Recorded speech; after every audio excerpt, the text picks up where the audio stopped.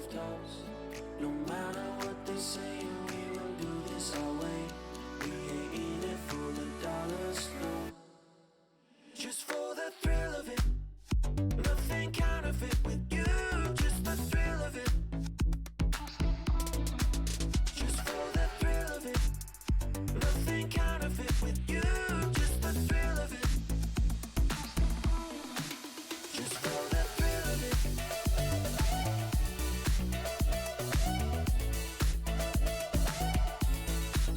Just for the thrill of it.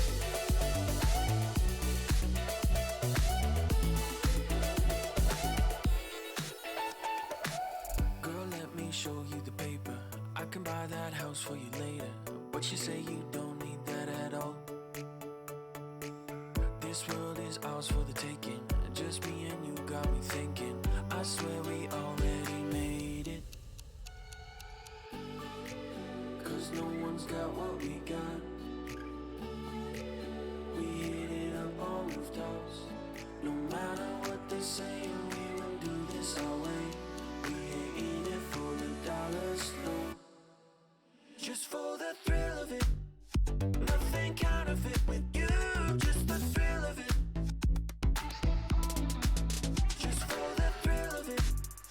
Nothing counterfeit with you. Just the thrill of it. Just for the thrill of it.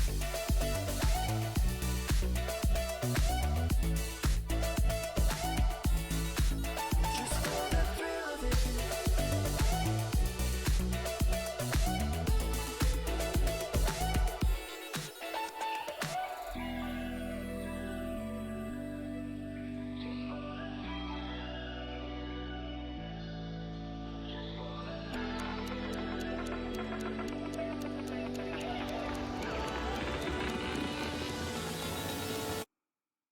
Just for the thrill of it. Nothing counterfeit with you. Just the thrill of it. Just for the thrill of it. Nothing counterfeit with you. Just the thrill of it. Just for the thrill of it.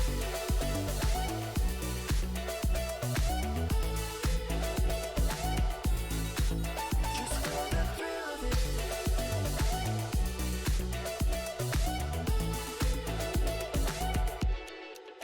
Just for the thrill of it.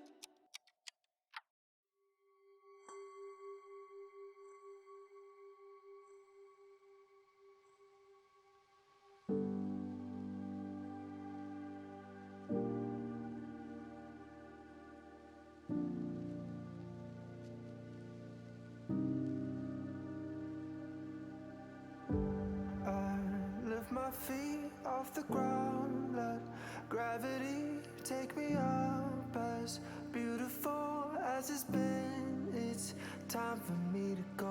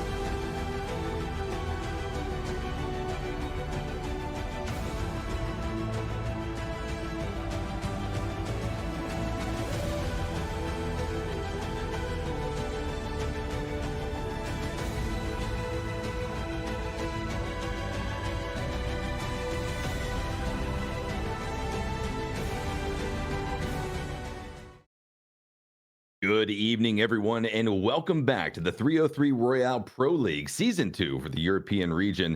My name is Esquire, joined here on the casting desk by Mustache Dave, and boy, are we excited to get into the month-long action that is going to be popping off here in this lobby. Dave, how you doing? Oh, I'm all right, man. I'm holding in there, doing what I need Yeah? to be doing. 2020, but it feels good. PUBG, we're back at it in Esquire. I mean, it's been a long time coming, and these teams are also as excited as we are because this is day number one, EU 303 Royale. Oh man, we're gonna have 18 games. 18 games. These teams are gonna play to make it to that grand finals. That's gonna be 7 games. So this is good. This is some good stuff. Yeah, it is. It is going to be some good stuff for sure. So, as Dave said, next 3 weeks are going to be the regular season of season number 2 for the 303 Pro League. But then the grand finals are going to be popping off at the end of this month. 2 days, 7 games per day, back to back, 14 games in total, where we will then crown our victors. A prize pool of $7,500 is what these teams are going to be at least fighting for throughout the next few weeks. But, Dave, a few changes from What's up? season number 1. This time around, we've got 2 separate lobbies. We've gone ahead and we've at least split off. We've got at least the Americas region now, and we've got the European region. So those teams will be fighting within their own regions for right now. And that's going to be interesting to see, especially after the performances of specifically a lot of these EU teams after GLL season 4. Yeah, I mean, it makes sense. It makes sense to me because at least with this, they can play on servers for their own region, right? So they don't really have the ping issues, and it's a level playing field for the most part. And they get to verse the teams that they're used to versing in scrims and in tournaments as well. So it's gonna be good. It's gonna be good. I have to assume that a couple of these teams have some time to practice against each other. There's other tournaments, online tournaments running as well. So the drop spots probably all going to be in the books already, I guess you can say. But there might be one or two teams in here that are looking to change some things up here in this 303 lobby. So I'm looking forward to it, Esquire. Yeah, I mean, you never know. That's certainly going to be one of the exciting unknowns that the first game will hold for us.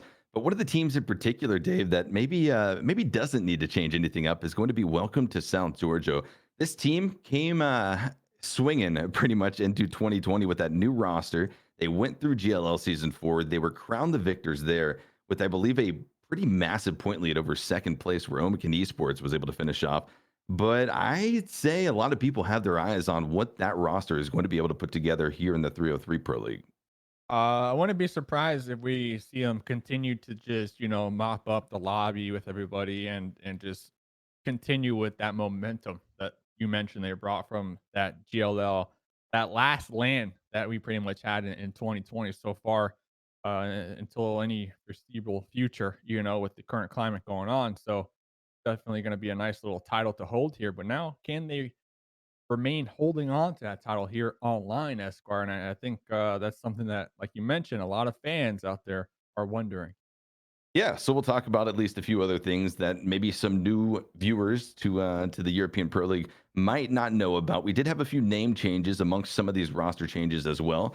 So Samty, previously of Team Liquid, is now going to be playing under the name Zhang with Welcome to South George. That's not a recent change. If you've been watching competitive PUBG for the last few months or so in 2020, you will certainly be aware of that.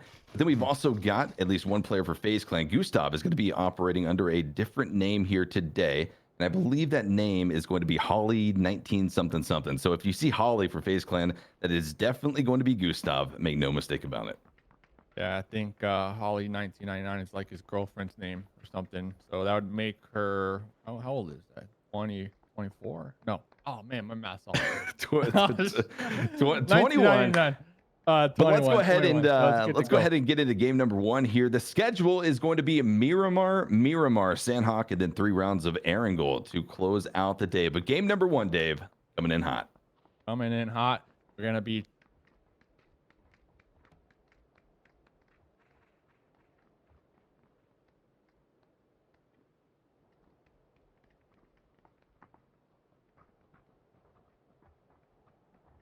All right, game number 1 is in play. At least the plane is about to be in the air, and the players are loaded into lobby.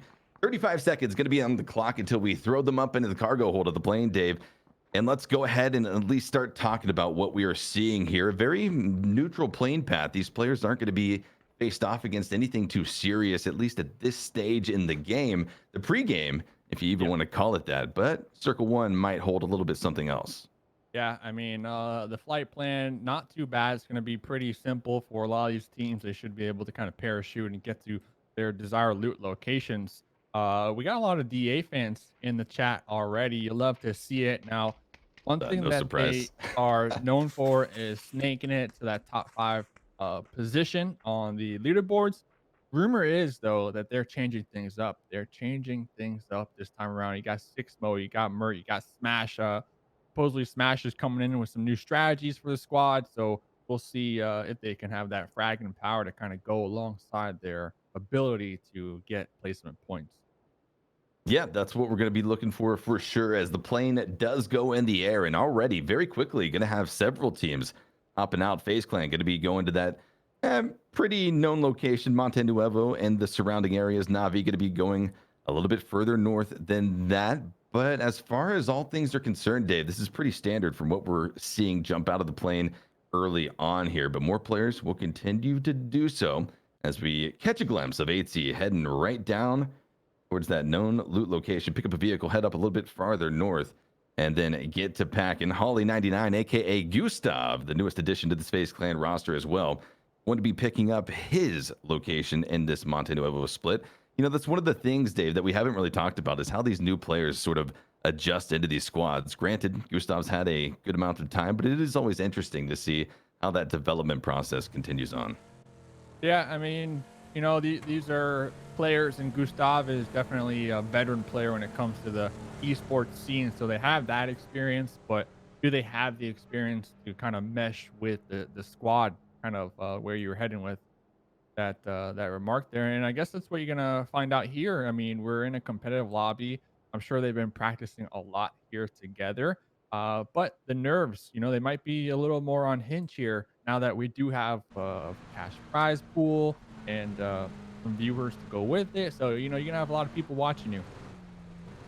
Certainly going to have a lot of people watching you. ENCE already going to be at least on a slight bit of movement here. Squeaky rolling out to the eastern side of what is now popped in a as centralized, all but certainly, as phase number 1. Very crowded already, though. Many of the teams that have dropped in their primary loot locations are also finding themselves somewhat comfortably inside of the first circle of game number 1 of season 2 for the European 303 Pro League. Popping in now with one of the newer additions to this Welcome to South Georgia roster. Iro and Zhang going to be looting up here on the western side of San Martin.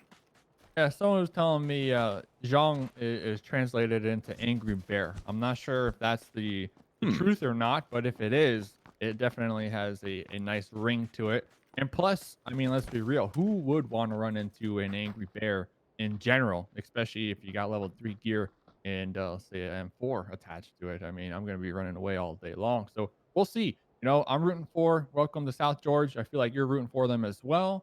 So those are some teams that we're going to be kind of cheering on. Now, there's no bias here, no bias. I'm only rooting for them because I want to see their consistency continue on. But at the end of the day, there's other squads in the lobby that I also love. I mean, we got Blaze up in here that I'm going to be keeping a close eye on as well.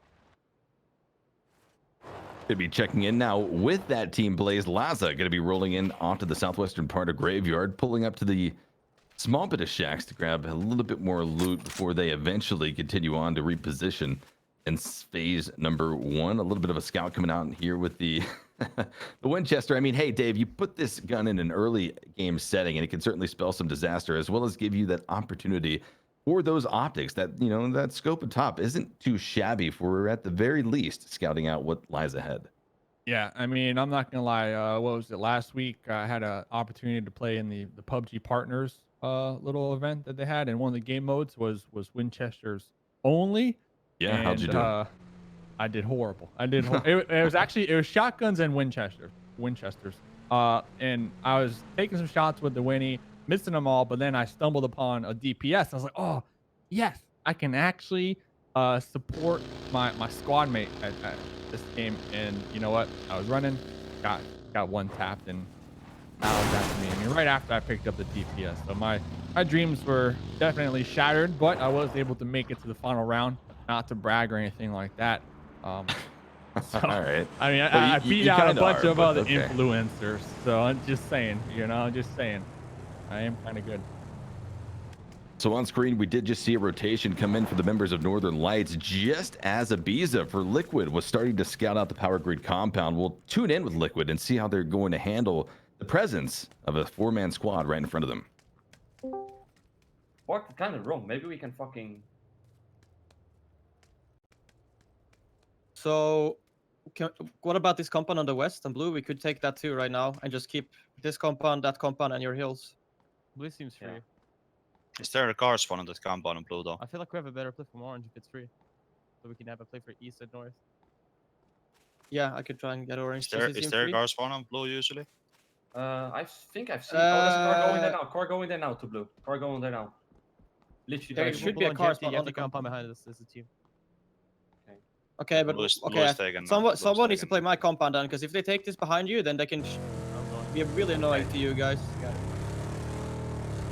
Max, do you want to keep playing here? Yeah. Oh, they're coming already. Someone is coming south. But I'm shooting it away. Okay, just go, just go. I just shot it away. Hit him once. You have it right. Okay, you're there. Good shit. I shot once. They're really close under me though. I don't know if I should stay here. I'm gonna pull up. We should all pull up there. Let's just all play there. They might be coming. Yeah, do that. And they're going away. They're going away. I mean, the thing is, okay. One. Members of Team Liquid ultimately decided to pull off at that location just south of Power Grid, and for good reason as well, Dave. They had several other teams start to at least rotate around that location. You had FaZe Clan off to the west, where Liquid was also scouting, possibly pulling off to.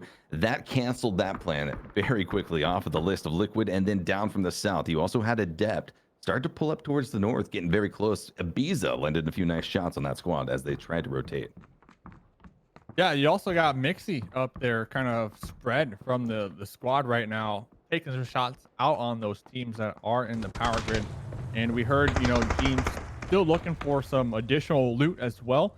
My only fear is right now, Liquid, they got a 2-1-1 split going on. And if, for example, Mixie gets tagged, Mixie actually down to 12 HP right there. If they get knocked down and out, that might be an easy thirst. And then you're going to be down a member here. And we still got 16 squads remaining. This is very early on in the tournament. I would hate to see such a strong player get taken out and sent to the bench this early on. 100%, Dave. I mean, Liquid really had to make a decision about the compound of Power Grid, where Northern Lights was able to sweep away faster than them pretty quickly. They stayed a little bit too long, and now that struggle for them isn't over just yet. More and more teams are going to continue to surround those very priority locations in the centralized part of phase number 1. Popping over to Nail Up now from Exalt Gaming. Mini 14 going to be prepped and ready, but loses one of his teammates in the process. Down goes Shiv. Going to be the SLR for Blaze is Laza, ringing true right there, finding the second knockdown of the game as already bodies are starting to fall.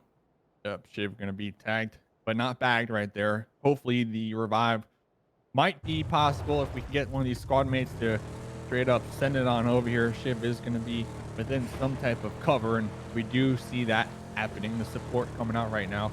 What you like to see. I mean, Miramar is such a wide map that it just leaves this terrain to kind of deal with and hope and pray that you don't get third party in the process here. Looking around though, we're starting to see and hear some shots erupt. Gonna be checking out Wookie Bookie, gathering some information on this. Not exactly sure if they should take the aggression here.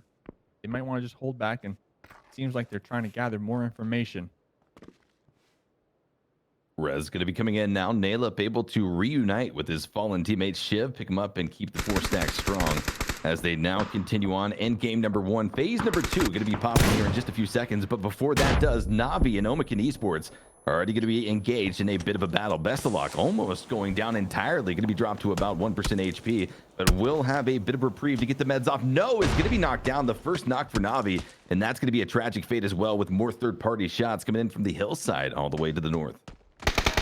You got Navi just trying to make the push on into this new circle, trying to get a better position, more centralized, but as we see, they're going to be getting stuck right in their tracks. Looks like the tab is going to be returning fire. Omaken looking to just make that rotate and potentially gatekeep Na'Vi some more. I mean, they got the better half of Na'Vi here in this first engagement. S-Lock is knocked down and out. As you mentioned, we are going to be checking in with this power grid fight once again. It does still seem that Team Liquid, they're going to be spread for the time being. And I see James pulling up. Old Jimbo Slice out here pulling up here. This could be a 1v2 situation. Yeah, 1v2 situation, but then what lies after that? The shot's already going to pop off. James able to find the first tag down. Down goes Vard. Welcome to South Georgia. A devastating loss for a team that was looking to come into game number 1 and really make a statement for their squad, continuing on a path of domination. That's going to be held back for now, though, as Team Liquid was able to put out some disastrous bullets in that direction. Pulling off for now, back to try to reset, get a reload on the gun as well. M416, though, will be prepped and ready to find a few more shots onto the team that lies just towards the north. Welcome to South George. Going to be sending one player, Miracu, to try to find the res on the Vard, and in the smoke, and with a little bit of deflate, is going to be able to find it, but the nades start to fly. Will they be able to find one or maybe even two now as a quick retreat comes out for the members of Welcome to South George? Yeah, you got old Jimbo with that mini slash M4 combo, that mini with that 3 times scope. So strong here. I mean, once when they introduced that gun, I called it mini laser, and it is still putting up the damage here. Jimbo going to be utilizing that to the max here. Does seem like now we are going to see a 3-1 split from Team Liquid. K-Mind and Mixie were able to provide that support to James, and we got Ibiza on the back line still in the safety of their compound, keeping that compound for themselves and providing that oversight. But we do have to pay attention to this because it does look like DA, they're going to be making the push onto Ibiza. Potentially, Ibiza find themselves in a sandwich right now, defending that compound for Liquid. Phase 2 really did not do anything here for Team Liquid. They had to maintain this position. They had to try to find something a little bit better to go towards before this Phase 2 shift popped. But unfortunately, all it did was drag the presence of every other team in the lobby towards their current locale. Down from the south, as you mentioned, Dave, Digital Athletics, but over to the west now. You're also seeing FaZe Clan start to rotate in. They're going to be pinching into this power grid location because they also have the members of Omaken Esports now on their backside. Shots going to be coming out. The SKS for T-Bone trying to ring true on the backsides of FaZe in that transition, but all it's going to serve to do is just pressure them maybe faster towards that direction and maybe into a little bit more chaos. But it looks like the hilltop is going to be secured for the members of FaZe, which is going to be a great spot to hold on to as we wait for Phase 3 to pop. Yeah, it seems like Omaken, there's going to be in these compounds all grouped up together. FaZe, they are going to be opting to go for a higher position onto Omaken, potentially looking down and maybe even taking some cheeky shots back into those windows, maybe attempting to get a knock here and there. But really, like you mentioned, both of these teams kind of just waiting it out, trying to decide where this next circle will pop. We do see a next circle. Mikado free and clear right now. DA up there on the high ground. I mean, this is an actual insane circle. We have a lot of teams out there in the north that are going to have to rotate somehow, some way. And there's just no clear path that I can see right now at the top of my head. No, certainly there's not going to be any easy way of transition. Tempus already going to be kicking that off. You also see WTSG going to be dropped down by another nade coming in, this time by the Northern Light squad. Miracu going to be dropped down this time around on the northwestern side of what lies inside of Phase 3. 20 seconds on the clock as a quick retreat comes out for Zhang to keep WTSG's hopes and dreams alive. Just at the 13-minute mark of game number 1, all 16 teams still going to be alive. So definitely would be a devastating blow to any squad looking to try to set the pace here in the first match. Yeah. DA repositions, going to be heading drop down to the south towards the heart of Miramar and Picado. Oh man, I'm still looking at Zhang. Zhang was kind of trying to sneak into the convoy onto the side of FaZe, but then crashing right on into a ditch where 2 enemies lie waiting, and it looks like Zhang will be delivering some of that sweet Amazon Prime delivery loot, some groceries and some toilet paper to that squad out here, and that's gonna be it for them here, Esquire, in game number 1. Yeah, you know, it's unfortunate, Dave. As we said in the pregame, a lot of eyes were going to be on WTSG to kick off this tournament, and will not a lot to watch anymore, but that's not going to seal their fate here in this tournament. That is the first game of many to kick this off, David. What is it? 18 games, I think. So you can have those kind of bogus games, those games that you can essentially write off as meaningless, as something you just forget about and move past. But you really have to be able to have that mental game to control this now moving forward. Blue Zone continues to at least push in off the edges of where it previously laid, and now other teams are starting to be met with some resistance as they make their way down from the northwest. Yeah, I mean, it's only game number 1, like you mentioned. There's plenty more games to be had here.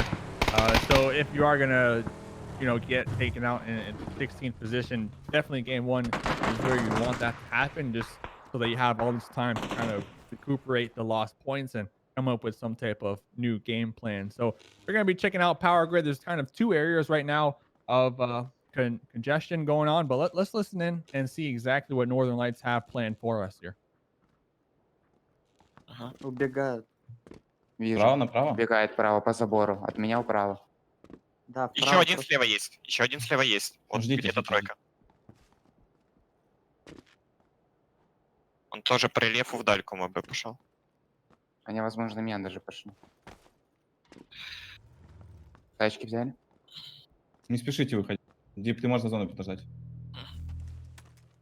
Меня байтер. Синькой также чел может играть. Зона фул ушла. Не мою. У меня проезжают.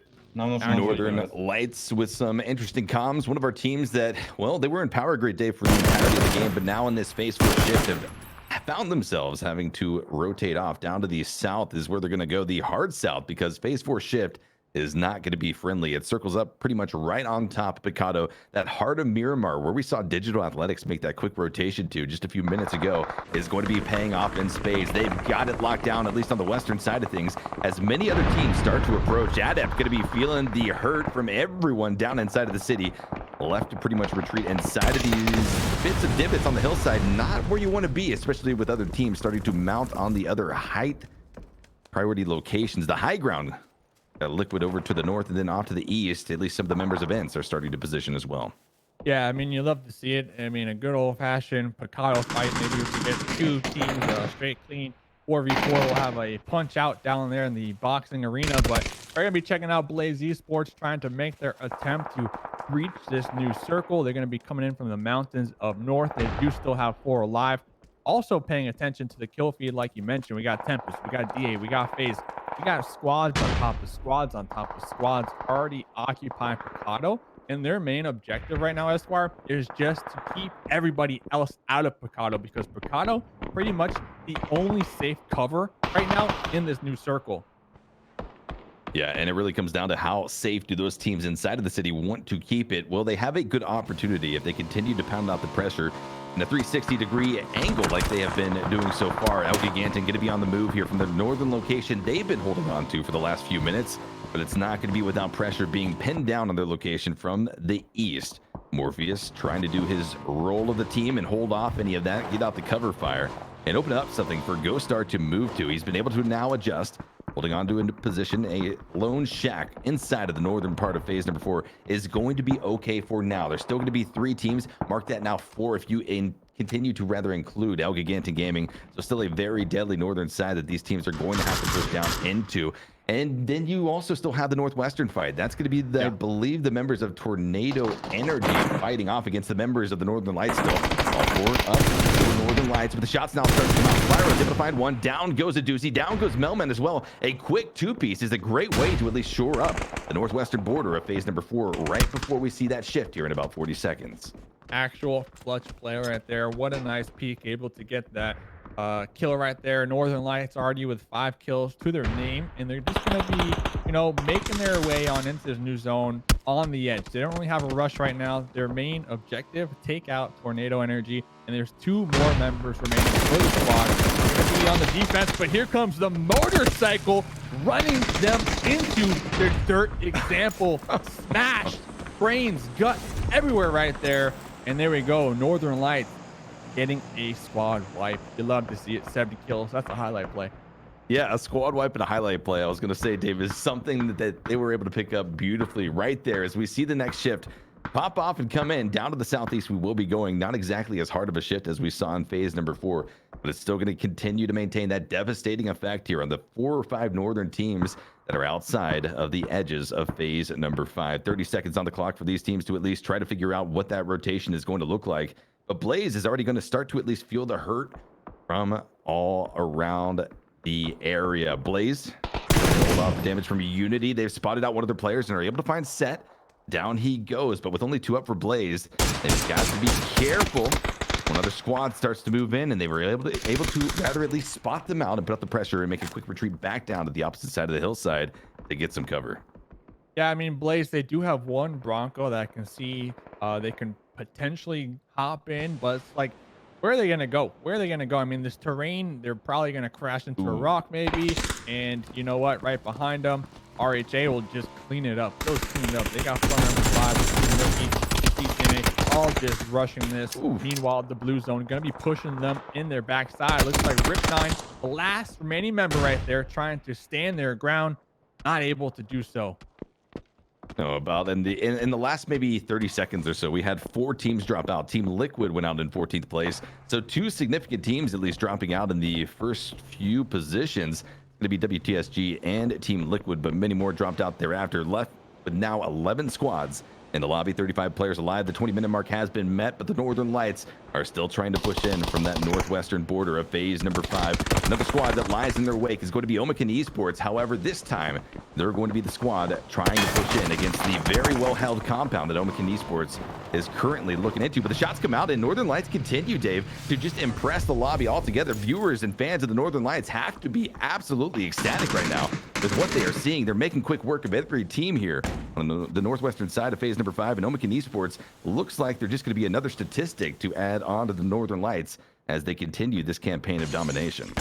Yeah, I love how the Northern Lights are using all their smokes right now. They're tossing it in the compound. They're tossing it on the outside of the compound to block the sight lines from Omaken, and that allowed them to just get so close to this building. And now, as we see them starting to reach that second floor, trying to take down that last remaining member, cash register from Omaken. Knocked down so low. Oh, T-Bone's actually still alive as well, holding the stairs. But here we go. Cash is going to be flashed. I'm actually surprised they didn't opt into vault to that window. Sometimes you just got to trust it, you know. Got it. Flash again. 2 flashes connecting on the cash right here. Holding this angle in the corner here. Their partner, T-Bone, taking down on the stairs, and now it's down to Cash. Perfect. Cash registers able to find one at 1-for-1 trade right there, but Omaken Esports is going to feel the hurt as they get dropped out in 10th place position. Northern Lights are able to pick up their 11th kill of their game. Another squad elimination here as they enter into Picado. Phase number 6. It's popped. 25 seconds on the clock. Teams on the western side of what was previously phase number 5 are going to have to shift over slightly towards the east.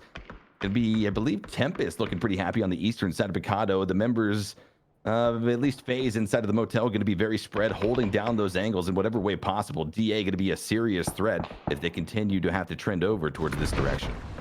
Got a quick glimpse of looks like ENCE.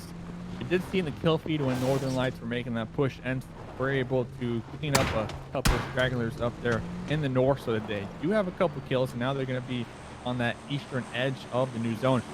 I would favor this. Well, looking at this terrain, yes, they have the high ground, but they don't really have much cover. So all it takes is a couple teams, and we do see there's actually about 2 other squads in the general area just to look uphill and maybe get a nice little tap onto one of the members of ENCE. So I'm gonna have to pay attention to see if that squad can continue to survive. But right now, I'm really feeling FaZe's position here in the motel. I wonder what they can do with this. Who's not feeling their position will be one of the remaining members of Navi. They lost a lot of their team early on, but now as we check back into them, still have a solo member remaining. A few smokes go out and a lone ditch for Yang here just to try to advance that position to get inside of the safe zone. But with a few HP, is able to get the first aid, try to avoid the blue zone damage, but more importantly, avoid the bullet damage in front of you. Not able to do it. And down he goes. Exalt is able to find one more. Out goes the squad of Navi in 8th place position. 7 teams now remain. We're in placement points, baby, with 27 players alive. A lot to still be gained or picked up here by these teams, but you have to be concerned about what Northern Lights, Dave, is going to be able to continue to pick up this game. Last time we checked into them, they were with, I believe, 11 kills or so, but they're going to have to continue to rotate, and they are going to meet battle after battle after battle, and so far, no one's really been able to contest them. Yeah, I mean, now they're sitting on 12 kills. They are still going to be on the edge. They've pretty much been playing the edge the whole entirety of game number 1 here on Miramar, but you're going to have to continue to fight these teams that have been sitting in Picado for some time here, and that's kind of my concern. We still got DA 4 members alive down there in the south of Picado. They're going to be taking some shots on the FaZe right now, but if they can spot out one of these members from the Northern Lights, it's going to give it away, and you're going to have a ton of sights looking down on you. We are going to see the next circle pop. All these teams, or at least Northern Lights and DA and FaZe, they're going to have to relocate now as they are no longer favored. This is going to be a pretty deadly fight coming through Picado right now. A few teams going to try to traverse these alleyways and try to keep a little bit of cover in between them and the teams that lie on the east, specifically that of FaZe Clan. This could be a huge opportunity for the members of FaZe with 3 kills to their name so far to pick up a massive amount of points, as well as rotate pretty easily up towards the north should they have the opportunity. But it's not going to be easy just yet. The action starts to pop off now inside of Picado with the blue zone. Just about 10 seconds from forcing this action if it doesn't pop off just yet, but Northern Lights is going to say no, we wait for no zone, and they're already starting to frag down from the arena on top of the members of Tempus. Got Northern Lights pushing on into Tempus, pretty much utilizing that same plan that they did on Omaken, where they want to toss as many smokes as possible, except for this time around, looks like these smokes are going to be going not in their favor, because one of the members from Northern Lights ran right through that molly there, burning to death, cooking like a steamy chicken. Not something you like to see here. And then DA going to be popping their heads out here, just trying to get a couple kills under their belt here. Still with those placement points. Let's listen in. Bunlar bir şey söyleyeceğim. Yanımızdakileri sıkarken şey de yapabiliriz ya. Solumuza girebiliriz. Nak var burada. Oynamamız lazım hadi. Evet. Smash gel. Gelin abi sağdan çık, dışarıdan oynayalım. Geldik geldik, ben girdim. Sağdan Exalt bitiyoruz tarafı ama bize ya. sıkıyordu bu arada. Tam Geldik. direkt altlarına Alt girelim. kata istiyor. girdim. Oraya git. Öbür evde sesler var. Alta Öbür gir, evde alta sesler gir. var. Bekle mi? Ucumuz Şimdiyim. tek, dikkat edin.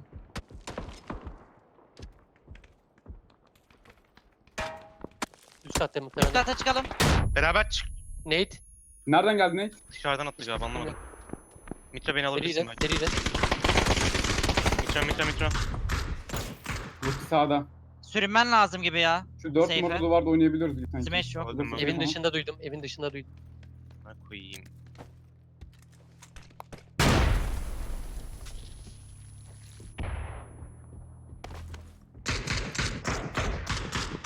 Dışarıda burada var. Evet, Nate'im var galiba. Man, Tempus really spelled disaster for not just Digital Athletics, but also the Northern Lights. 2 of the teams trying to make their way through Picado. But all that remains is going to be Tempus, who has to quickly worry about what lies over to the east. Out goes many of the members of FaZe, possibly no, they got 2 left alive. It's going to be AT and Fuzzface to try to champion for their squad, but just on the opposite side of the hillside, inside of the dip, is going to be the members of Adept, trying to stay alive. Nate's going to be trying to fish out the presence of this squad, not able to find the damage just yet. They were able to avoid it somehow, some way. The 2 members of FaZe, now with 5 kills to their name, are trying to pick up another 2-piece, but down goes Fuzzface. The third party from ENCE takes 2 with the beautiful shots for the Mini 14 will be ringing true and dropping down and leaving 1 member left to FaZe on their feet. Mark that none as AT gets dropped as well. FaZe Clan out in 5th place position, leaving us with now 3 teams because Exalt went out right thereafter. ENCE, with this phase 6 shift, I believe it was, Dave, up towards the north, just got gifted a beautiful circle. And since that point, they've been able to hold off any push coming in from the west. And Dave, they're very, very close to walking away with game number 1. It's a few minutes off, but can they do it? Another 4 stack of Tempus with 14 kills. Holy cow, what is going on in this lobby? Yeah, I mean, Tempus pretty much the only survivors to make it on out of Picado. And like you mentioned, 14 kills to their name. We do have ENCE on the opposite end of this circle. They're going to have a couple kills to themselves as well. All 4 members alive. Then, of course, we got our 2 duos right smack in the middle. So pretty big fight erupting right now. We did see Pixel 1K get taken down and out. So that's going to not go in the favor of Tempus. You're gonna see the next circle. It's gonna be right smack in the middle. So I'm hoping that these teams still have their smokes because you are going to need them so bad right now. Just saw our center circle collapse point, what these teams are going to be having to work with this specific terrain. Very unique on this hillside, not a lot of hard cover to get behind. We'll tune in now with Tempus, our current kill leaders left in the lobby, and see how they're going to tackle the likes of ENCE.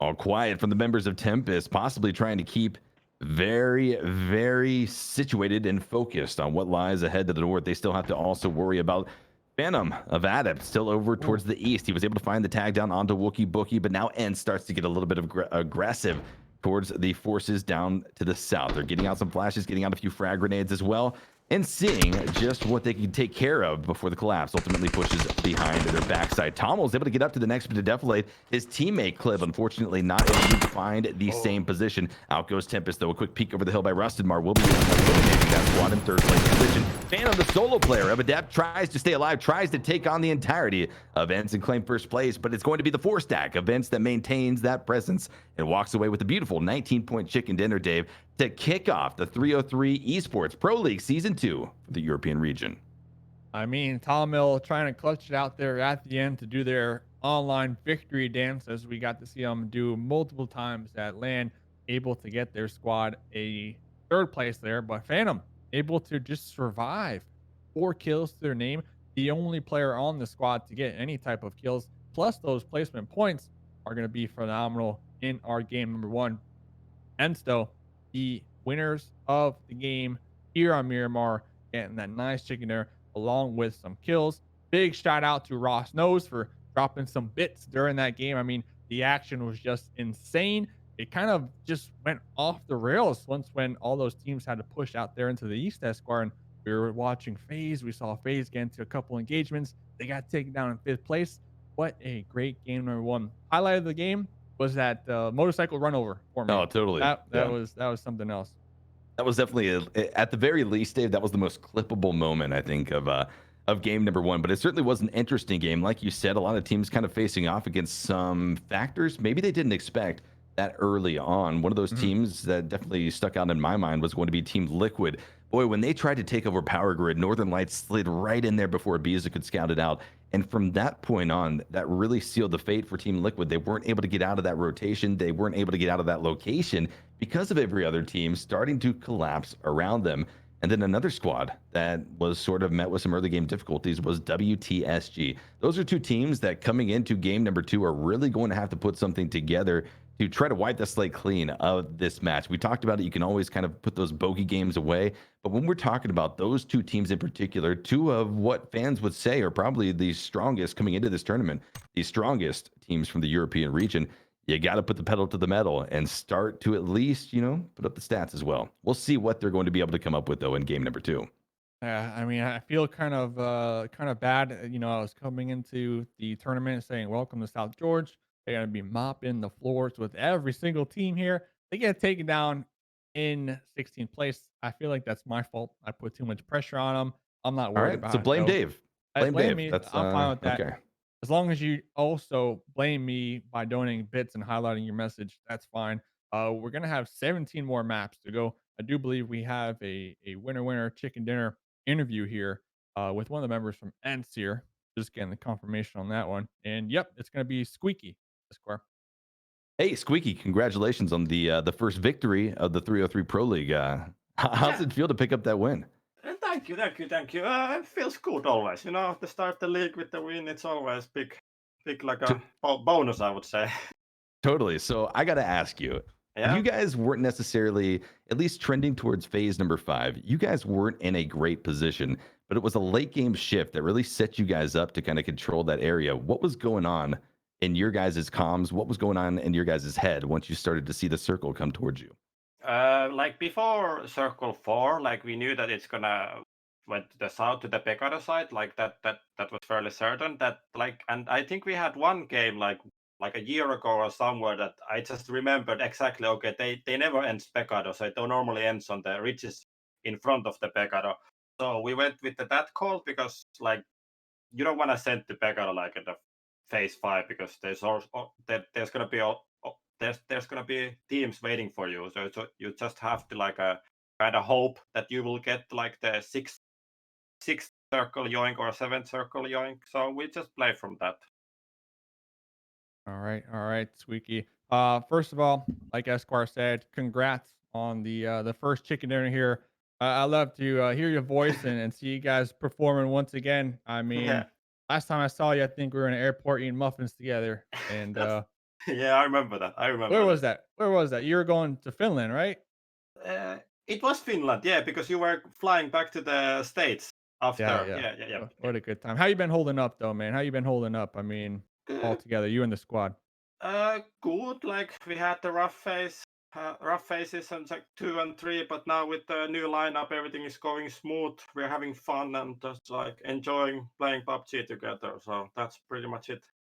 All right. Hey, Squeaky, I mean, that's all, just come to these games, have fun. You guys are doing great. 17 more games to go. Keep it up. Don't let off that gas momentum. You have anything you want to say to anyone watching before we send it to our break? Kiitos kaikille suomalaisille kannustajille ja spammikää ENCEn logoa chatissa. Let's go. Let's go. All right, ladies and gentlemen, make sure not to go anywhere. We're going to have our admin set up the next lobby, and we will be right back with some more PUBG.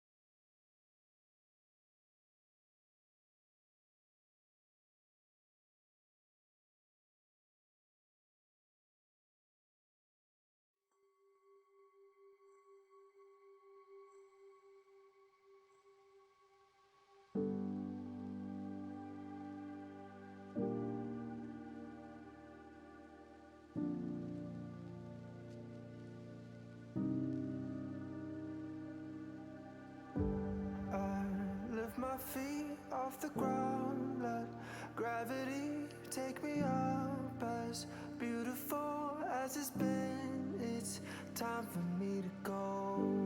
I wanna sail away, I wanna feel the weightlessness of my soul. I've gotta go all the way to eternity. I will run all the way to see you. I've gotta go all the way through time and space to find my voice, to see you. And I'll go.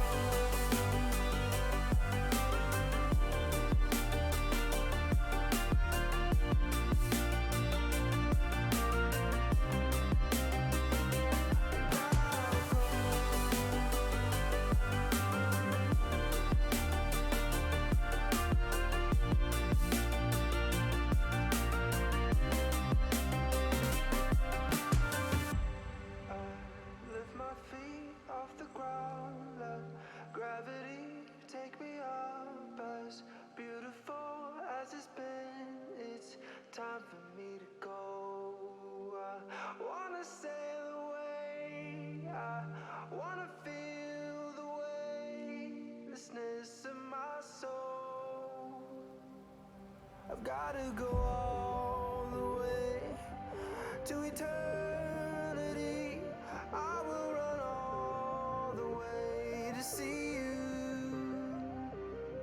I've gotta go all the way through time and space to find my voice, to see you, and I'll go.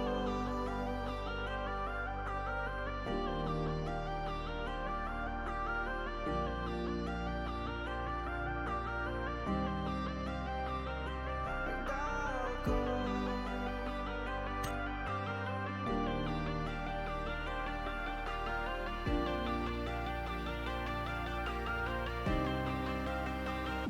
And I'll go.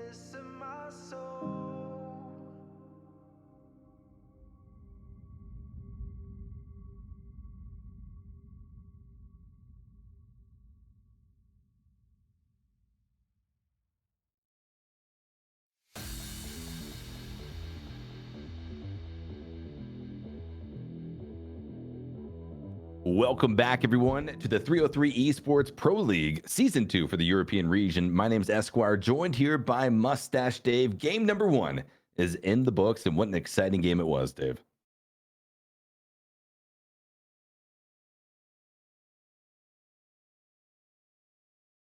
Dave, he's probably getting some tea. So we'll walk through it one more time.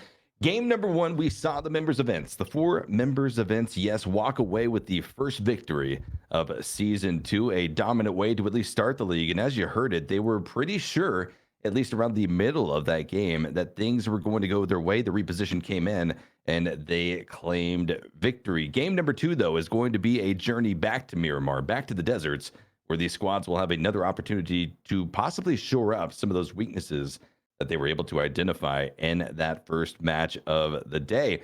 Will we get another fair playing path? Will we get another centralized phase number 1? Are certainly 2 questions that are going to be on our minds as we get closer and closer and closer to that second match. I'll see if Dave is back just yet. Dave, you there?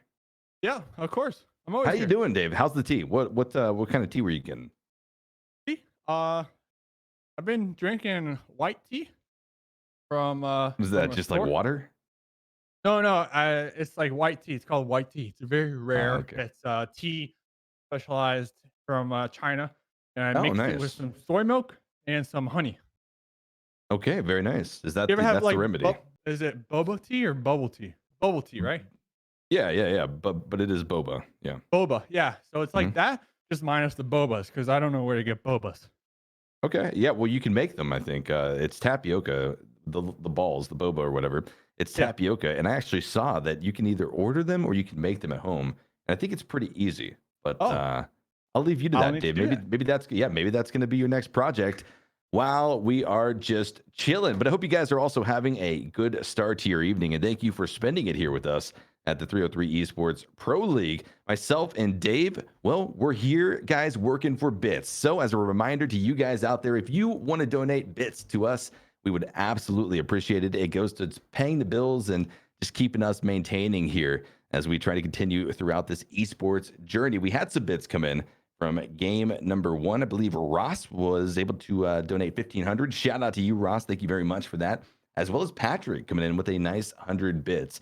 So thank you guys very, very much. But game number 2, Dave, it's about to get started. Is there anything you're going to be looking at as we are about to jump onto the desert? Some more bits, probably. You know, my landlord's been knocking on my door lately. I'm like, you know what's happening. You're gonna just have to wait. I'll get you 500 bits tomorrow. And they're like, oh, fine. If I don't get your 500 bits, then you're out of here. So besides that, I'm good. I mean, another Miramar map. Surprisingly, last Miramar wasn't too boring. I'm just gonna say it wasn't too No, boring. it definitely wasn't. Yeah. We had some action pretty much throughout the whole map, and usually it's a toss up between Miramar and Vikendi. Like the early game, it's always kind of quiet. You know, teams just getting some loot, doing some easy rotates, and just pretty much camping out in compounds. But surprisingly enough, like it was a toss up. Teams were fighting nonstop. I wonder if that's because these teams haven't had the opportunity to kind of verse each other in a lobby like this before. Yeah, I don't know how much of an unknown factor is playing into the chaos that we saw in game number 1. I mean, I know that these teams, at least a majority of them, have been fairly active, at least in the online competitive scene for the last few months. So, who knows? But there is always that chaos, no matter how much you try to mitigate it. Even if you are the most prepared squad in the lobby, it can still play at least somewhat of a factor in your chances to perform in a game. But game number 2, Dave, is about to pop off, and we're going to see it very shortly here as we get that lobby ready. I'm curious to see, though, how Welcome to South George is maybe just going to try to avoid any early game chaos. Make it to that mid to late game where that squad, Dave, make no mistakes about it, that squad can absolutely shine. If you're maybe selling WTSG short at this stage in the game, then you are making a big mistake. I mean, yeah, I get a chicken dinner. They should definitely be able to come back, shake off game number 1. But we're gonna be in game number 1 or game number 2 in just a moment here. Looking forward to it.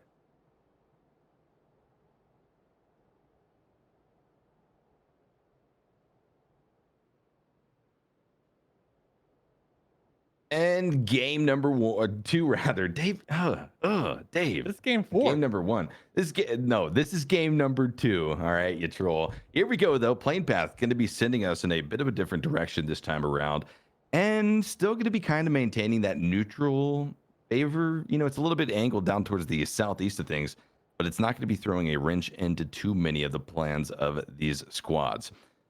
With that being said, though, yeah. I didn't mean to cut you off, but I'm looking at some skins. We got the wizard hat and the googly eyes on Ferox out here getting punched down by Shiv and Udyr, a couple of jealous teammates or opponents out there. Have you played? They don't have the fireballs, fantasy mode? I mean, even if you haven't, it's fun, Esquire. I mean, Dave, I've been grinding it. Listen, it's all I've been grinding since it came out. All right, I am a true wizard at heart, man. So fireballs and yeah. What are you talking about, Dave? Yeah, no, I mean, that's me right right there. That's pretty much me right there. That's you. That's your alter ego. That is pretty much what I cosplay as. Every night. I'm gonna toss up between Paladin. I think Paladin's pretty good with their healing abilities. You can pretty much out heal in the blue for at least circle 5 if you have a full squad of Paladins. Totally, yeah. Secret out there for everyone. Paladins, defenders of the light, Dave. Defenders of the light. Game number 2 is underway, though, and the plane path is in the air, and with it, so are the teams already getting out of the plane very quickly. Na'Vi, no matter where the plane starts, at least so far here in this tournament, they're going to be departing very quickly out of the cargo hold and up towards that very northern location of Tierra Branca. They are going to be sailing a very vast departure from the loot location that they chose to go to in game number 1, and that's kind of curious, especially given the fact, Dave, that they likely would have been able to reach that game 1 loot location had they just stayed on the plane the entire time. But regardless, we'll track that and see how it plays in their favor. Yeah, our observer, Little Fuzzy Seal, you can see their Twitter down there in the title, along with myself and Esquire, said they got a picture of you, Esquire, actually wearing a robe and a wizard hat. Like, that's exactly what you're wearing right now. I don't know. Give us some more bits. We'll get that picture out there for the public. Let us know if you want to see it or not. Dave, are you like a peeping Tom in my backyard? Do you have some crazy long telephotic or whatever it's called lens that's able to catch me in my morning essence? No, just like a year ago, I sent you a link and you clicked it, so I downloaded a program on your computer. But besides that, let's get into this map. Game number 4, FaZe Clan going to be dropping on into Miramar, Monte Nuevo. Monte Nuevo, yes, the tried and tested location here for the members of FaZe Clan. This is going to be really no different from what they've been doing for the last year and a half or so of competitive PUBG esports, but shots are already going to be popping off here on the other side of the map. Here in phase number 1, it's Blaze Esports that's able to find at least a little bit of commotion here in the first 2 minutes of the game. But back to talking about what FaZe Clan is going to be looking at here as they hit the ground. Boots on the ground in Monte Nuevo. Well, so is the circle, pretty much centered on top of the fields just to the east of El Pozo. So not a bad circle for them, especially given how uncrowded, I guess you could say, the northern locations are. They're going to have pretty much free reign as long as they get through this loot rotation pretty quickly. Yeah. I mean, very good circle for them. I mean, they're going to have pretty much first dibs on all these loot locations, El Pozo, Crater Fields, all these little scattered villages and towns. Like, they're going to be able to go wherever they want, at least for the first, I want to say, 4 minutes. After that, we're going to probably start to see teams with some loot try to make their way on into a more centralized location. If I am FaZe, though, I might opt to maybe loot El Pozo. And if I want to go for some placement points, maybe just camp it out on that eastern side of El Pozo, because you got to think, like, the first 2 or 3 circles have to favor it. I mean, they have to. I mean, I'm not a circle expert or anything like that, but I mean, if I had to bet some money, like, or some bits, I would definitely bet that El Pozo will be in at least until circle 4. You know what, Dave?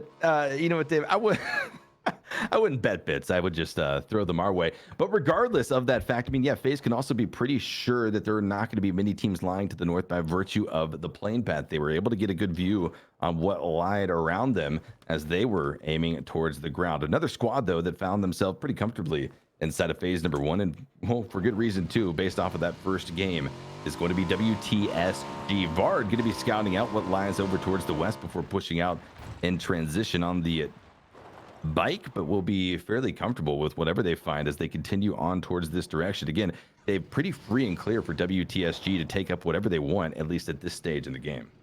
Yeah, and just a reminder, there's some links in the chat from the Nightbot about the tournament information. Saturdays is going to be NA, Sundays EU.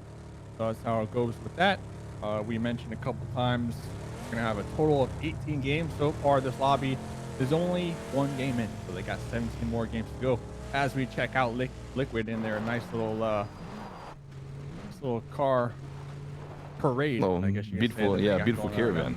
Beautiful. It was very they were showing off that team synergy that they've been able to develop with those two new members to the roster, Dave, K-Mind and Mixie. You love to see it. You love to see it. Team's going to be sending it in the Marauder right here, possibly on the hot pursuit of 6mo on that 2-seater. Looks like they're going to be pulling off for some time being.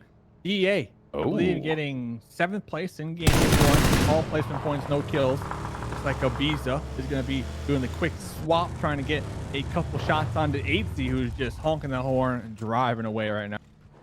Yeah, James is looking like he was going to be in hot pursuit for a little while, but opted to hop out of the vehicle and try to get some shots out with his rifle. And looks like both teams are going to be able to disengage from Monte Nuevo, or at least from this engagement, while Monte Nuevo gets locked down by the members of Team Liquid. We also, as you mentioned, Dave, we saw Digital Athletics roll in on the road just in front of Team Liquid, but they pulled off. They're going to be holding on to the outskirts. Phase number 1, though, getting very, very crowded, at least on the southeastern half of the circle, the far northwestern, those barren areas with hardly any towns, but still at least some priority locations for some teams to lock up.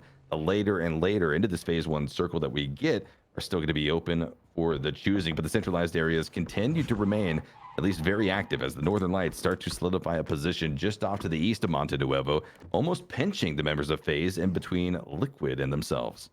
Yeah, I mean, game number 1, you got Spiral the Dragon out here from Northern Lights. This team definitely surprising me, at least. 14 to 15 frags. Was it a one-off though? I mean, was it just pure luck, or is it just all skill? Is this just something that we need to get used to when it comes to watching the Northern Lights? I don't know. We're gonna have to wait and see if they can continue on with that consistency here. But regardless, they had a great game 1. They should have the momentum. Another team that we're gonna have to pay close attention to has been making some waves in EU. Omaken. Looks like they're gonna be losing Vasquez pretty early on. I don't know if they're gonna opt to go for the revive. We do see Page gonna be sending it with that Marauder, so it does look like they're gonna go get their felon comrade up here. Should be able to have enough time, enough cover to be able to safely do so. But as far as the war of attrition goes, definitely a negative point for Omaken and a good point in the bag for the members of Liquid. A theoretical point, certainly not a literal point, but definitely a good pickup for them. I mean, whatever you can do to whittle down your opponents throughout the 30 or so odd minutes that this game will take place is going to be very important. Ibiza very recognizing of that fact and taking some very good shots in the process. Blue Zone starts to work its way in, though, towards the edges of phase number 1. 500-bit donation coming in. Jay Gallic, big shout out to you. Thank you very much for that, good sir. Hope you're having a good time and enjoying the tournament. Over here, though, near the power grid, it was a hot area in game number 1 with different teams. But in game number 2, Dave, it's going to be the same story. The members of Exalt rolling along the northern side of the power grid, facing off against Blaze inside. I mean, you're saying it's hot. We got Blaze here, so it can't get any hotter than that. I mean, it's their name, Esquire. They're going to be taking up power grid. You see them take some shots out there, trying to claim dominance in this compound for the time being. It is going to be kind of on the edge of circle number 1. I saw a couple people in chat speculating on who cash register is from Omaken. I think someone said it was Empty or Gempty. I don't know which one they said it was, but I don't know. I don't know who it is. I think someone's feeding you some lies, Dave. We'll have to get a confirmation on that, though. I agree. At this I mean, stage, we're allowed to leak whatever, because honestly, I don't know. True. So if you tell me in the chat, like I have no involvement, I'll say whatever. I think they say that leaking requires intent. If you don't intend to leak and it leaks, then it's not really a leak. So I didn't even know it was like a secret. I didn't even know it was a secret until I started reading the chat. Exactly. So it would just be a mistake, and mistake is a mistake. ENCE, though, going to be rolling in now. It's starting to inch their way closer and closer and closer to that Monte Nuevo location, which is pretty much acted like a magnet for several of the teams here in this lobby. Just approaching the 9-minute mark of the game. And all we've seen is that first knock on Omaken Esports by the members of Team Liquid, but a battle is prepping back over towards the power grid as Exalt is able to find the first tag down. Down goes Lipson. Shot going to be ringing true, knocking off the head of that member of Blaze Esports. Yep, Lipson actually going to be in cover though in the little shack, I guess. We are going to see him start to toss out some smokes over there. They got to play this one cautious though, because we might see a push coming out in a confirm on the side here, but it does look like Blaze, they're actually gonna luck out here, and they're gonna get the circle as well, right there on the edge. But like I said, Esquire, you wanted to bet me 5,000 bits. I said El Pozo is definitely gonna be in circle number 2, and it looks like Welcome to South George taking my advice. They're gonna be occupying with the 2-2 split, potentially sending Miracu and Iro to regroup with the squad, and El Pozo looking like snack right now, right smack in the middle. Definitely looking like a snack. And Dave, you were also asking me how was I going to buy those bits. Well, I was going to click that diamond down in the bottom right hand corner of my Twitch chat and then go through that process. But yes, here in phase number 2, we're definitely going to be expecting El Pozo to get even more crowded than it is so far. FaZe Clan has not been able to really pull off to the north just yet by virtue of how many teams kind of sandwiched down on top of them here in the early stages of their match. But the shots ringing out here with Omaken Esports, they're going to be looking to try to do something here with FaZe towards the south. Ubo, one of the most dominant PUBG players in the world, ladies and gentlemen. This player's skill cannot be understated whatsoever. Is going to be trying to hold on to this angle, trying to keep his team alive as they face off against this pressure coming in on the west. Yeah, I mean, Uba has been fragging since a baby, rumors have it. And honestly, if you were to put Uba up a 1v1 tournament, I think they would come out on top. I don't care who you send them. What about Uba versus Uba, Dave? What do you think about that matchup? Well, it depends. Will one of them or both of them be blindfolded? That's the only way that it could be fair. Well, he's able to find at least the first shot's going to be able to tag down onto Vasco and claim the first blood now. First kill confirmed here in game number 2 will be going the way of FaZe Clan. FaZe Ups in the chat. Make sure to spam those emotes, you FaZe fans out there, as they do claim the first point of game number 2. At 11 minutes into the game, though, FaZe is not going to be out of the thick of it just yet. They still have the other 3 members of Omaken to worry about just off to the west, but a quick loot infusion is what Uba is going to be walking away with here at this stage. Yeah, I mean, he's getting infused right now to the max. And one thing that I just realized, and, you know, the last time I got to speak to the FaZe Clan, they're like, okay, the FaZe Sunday thing, it's outplayed, it's overplayed. Everyone always talks about it. But I just realized that all the EU matches are actually on Sundays. I don't know if that's true. 303 kind of setting it up, you know, kind of already pretty much giving the tournament to FaZe. I don't know. I don't want to say anything. I don't know because I don't leak. But FaZe Sunday, I'm going to keep it alive. FaZe up. Let's see if they can rack up some points here, get a chicken dinner in game number 2. Looking around at other people trying to be infused here. It's like El Pozo gonna have 2 squads in there. FaZe Holly gonna be taking shots out there on the Blaze. Everybody goes pretty safe for the time being. They're kind of separated here. We are only in circle number 2, so let's see. I'm hoping, I'm praying that we can get a hard shift in this next circle so we can see some violence. Yeah, I think phase 3 is definitely going to be the catalyst as far as action is concerned here in match number 2. And there it goes, slightly shifting over towards the east of things, but definitely going to be sending a lot of these teams into some open areas. Certainly El Pozo is going to be a great spot to get some cover, but not too many teams are going to be able to take that option. Other teams are going to be having to force around the edges of the game. No one's going to be playing off the center part of phase number 3 because it's wide open fields. If you find yourself there as a squad, it is going to be out of necessity, a last-ditch effort to stay alive as many squads start to clash. FaZe Clan versus Team Liquid. This is going to be an epic clash in between 2 of the top teams coming out of the European region, with Gustav, aka Holly, trying to stay alive right now as the shots continue to ring out. FaZe has an interesting perspective on this fight. They've got Uba, I believe, playing the Overwatch position, the elevated line of sight to keep that high ground above the members of Team Liquid. We already see James knocked down and out. Mixie came on Ibiza. Going to be right that on was a top third of party too. Holly. 1999. Holly going to be holding this angle right here behind the shack. We are going to see some smoke. FaZe going to start to toss out. FaZe that is. I'm using it all the time. And look at that. In the kill feed, Mixie came on. gonna be fragging out onto Fuzzface right there. K-Mine went for the And flush and got knocked because of it. Tried to hop out of the door and knock down Gustav. Was able to do it, yes, I believe so, but also got burned and knocked in the process, leaving 2 of the members of FaZe up and alive. Uba and ENCE now a quick retreat off of the hillside to try to get some support to the lone member of FaZe that was previously in the compound. They know exactly where Mixie is. They are trying to seal the fate here for Team Liquid, which would be another devastating loss for this TL squad in game number 2. Again, this is a squad that looks to improve their performance, and now a third party going to be coming in. A full DA crash, sending it into the western side of this compound is not what Team Liquid or FaZe, to be honest, wanted, but it certainly is going to be playing into the favor of the members of the FaZe clan, as Team Liquid just absolutely gets decimated through Ibiza, going to be the only member of Liquid, I believe, still on their feet. Yeah, and of all the teams in the lobby, who would have guessed DA would have been making the crash? I know. I mean, they're going to be losing 2 members. Look like Smash is Ibiza. going to be alive. Yep, Ibiza is the last remaining member right now from the side of Team Liquid. ENCE will be connected on Uba. The best player in the world, as Esquire put it, is going to be alive. So we got a 1v1v1 happening right now between Ibiza, Uba, and Smash. Meanwhile, up there in the north, another push happening. I mean, this is crazy.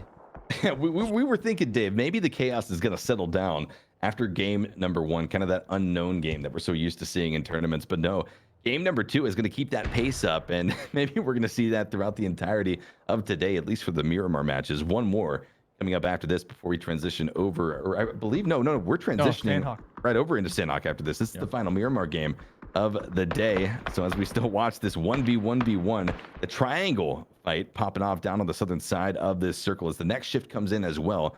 Will these teams have to move, or will they be able to continue to just hold on to this compound and really not take the fight? They don't need to, but other teams, Dave, based off of this hard shift down to the southwest, are going to be drawn to this compound. It is a given. It is something to absolutely hang your bets on. And Navi going to be going out as well early on, Dave. 15th place. It's been a very interesting tournament so far. Yeah, we got people in the chat saying cash register is Ival. They're saying it's Tiggleton. They're saying it's McCoy. So they're tossing out all types of players now. But if I was Smash from DA, I see I'm making a little movements here and there. I would just kind of bunker down for the time being. All 3 of these solos are going to be in the next circle. But let's check in with Unity, as Set 7 is going to be getting sprayed on right now by Tornado Energy. Trying to stay alive here on the inside of the circle. Set does go down, yes, but Inuctive comes up huge, able to find a double. A doozy, an example, going to be knocked down to the process. Nades are going to be prepped and ready to try to find at least a little bit of capitalization on those knocks. Will they be able to find the flushes? Not yet. One more member of this Tornado Energy squad is trying to attempt the res, trying to stay alive. There comes the confirmation. A doozy will be flushed out of the game. But what else is going to be coming in here? The Unity Swarm is going to be coming out as well, as Tornado Energy just tries to stay alive. Whatever happens here has to happen pretty quickly. The blue zone is already starting to push down very quickly from the northern side. And they're again third-partied by ElGiganten Gaming up there in the north, looking down on this as well. Going to be taking the shots onto them. So I do see example popping in the Bronco. Attempt to pull it out of the garage, but here we go, getting sprayed on from behind and taking the quick flick onto Queasy. Queasy is going to be taken down and out. You'd have suspected Queasy had the upper hand there. Just in time. Initial shots on the example, but yeah, example still attempting to just back that Bronco out of the garage. And like you mentioned, time was not on the side of any of these teams, and just in time, like you mentioned, able to get on out of there safely. And see if they can survive this rotation. ElGiganten going to be one of those teams that we talked about that's forced to rotate and hold a position along the fields. A very wide open and dangerous position to hold as another very epic battle starts to prep on the northwestern side of this hardship. Down towards the south, it's our victors of the previous game, ENCE, starting to compete against the likes of WTSG. Let's tune in with the members of WTSG and see how they're starting to handle the forces coming off the edge.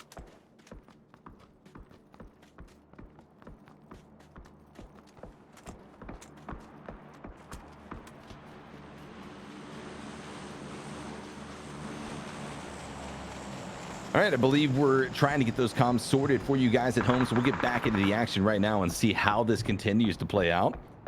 Of Tornado Energy starting to rotate down as well. Nookie going to be crashed upon right now. The shots start to come out. Example going to be trading down almost immediately. Nookie's able to come up on top of that victorious, but the other members of Tornado Energy are there to back them up. RÄHINÄ going to be having a huge difficulty trying to maintain and stay alive inside of the shack. They're not going to be able to get out of the shack very easily. They're trying to find a way to throw some nades out, trying to find a way to open something up here. And at least for right now, they're going to be able to do so, Dave. This looks like it might be okay for RÄHINÄ. Yeah, and we've seen the kill feed. ENCE going to continue to just rain down hell. I mean, we talked to Squeaky last game. They're like, listen, we're just coming in these games. We're going to have some fun here, not let any of the stress get to us. So we'll see if they can come out on top. They have 4 members remaining, the full team right here on the edge of this new zone. Welcome to South George, down to 3 here. It looks like ENCE are going to have to roll right on over one of the strongest teams in the lobby. And they get the knocks here to open this one up. Looks like Welcome to South George going to be hopping vehicles, not wanting to take the fight, and attempting to pop out some tires right here. Not able to connect. And Bard, though, is like, hey, you guys left me. You guys left me in my shack. I don't think Bard has a vehicle. And they're like, see you later, Bard. You're on your own. Can Bard get the 1v4? Rest of them are going to be making the push up to Bard first. Bard trying to defend their shack. Rest of Bard not even finding Bard. Walking past Bard. Take it down. No. He's able to find it. Goes back inside the shack. Tries to get the reset. This is the smart play to make. But will he be snuffed out by grenades and Molotovs? They already start to fly in. And Vard will be going down. The M416 rings true for ENCE, and they're able to pick up another big kill onto WTSG. However, third party starts to come in. RÄHINÄ is able to find a knockdown onto one of the members of ENCE and try to stay alive. And WTSG, now Zhang, the only member left alive. 1 kill to their name, and certainly, definitely not the performance that WTSG is looking for here in game number 2 either. Quick retreat trying to come out, and it's going to be going up in flames as the members of ENCE come up with a huge squad elimination and possibly a free hold onto the northwestern side of what has now become phase number 5. They still have to worry about the solo player from RÄHINÄ as well as Omaken Esports. And I believe one other squad starting to rotate in from the south, Adapt. So still going to be some forces for the members of ENCE to have to combat against, possibly even pick up some kills. But a battle is also starting to prep itself down towards the south as Blaze starts to face off against Tempus. As the kids say, easy for ENCE. Let's see if ENCE can get back-to-back chicken dinners here on Miramar. Maybe Miramar is their map of choice here. But we're going to be checking in Blaze down here in the south. Going to be making the pull-up onto Bookie Tamil. Bookie's going to be taken down and out. Blaze, 4 members alive. Looks like they're going to be opting to get into their vehicles, maybe use them as cover. They're going to be pulling up these hay bales and this tractor up here. Like only 2 members remaining out here on the opponent's side of Tempus. This is going to be in the circle, so they can kind of take their time, but it doesn't look like Lipson wants to take their time. They're going to be going for the aggression play here, pushing up just a little further, getting cover behind this other tractor, having to heal up.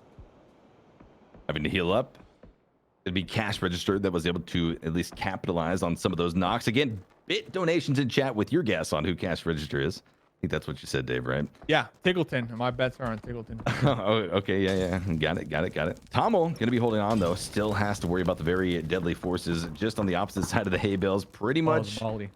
Definitely within range. Yeah, the Molly's starting to burn very close up on top of the roof. Smoke.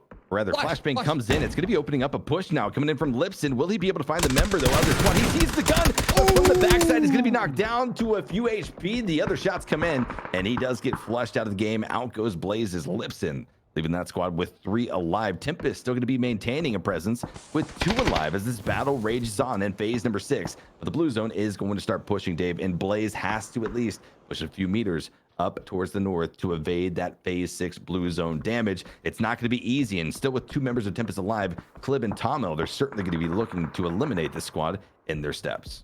Yeah, I mean, that I know it's Miramar, but Lipson right there, too thirsty, in my opinion. Too thirsty, hopping on over that Marauder.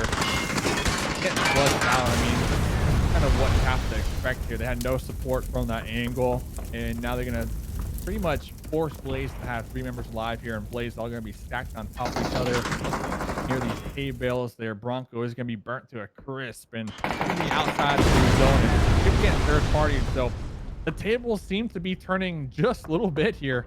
Tempus, with only 2 members alive, able to keep Blaze at bay for the time being. Camille is going to be attempting to connect once again.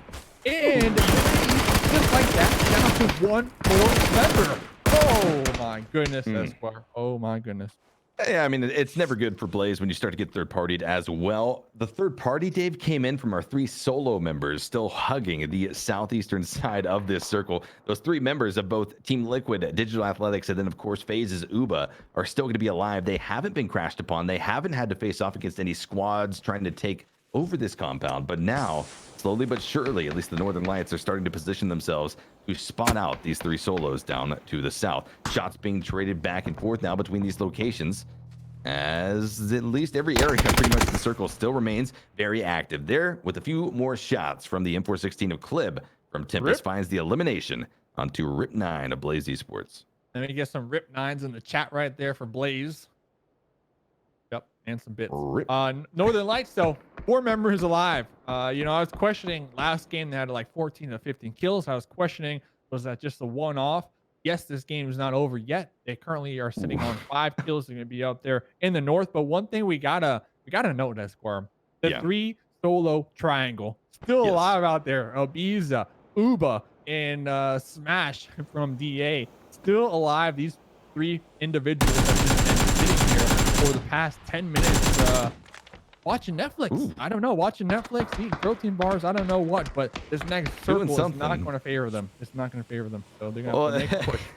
It pretty much doesn't favor anyone on the map. Everyone was pretty much left to an edge position after we saw this phase 7 shift take us all the way down to the south. But the battles are already starting to rage on as Tempus is able to continue to capitalize on this, picking up another kill, adding to that kill count even further here in game number 2. Again, a squad that in game number 1 was pretty deadly, Dave. They didn't pick up the game victory, but they certainly did pick up a massive amount of points in the process. FaZe Zuba now going to be departing out of the building, met with some shots coming out of Digital Athletics, trying to put some Molotovs, trying to do whatever he can to zone off the pressure from the members, or rather member of DA, but that's going to be all she wrote. FaZe Clan, out they go. Smash with the M416, eliminates Uba in 8th place position. 7 teams going to be remaining here. Ibiza still going to be alive. The solo player finds significant damage with the nade on top of Smash for DA, but not able to find the body to get that one more shot out. In the process of this, though, a massive fight breaks out up towards the northwest. Omaken Esports going to be eliminated in the process by ENCE. Team Liquid goes down. DA reigns supreme down here to the southeast and might be met with some shots up from the Northern Lights. But ENCE has been able to stay alive. They still have to worry about the significant forces of Northern Lights as well as adapt right outside of their compound. Yeah, I mean, Smash can actually win this one for DA. They can actually walk away the chicken dinner this game, and I'm going to be cheering all the way. But meanwhile, while that trifecta, that Netflix party came to an end out there, everybody watching Tiger King, I know it's nuts. ENCE, we're out here on the west. They made the push onto 2 members of Omaken, and still 4 members alive right here. They're going to take a 4v3. I love how they're opting to keep Squeaky on the second story, kind of overlooking this right now. We're going to see the maulers. We're going to see the grenades. Nookie going to be trying to survive just a little longer, find this cover for the squad. Can they do it for a dash here? It's going to be a very challenging situation. But 1v4, just not able to bring that one home. And now the fight of the century. Northern Lights up there on the high ground, 4 members alive. ENCE down here on the low ground, 4 members alive. This could be the deciding fight on who gets the chicken dinner this game. I mean, Dave, a year ago, ENCE, under a bit of a different roster, was making waves with how they were performing in the pro leagues for competitive PUBG. And now a year later, yes, different roster, but same type, same caliber of performances coming out of them so far, at least today.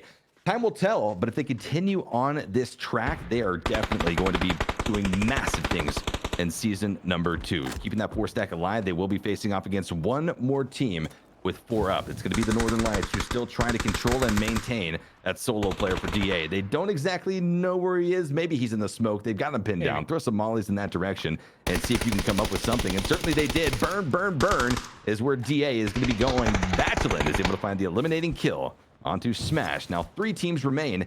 ENCE versus Northern Lights versus down to the far south, the members of Tempus. Yeah, if I'm Tom Hill, I'm just going to be straight chilling. I'm just going to be worming it out right now in the dirt. But no, Tom Hill's going to be taking some shots right now. They're alerting ENCE to their whereabouts here. Rustamar going to be looking in that direction. Rustamar needs to be careful though. We do have Spyro behind this tree, also trying to get the off angle onto end. Squeaky getting extremely aggressive after getting that knock on to perfect. It's going to be a nail biter here, and I believe we're going to be listening on into some comms. Смоку. Не понимаю, взрывать будут. Он направо пойдет, да? Ты не в зоне? будет чилить. Или в зоне? Налево смог какой-то Я в зоне. раскинул. И левых до конца. Сними сразу хаешки и пятерки. У меня нет хэш, есть флешки. Дай пятерки. Ну 4-4, походу, либо 2-2. Он слева кидает, слева флешку кинул, слева смока, он влево ушел, походу, один, как минимум. Подойди, как я. Тут Еще еще одну одну кинул, метку, да. еще одну кинул. Вижу, под смоком, кидай молик ему. Не спешите тратить флешки и так далее, у нас зона. У вас справа, смотрите, чтобы слева не вышел, слева под Я вами слева чел. смотрю, я лево смотрю, пол. Сейчас справа Флешку выдавится. накидывает. Не флеши. Я влево Он- тоже. Он под ЛГшкой, под ЛГшкой играет, под дорогой. Мой смог. Левых смотрю до конца. Я под камнем играю у них. Он в смоках. Вижу, они на краю. Он Кусаюсь. слева может пройти. Пусть идет, они сейчас зарубятся, мы увидим, подойдет файт. Еще одна флешка. Это Где не хаешка? флешка. Это хае. Хаешку, Немного. понял. Все, 2-2, Дай походу. аптеку, дай аптеку. Я Быстрее. дал еще одному. Кинул. Меня нокнули. Кидай Я молик. хилюсь, парни, хилюсь, смотреть Да, надо. еще молик кидаем. Их трое там. Минимум. Окей. Мой дотек. Слева Он хуярит. добивает, да, добивает. Я Вместе, здесь вместе, лягу. пацаны. Я здесь лягу. Давай.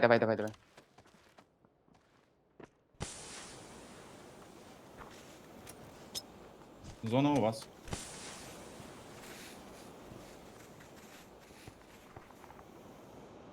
Ниже Ничего вообще нету ничего негде больше негде не играть. осталось по гранатам.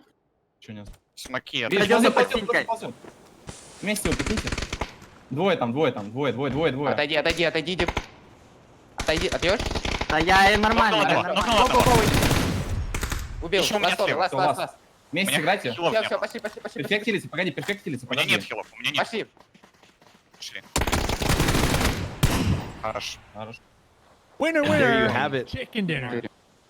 Ooh, big win coming in for the members of the Northern Lights. 11 kills, Dave, and that chicken dinner brings them to a whopping 21-point game coming out from match number 2. I think this was something they were trying to put together in game number 1. Surely they got stopped at Picado because of it, but this game, they found the pay dirt. Hey, good for them. I love to see it. I mean, so many kills in game number 1, the chicken dinner in this game. If I had to bet you double or nothing because I won the last bet, the 500 bits on El Pozo, Right. I would Yeah, say that they have to be in first place on the overall leaderboards. So you could take that one. Esquire. What, And I know take you it where? will. To the bank? Because you love, betting them bits. Hey, welcome to the chat. Biddies. I see Crimson in the chat. Crimson DM'd me saying Texas Q is cash register. I don't know how true that is. It has been 2 years.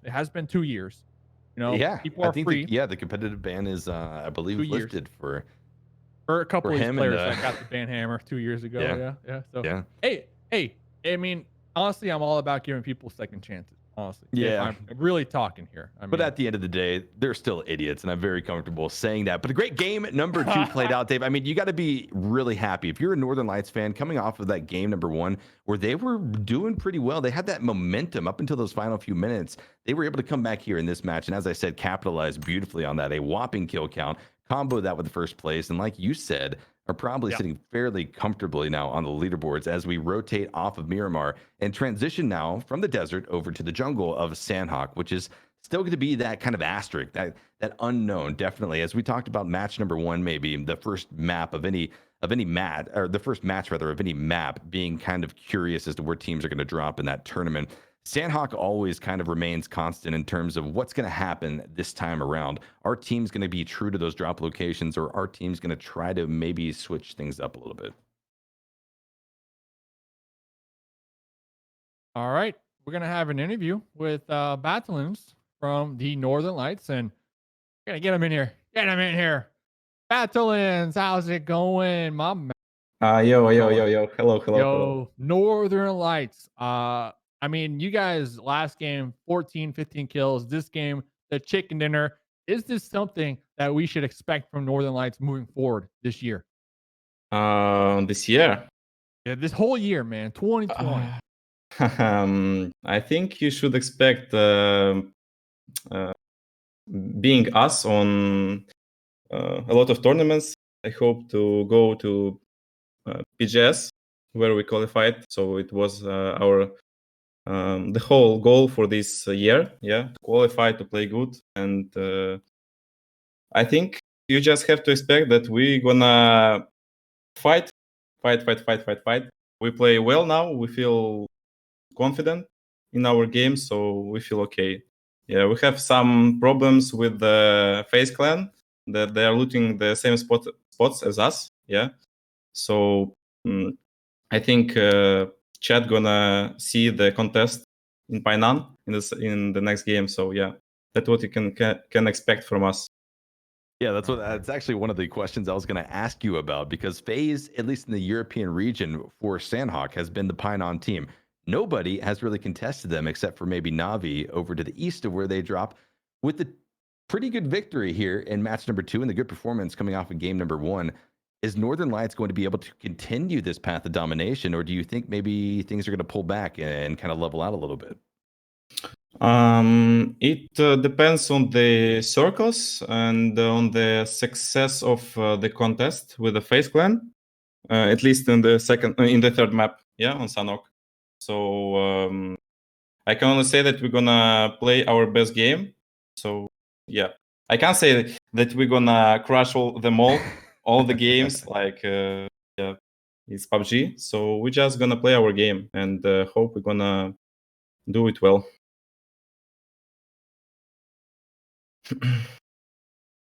All right. Well, congratulations again on your victory in match number 2, and good luck as you guys transition over to Sandhawk. That's going to do it, guys, for game number 2. It's in the books, and we've got 4 more games this evening for you. Again, Sandhawk, and then 3 rounds of Erangel to close it on out. Want to give a big shout out to all of you guys in chat for sticking through the evening with us so far, and we look forward to broadcasting even more PUBG esports for you guys in the future. We'll be back in a few minutes after this break. This is how we roll, man. This is how we rock. This is how we win. This is how we roll, man. This is how we rock. This is how we win. This is how we roll, man. This is how we rock. This is how we win. This is how we roll, man. This is how we rock. This is how we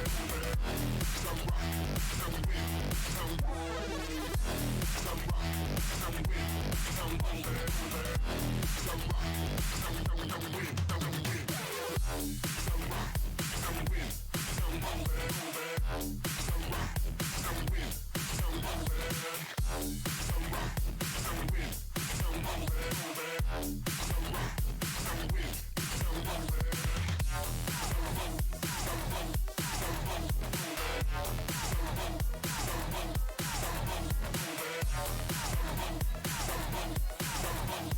how we rock.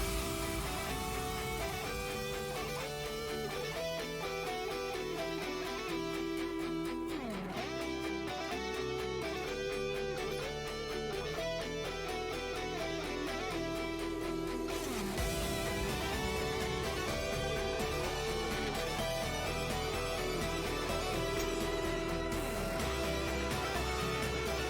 is how we win.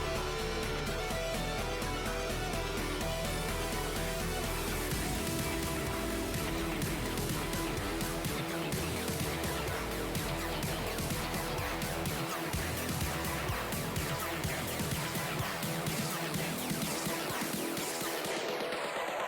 is how we roll, man. This is how we rock. This is how we win. This is how we roll, man.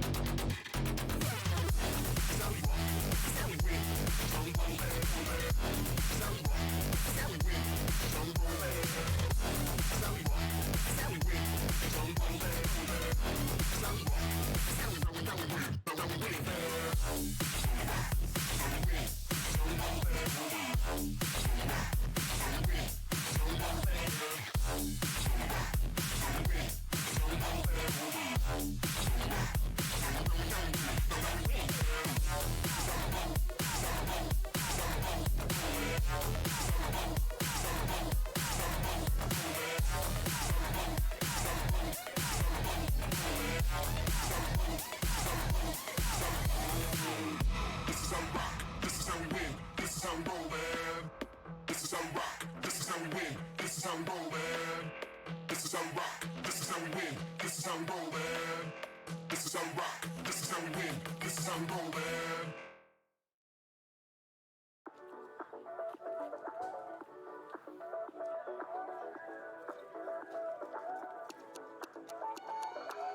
My car don't look like a phantom. I don't own that house in the Hamptons, and my 2 chains ain't gold at all. I can't buy you a diamond necklace. Being good with money takes practice, but somehow I don't mind at all. Cause no one's got what we got. We hit it up on rooftops. No matter what they say, we will do this our way. We ain't in it for the dollars, no. Just for the thrill of it. Nothing counterfeit with you. Just the thrill of it. Just for the thrill of it. Nothing counterfeit with you. Just the thrill of it. Just for the thrill of it.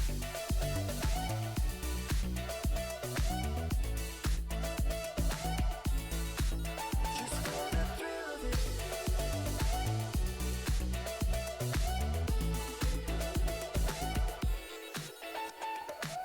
Girl, let me show you the paper. I can buy that house for you later, but you say you don't need that at all. This world is ours for the taking. Just me and you got me thinking. I swear we already made it. Cause no one's got what we got. We hit it up on rooftops. No matter what they say, we will do this our way. We ain't in it for the dollars, no. Just for the thrill of it. Nothing counterfeit with you. Just the thrill of it. Just for the thrill of it. Nothing counterfeit with you. Just the thrill of it. Just for the thrill of it.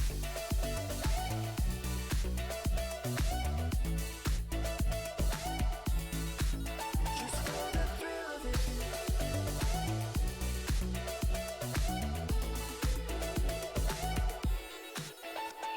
All right, welcome back, everyone, to the 303 Esports Pro League Season 2 for the European region. My name is Esquire, joined here by Mustache Dave. 2 games are now in the books, 4 more left for this evening's slate of matches.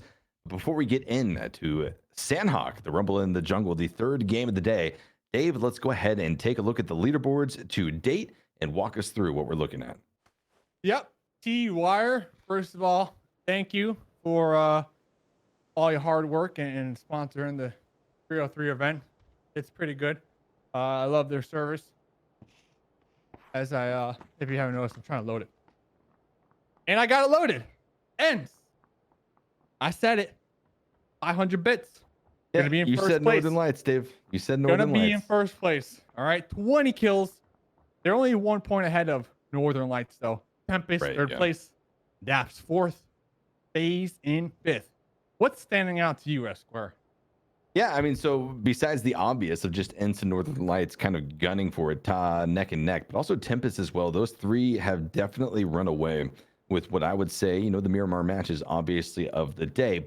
But that would be great if it was just Miramar, but it's not. And it's not just a one-day tournament. It's, well, 3 weeks and then the grand finals and also 3 maps. So it's something to definitely give some weight, but not to kind of walk away with just yet. Adepts, FaZe Clan, Digital Athletics, kind of everyone still in this lobby, Dave, has ample opportunity to show their stuff to try to establish themselves before day number 1 is over. My eyes, though, here in game number 3, specifically on Sandhawk, are going to be on Pinon. As we heard from Northern Lights just a second ago from Bachelin, I believe it was, he talked about how, well, Pinon, it's going to be an area of the map that we want to contest. And then I also mentioned how Navi generally likes to at least cruise over towards where FaZe rotates to after that initial loot drop. So Pinon, I've always said it since Sandhawk got kind of inserted into the PUBG competitive map lineup, it's the strongest location on the map by virtue of it being so centralized.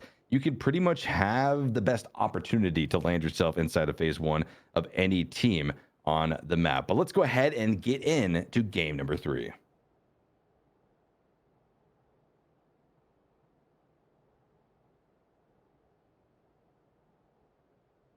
All right. So, Esquire, I appreciate that. We are going to be in game number 3 here on Moist and Sweaty Sandhawk. The player is going to be jumping out of the cargo hold door. Will they go to Paradise? Will they go to Bootcamp? Where they go to Pine Amber Quarry? Well, guess what? We're going to find out here in just a couple seconds. Yeah, just a couple seconds.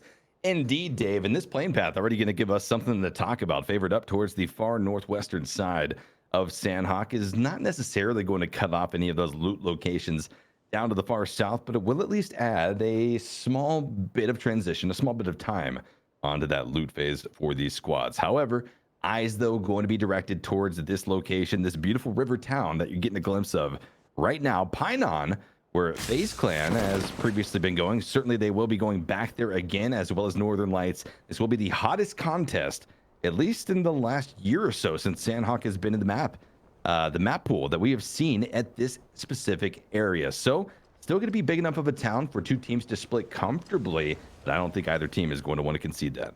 I mean, FaZe, have you checked out their Instagrams? They got some hot players, Esquire. So when it comes to the hot contest, they might win, but we'll have to pay attention and see exactly who will be out on top. We did mention the scoreboard here, and they're 23 points ahead on the scoreboard of FaZe, who are currently in 5th place.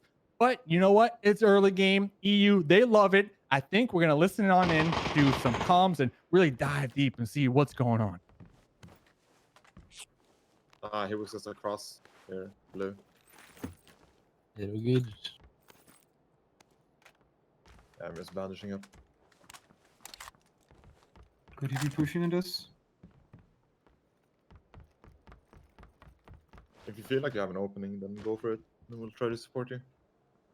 But they don't usually make a move. They usually sit in their houses and wait.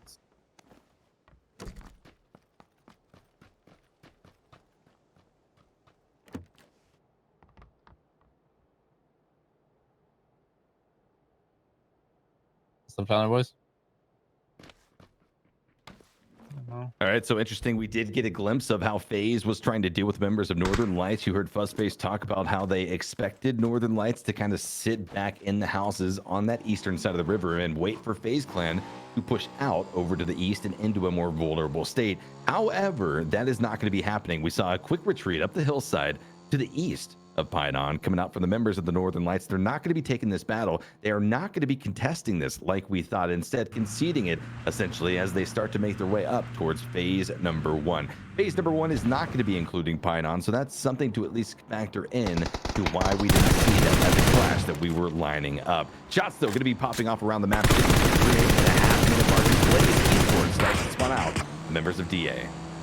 DA currently in 6th place on the overall leaderboards. Now, these points, we got a total of 18 games, so you can take it or leave it, really. But it just goes to show how after 2 games having a phenomenal start, you could just shoot throughout that leaderboard. DA, they're only going to have 6 kills with 12 points, tied with FaZe, who have 8 kills and 12 points as well. That's that 5th and 6th position.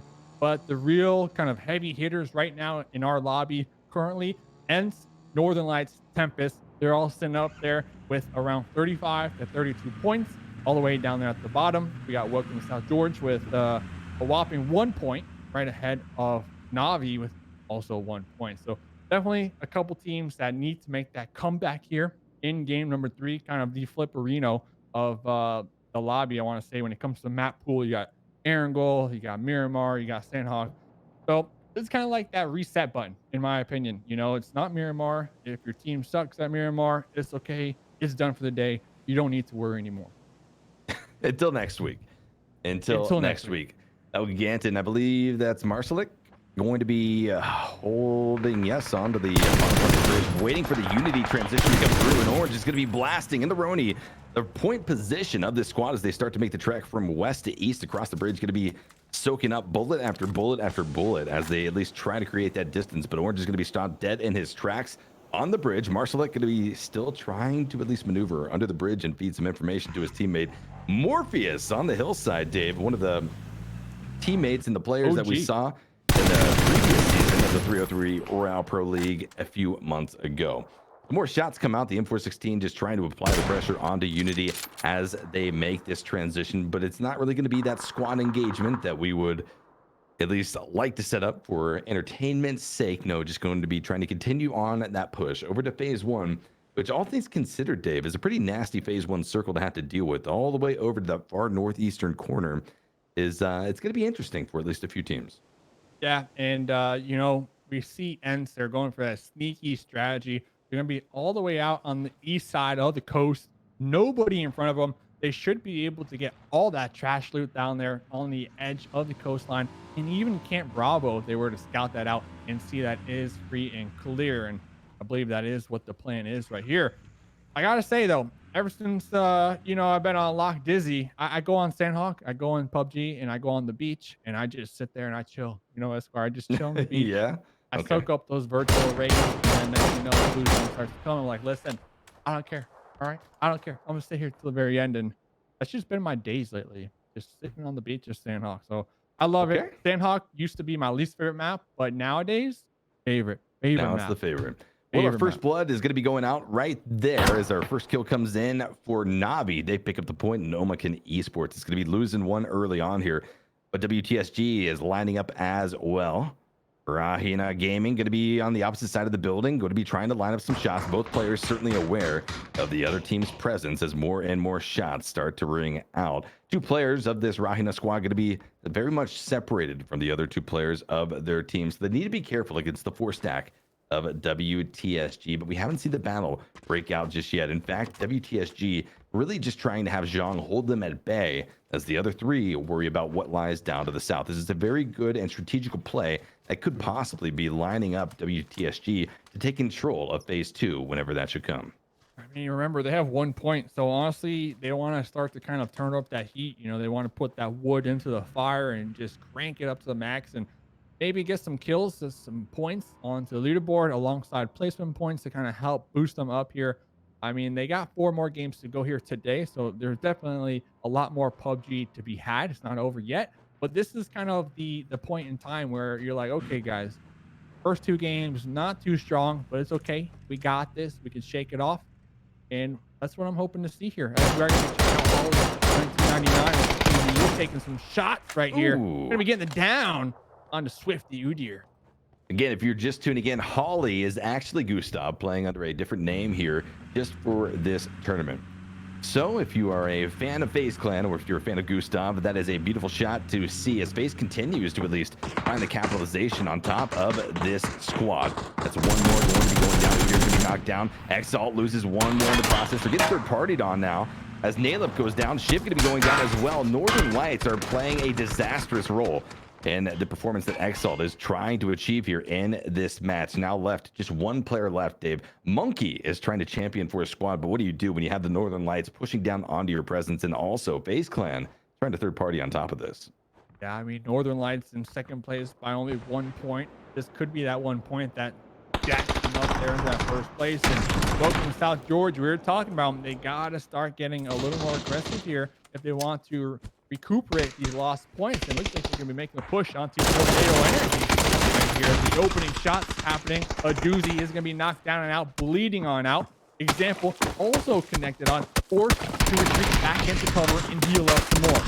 Miracle going to be dropped in the process, though, and this could spell disaster for WTSG, who, again, Dave, like you said, they're not just trying to stay alive. They're not just trying to maintain in these matches. They need to start racking up some points. Losing one member early on here in the process is a hell of a way to at least not achieve that. But Iroh comes in, is able to capitalize on that knock. Down goes a doozy. The first kill point of game number 3 for WTSG is going to be secured. And at least for right now, they are going to be okay. They still have to worry about the forces, though, presenting hard off of the east. It's going to be Blaze Esports rolling in pretty aggressively off of the back of Example or Tornado, who starts to pull off across the road down to the south. So I really think, though, that the Blaze Esports squad is going to be the next fight that we see with WTSG. The question, though, Dave, will WTSG be able to recover fast enough and be prepped for the next fight?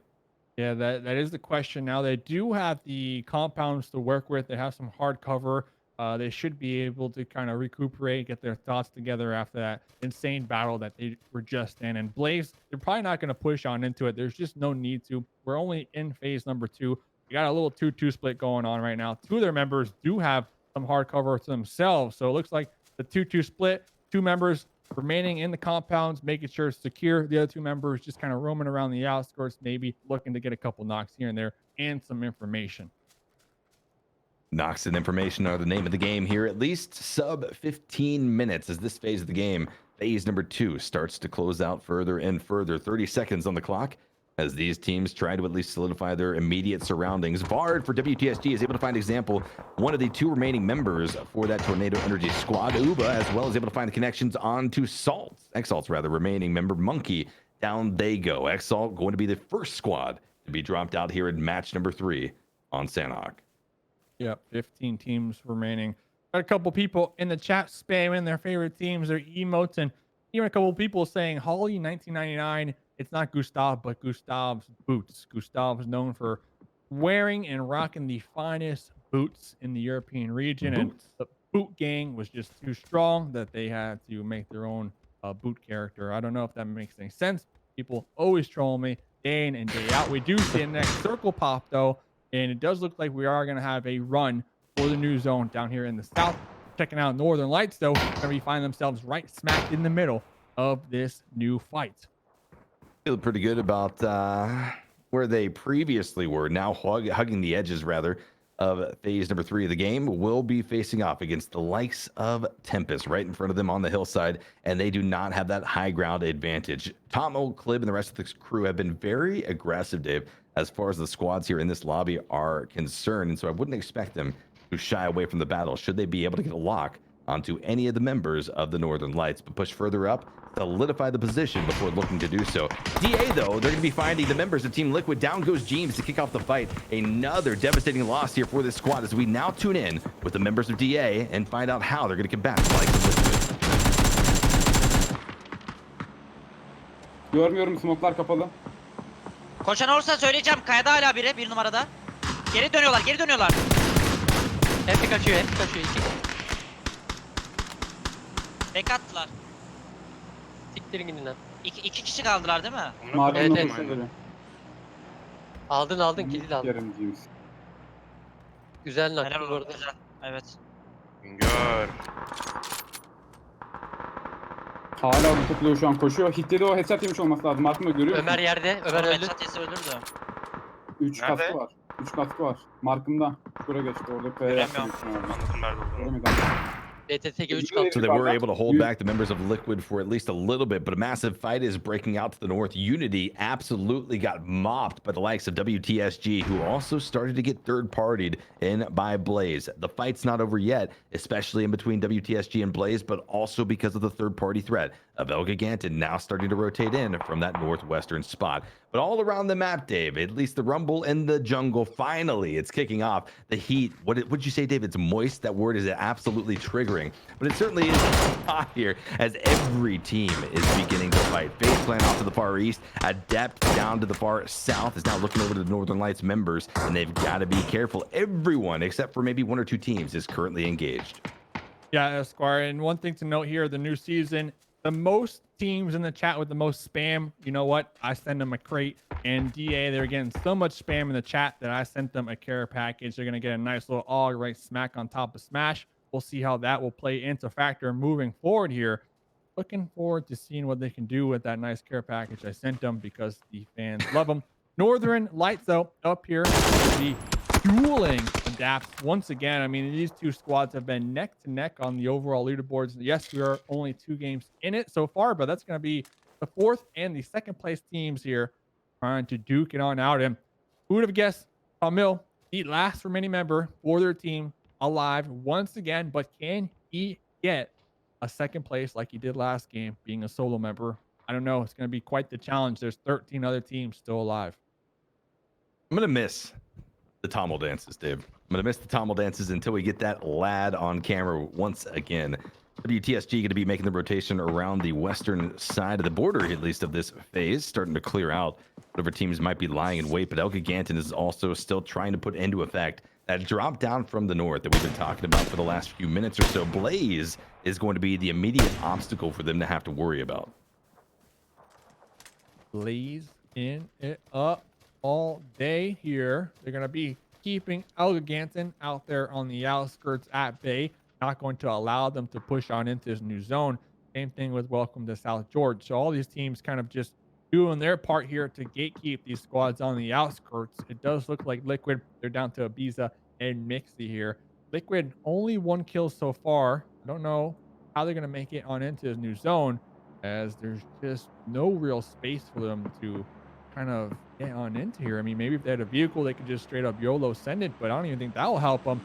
Got DA down there to the south as well. So pretty much all these teams, ElGiganten, Liquid, they are just gate capped to the max right now on this edge of Northwest. Liquid has really been a team today, at least, that has been having these tough positions and then not being able to rotate out of them. They've been pinched in. They've been, locked in by whether it be the blue zone, whether it be other teams, whatever it be, rather. Yeah. It just is absolutely playing disastrously for this squad, who now finds themselves with 2 members alive. ElGiganten, though, is still pushing down slowly but surely, trying to just avoid the lines of sight of Blaze Esports. But how much longer can they do so? They're already popping shots down towards the south at WTSG. This will absolutely draw the third-party presence over from Blaze as they start to rotate that direction. Yeah, and, we have a huge cluster of teams right on top of each other right now. To just remain out on top here. They already got 6 kills this game, so they're doing a phenomenal job. Keep your eye on the kill feed as well, though, because we got first and second place teams right smack on top of each other down there in the south on the edge. It's going to be ENCE and the Northern Lights. With this new circle, they are not going to be favored, so they're going to have to make their way on into it. So both ends of the circle, north and south, is where the majority of the teams are going to be lying right now. No one's really safe for the time being. Only Omaken, if I had to really pit a team to kind of win this game based off of positions alone. They have the hard cover, but everybody's going to be looking down to potentially crash this and take it for themselves. And if last game, or if this game is anything like last game, DA, we know they love to send it Esquire. They just full-blown send it, and it looks like that's what they're doing right now. Well, I mean, hey, Dave, just like you, they recognize pretty much the only priority compound, the only compound at all inside of this circle is right next to them. So push up they shall and try to find these, but no, they start to flashbang themselves. But now the push comes out. Smash is going to be trying to find something. He's got the AUG prepped and ready, but will he be able to spot any of the members of Omaken? No, because they are already in fast retreat around the opposite side of the compound, trying to avoid these lines of sight. In the process of this engagement, WTSG is going to be wiped out. In 12th place position they go. Another big misstep, at least for this squad, in game number 3. The first half of the day is done for WTSG, but will they be able to recover on the 3 rounds of Erangel? Back up here to the northwest, it's going to be ElGiganten solo member versus the 2 left up for Team Liquid. ElGiganten about 2 minutes ago had 4 up and alive, and now with a few shots coming out from the M416 of Mixie, they have none. Out they go, 11th place. 10 teams now remain. 10 teams remaining. The outskirts of this circle just destroying everybody right now. ENCE kind of running right into Navi, getting picked apart right here. They do still have 3 alive. They're actually losing one of their members. Going prone in the dirt, going for that same strategy. Looks like it is going to be working out right here. ENCE down to just 2 remaining members. Same thing for Northern Lights. They didn't make it on their rotate as well. They only have the deep alive. So remember, this is the first and second place team so far in the lobby. And just like that, ENCE will be annihilated, taken down and out in 9th position. Now we're down to only 8 teams remaining. Looks like FaZe, they're going to have 4 members alive. Holly just got knocked, but they should be able to get the revive. Blaze, 4 members alive as well. Next circle is going to pop, and it's going to be right on top of Omaken and DA, the roommates of Sandhawk right now, sharing their Airbnb. If it wasn't looking good in the previous circle for at least Omaken, now it's definitely looking even better as far as the other teams are concerned. Outside of the circle to the far northeast, FaZe Clan is going to have to make epic strides to try to get past both Blaze Esports as well as the squads, Navi, etc. that start to at least sit down towards the south. Blaze going to be popping some shots in that direction, but also the recipient of some beautifully placed shots. Down goes Lipson in the process. Still going to be 3 up and alive as Navi starts to get knocked down as well. So most of these teams, at least that would be a lock on each other's location. It just comes down to whether or not they will be able to find the shots. Apocalypse going to be knocked down almost immediately. Huge shots coming in from the QBU of Fuzzface to find that. We'll tune in now with members of FaZe and see how they're faring in the late game. You guys, in a car.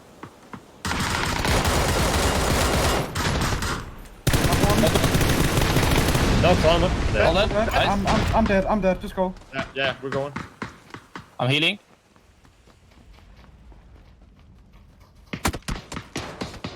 Keep Some moving. Ryzen shooting. Yeah. These guys south have to cross us now as well, boys. Yeah. From the compound. You could try and go to their side.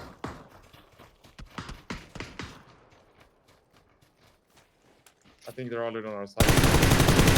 Hangar's crossing. We're gonna be close. We have to kill this guys. Stood in front of me. Down left. Oh, let's broke. One left, right, one. 2. Yeah. Nice try. Wow. Just like that, teams getting annihilated left and right. And we were watching them FaZe done. I mean, they had such a challenging push right there to make their way on into this new circle. And you know what? It just got the best of them. Looking around, though, we still got a solo member for Northern Lights. We got the Deep still alive. Going to be down there in the south. 1 kill. Just going to be hoping and praying to the circle gods that the next circle will favor them. We are going to have circle 8. And then, of course, 9 is right smack in the middle. DA, though, still alive. 4 members. But Esquire, right now, the fight is in the north. That is in the north, and Team Liquid is going to be dropped out because of it. In 5th place position, they do exit. 4 teams now going to be remaining, 11 players alive. With 2 players for Omaken Esports, we'll see what they're going to be able to do here. They previously held 4 inside of this compound, but now it's going to be DA that looks to try to act as a major obstacle in the way of this Omaken squad. Going to be 1 player left, I believe, just cash register out in the blue zone, trying to stay alive. RÄHINÄ came out swinging here in the later part of this game after they were able to take out FaZe Clan. That really started to open things up for them on the eastern side of this circle. And there it is. DA 6mo is able to find the final kill onto Omaken. Down goes cash register, the 4th place team to be eliminated. And now 3 remain. Big damage going to be applied onto the rock where Nookie is trying to seek a little bit of cover. That's DA applying all of this pressure. DA fans in chat, you better get those emotes ready because your squad is looking to try to pick up a chicken dinner here in match number 3. But will they be able to find it is the big question. RÄHINÄ is going to be trying to do whatever they can to hold this squad back. We'll tune in now and see how these 3 members alive are going to do it. Jäi. Hyvä. Ai koppi jäi. Savussa. Savus 2. 2 puolella, samalla puolella. Vittu se pääsi. Oh, DA! Sori mummakkaali. Get your DAs in chat. I mean, Dave, if I had a DA emote, I'd be blasting it right now. I mean, hey, the more emotes, the more care packages. Am I right, Esquire? Get those bits going. DA getting that chicken dinner coming into this game. They were in 6th place with 12 kills or 12 points, tied with FaZe Clan for that 5th place. But the chicken dinner and the kills that they were able to acquire this game, 6 kills to be exact, doubling their kills, definitely doubling their points. They're going to definitely be up there in that top 3, top 4 situation. Man, Sandhawk and DA, they just go together like peanut butter and jelly, baby. Yeah, same with Action in the 303 Esports Pro League, Dave. I mean, these games have been absolutely insane. And I know that, that's been said in the past. It's like, oh, man, this is the most exciting PUBG game I've ever seen. No, for real, though, these have been some very action-packed PUBG games, especially on Miramar and then carrying over into Soniqs. But that's going to be the first half of the evening done and dusted, Dave. We got 3 more rounds of the OG, well, sort of. Erangel going to be coming up next, and we'll see. Do we have an interview? I think we do have 1 member of DA, 6mo, going to be coming in and joining us. 6mo. Hey. Hey, how's it going, man? DA, chicken dinner. My goodness, it must feel good here. Last game, I forget who was the last one alive. It was Smash, right? The 1v1v1 on Miramar. On the first game, yeah, it was Smash. Yeah. Like when the team comes down to having a solo member alive, what's the strategy at that point? Like, what are the team comms like? What do you guys? How do you help out? How do those dead members on the squad help out that solo member? Like, what kind of information do you feed them? I mean, when it's usually just one person alive from the team, it's just there's not many comms. It's just mostly silence. He's playing for placements because he won't be able to take down like a group of team. So he's just playing for placement, and if he can get a couple kills, that's all. Easy. Totally. So with Northern, or rather with DA, in the first 2 games, sort of not picking up massive points, but now coming into Sandhawk, walking away with the chicken dinner, walking away with what I believe 16 points in addition to what you've been able to get. What's the game plan rolling into Erangel? I mean, the game plan is always to win at the beginning of each game. But when things go wrong, sometimes you have to snake, like we do usually, and just get as many points as you can. Like that's the game plan. But All right. at the beginning of each game, the plan is to win. You got a lot of fans in the chat. Anything you like to say to the DA supporters? Ya destekleyen herkese teşekkürler. Dealul spamlamayı unutmayın. Easy. That's all. So, just like that, keep spamming those DA emotes. Yeah, Keep that's what I cheering said. them on. We're gonna have 3 more games to go, so we're gonna send it to a little bit of a break here. And when we come back, we'll have some scores, we'll have some pizza rolls, and we'll have some orange juice. Don't go nowhere.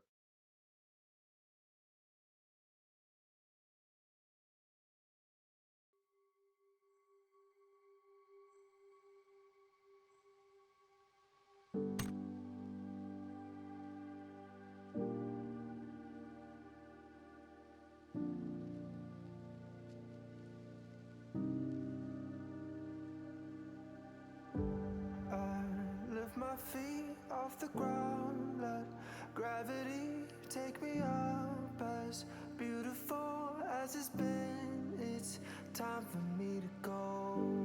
I wanna sail away, I wanna feel the weightlessness of my soul. I've gotta go all the way to eternity.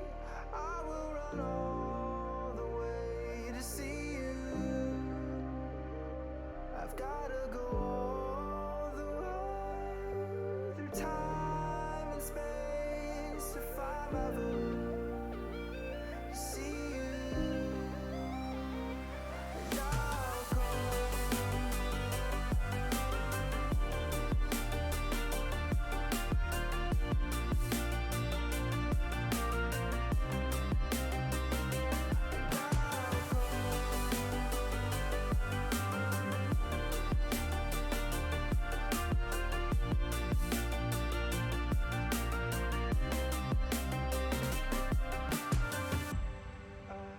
Lift my feet off the ground, let gravity take me up. As beautiful as it's been, it's time for me to go. I wanna sail away, I wanna feel the weightlessness of my soul. I've gotta go all the way to eternity. I will run all the way to see you. I've gotta go all the way through time and space if I'm ever to see you. And I'll go.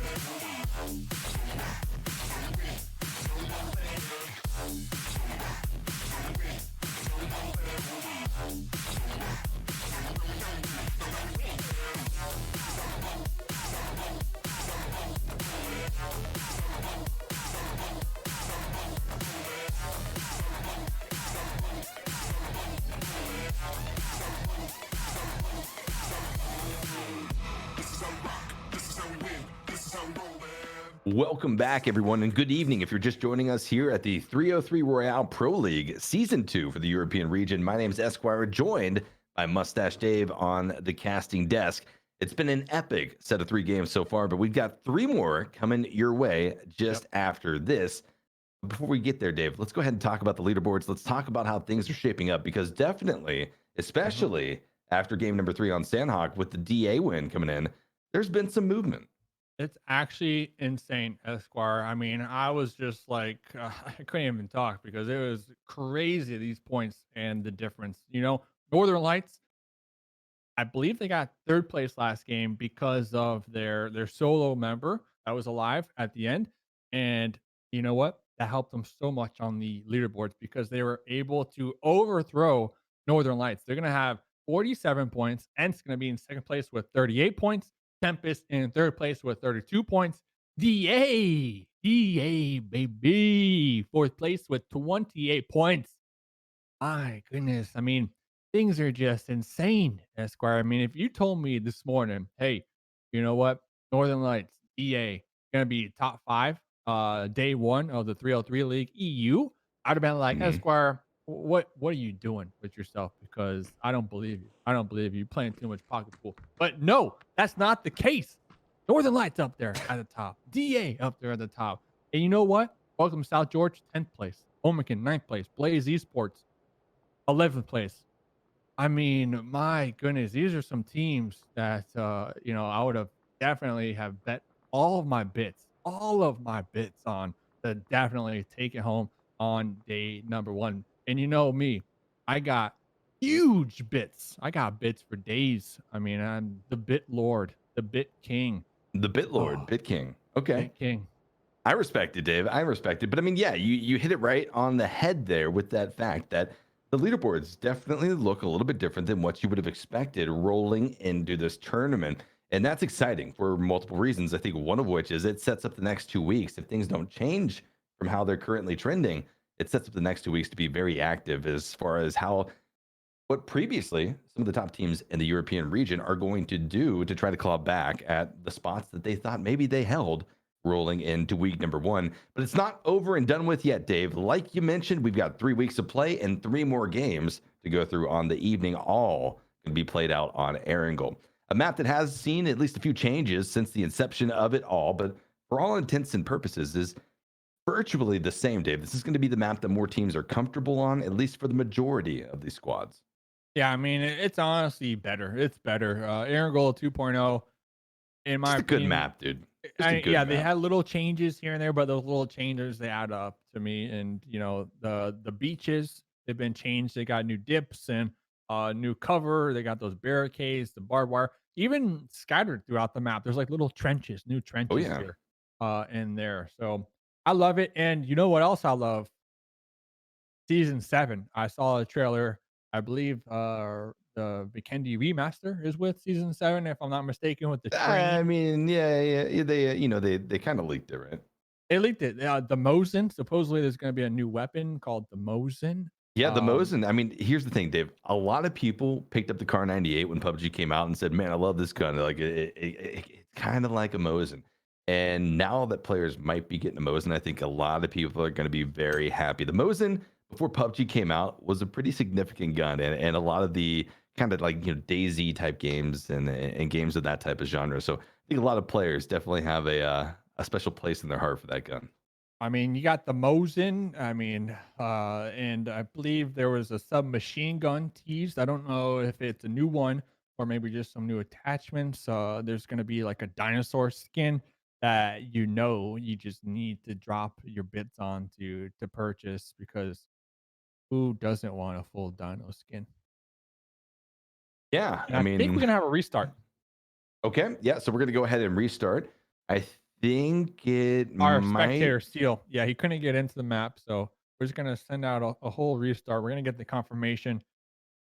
Not trying to ruin anyone's parade here, but we need our observer. We need our observer in order to bring the enjoyment to the people. So, yep, we're gonna send it to a quick break while we sort this out. Day number 1, 303 EU League. Royale number 2, sponsored by E-Wire, everybody. Sponsored by Esquire. We'll be right back. I can't buy you a diamond necklace. Being good with money takes practice, but somehow I don't mind at all. 'Cause no one's got what we got. We hit it up on rooftops. No matter what they say, we will do this our way. We ain't in it for the dollars, no. Just for the thrill of it. Nothing counterfeit with you. Just the thrill of it. Just for the thrill of it. Nothing counterfeit with you. Just the thrill of it. Just for the thrill of it.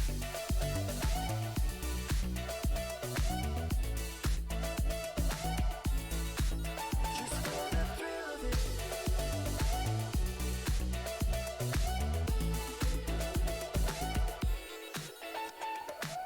Girl, let me show you the paper. I can buy that house for you later, but you say you don't need that at all. This world is ours for the taking. Just me and you got me thinking. I swear we already made it. 'Cause no one's got what we got. We hit it up on rooftops. No matter what they say, we will do this our way. We ain't in it for the dollars, no.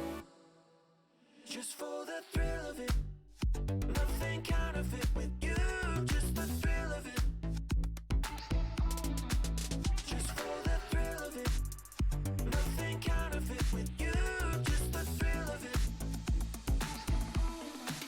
Just for the thrill of it.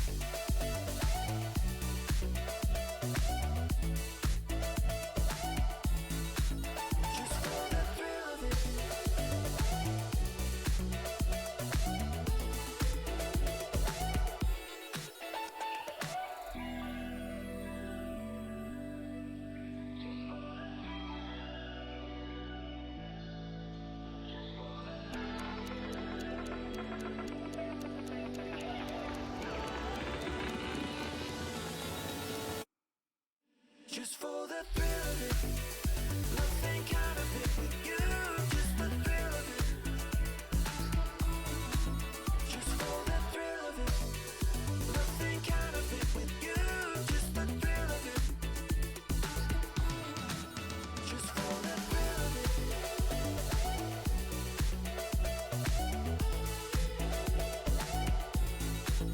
Just for the thrill of it.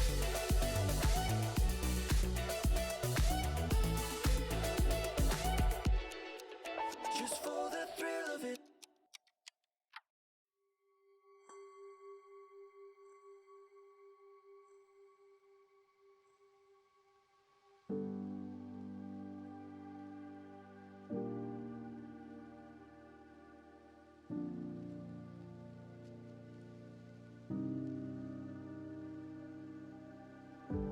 I lift my feet off the ground, let gravity take me up. As beautiful as it's been, it's time for me to go. I wanna sail away, I wanna feel the weightlessness of my soul. I've gotta go all the way to eternity. I will run all the way to see you. I've gotta go all the way through time and space if I'm ever to see you. And I'll go.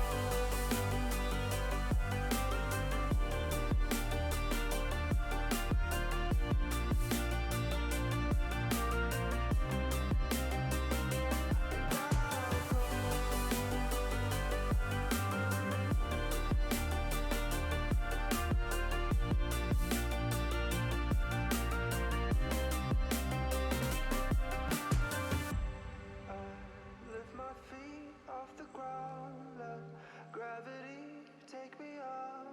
As beautiful as it's been, it's time for me to go. I wanna sail away, I wanna feel the weightlessness of my soul. I've gotta go all the way to eternity. I will run all the way to see you. I've gotta go all the way through time and space if I'm ever to see you. And I'll go.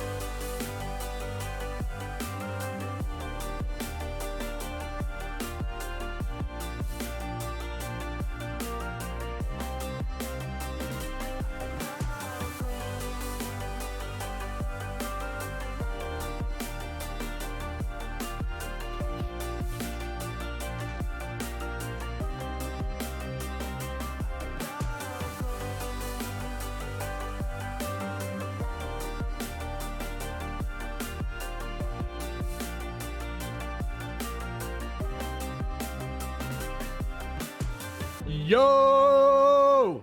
Oh, that's what you love to see. I love it. I know EU loves hearing me shout into the mic. Make sure, that's Mustache Dave _ on Twitter. You can go follow me, go send me some nasty DMs, or, take some clips of me saying random things. And of course, Esquire, your Twitter. At the real ESQ. ESQ. Make sure to go check us out, guys, on Twitter. Open up a dialogue about PUBG, whatever you want to talk about. We are definitely You've been game streaming lately. for You've been that. streaming too. Been streaming lately, Dave, but not PUBG, not PUBG. Oh. You know, It's yeah, good not though. PUBG. It's No good. leaks, no leaks, no leaks. It's always popping. It's always It is popping, good. though. I'll You say know, that. Dave, it's always good to be popping. diverse. It's good to do multiple things that you enjoy, get that variety, because as they say, variety is the spice of life. Let's get in though to game number 4. It's going to be popping here right quick. Right quick. So I think we had to make the remake because we had gliders in the last match. You know, that's my fault. I told them to turn on gliders because, you know, I thought that was what the competitive scene needed for 2020. But Alright, then, Dave. you know, we got apples, we got Witty in the back. They're like, nah, cut it, and cut Dave while you at it, because you know what, we're not gonna have gliders here, not in our league, not in any league. I mean, honestly though, that's me joking. But I'm not joking about gliders really being in competitive Esquire. I really think they should be. Hey, well, you know, everyone has their own thoughts and opinions, Dave. And Don't we'll you leave agree? it at that. You agree? Hey, You told me off stream you agree with me saying. you know what, that Dave? we I'm going to should be the have devil's gliders. advocate here, and I'm going to say maybe we shouldn't have gliders in competitive. But I'm not saying I agree or disagree with the stance. Let's get into Sure, you game told number me 4, last night though. we should, but it's okay. No, Dave, I didn't talk to you last night. You don't talk to me until we actually cast together. Playing is going to be on the eastern side of Erangel, going from south to north. It is going to be a bit of an interesting playing path, given that a lot of the western priority locations will somewhat be cut off. It's going to be a little bit further of a transition over to that side of the map, should your team's priority lie there. However, all things considered, we're going to have a pretty standard, at least loot phase of competitive PUBG here on Erangel until phase 1 does pop, give us a little bit better of an indicator as to where we're going to be going. Yeah, and make sure, you know, we got 3 more games to go. Erangel. And then at the end, we'll have a nice little closing remarks from 303 Apples discussing some announcements, recent announcements. I'm not going to leak them. I'll let Apples be the main show, but make sure you don't go nowhere for that either, because it's going to be some important things that you're going to want to hear. Important things that you're going to want to hear, but also important things that you're going to want to be seeing on your screen right now. There's a lot of teams at least floating over one another right now, certainly near Rozhok and Watertown. As you continue to at least trend down towards the south, it's just team stacked on team stacked on team stacked on team. This is a product of a few things, probably a little bit more so the fact that the plane was so favored over towards the eastern coast. But regardless, phase number 1 is going to be popping and centered directly on top of the field. It's going to prove to be a bit of a hotbed of destruction all around for these squads. I mean, just crazy things erupting everywhere. Yes, now, like you mentioned, we got Omaken up there. They're going to be splitting it with their neighbors. But EA getting the chicken in her last game. They're not pumping the brakes. You know what? They're going to be headhunting ENCE right now. ENCE going to be right behind them in that second place, or not second place, but right behind them. You know what I'm saying? In Rozhok, we're going to have Tixu holding these angles right now, not trying to make a move, make a sound. They're going to be setting the trap, the spider trap here. And hopefully DA get caught in the webs of ENCE. We'll have to find out. We will have to find out. Surprising enough, that wasn't where the first blood of the game might be. It's actually going to be on the coast, a little bit south, about a couple hundred, or rather a few kilometers. It's none other than a member of this RÄHINÄ Esports squad that is going to be knocked down, not even a gun to their name, and they will be the first blood. A flush going to be coming in for the members of Tornado Energy. Melman picks up the first kill of game number 4, the first point for the squad as they continue on in phase number 1. But we saw a lot of commotion all around, Dave, and going back to that somewhat of a battle, somewhat of a hot contest in Rozhok, this is going to be a determinative factor, I think, in how DA will continue throughout not just this week and the remaining games of the day, but also into next week. This is a very pivotal point for this squad. If they come up with a victory here in Rozhok, I think it will set them up beautifully for at least the rest of the day. RÄHINÄ means great victory. And that's what they're trying to do here. Get a great victory in this first Erangel map of the EU side of the 303 League 2, season number 2. And, you know, they got some fans showing up for them in the chat as well. You'd love to see it. We got some blazing in the chat, you know, some fires, a lot of DA, some ENCE. But if I had to take like a emote count, I'll definitely say Blaze and DA are like right there. I mean, where's the FaZe? Where's the Liquid? I mean, they need support too. Where's the Nabu support? Yeah, I've seen a lot of FaZe. I don't think I've seen a lot of Liquid just yet. But here's the thing, chat. You have this game and 2 more to turn that around, and I think you definitely should. Phase 1 continues on, and it looks like the two teams, at least cohabitating in Razak, have been able to spread out and somewhat adjust to this more crowded area than they would have hoped. Rotations already starting to come in as well. Blaze Esports trying to shore up a position a little bit south of Central here in phase number 1. Tempus as well want to be rolling up just off to the western side of Prison, at least for now. Where they want to stop is anyone's guess at this stage in the game, but if they continue on towards the north, it's more likely than not they will run directly into the members of Blaze. Yep, and you know, Blaze are down here in the bunkers looking for some loot. Tempest might drive right on over them, and you kind of mentioned if FaZe are going to be near this prison area as well, possibly doing some scouting. They might opt to third party this right now, as Mill from Tempest going to start taking some shots out here with the Mill, trying to connect on this member of Blaze. These shots could erupt, and FaZe might opt to third party this. They're not too far from this fight.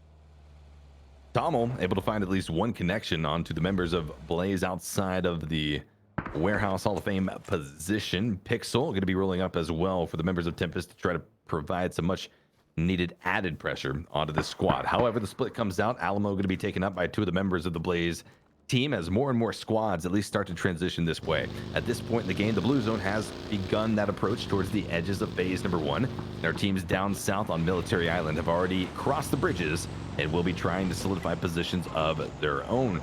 Blaze Esports rolling in now, trying to reunite as close to one another as they can, currently holding as a 2-2 split. And this is a 2-2 split that's not going to be too dangerous for them. They're definitely within range and within line of sight to provide that much needed support to each other. Another not going to be coming out though, and a flush as Exalt nail up with the M416 is able to find one onto Adept. Will they be able to find the others?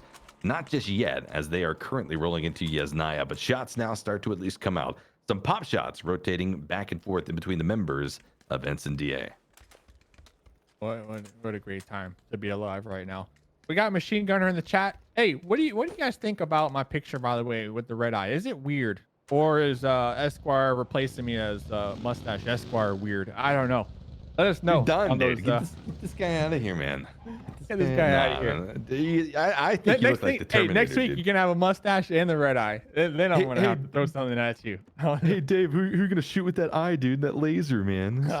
So cool, dude. So cool. What are you shooting? It's 2020. All dude. the haters? Are you shooting all the haters with that laser coming out of your eye? I'm shooting all the haters with my laser eye.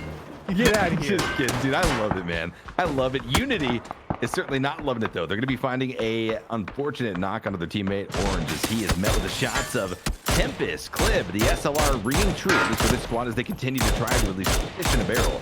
This squad, however, they are now met with the resistance coming back from Quizzy of this Unity team, seeing if he can't put enough pressure to send the members of Tempus back to open up a res opportunity onto Orange. That's looking like a dire opportunity though, a dire decision to have to make, and they will be pushing that direction. And Nuctive can be coming up for the ultimate save, seeing if he can get there with the dossier cover.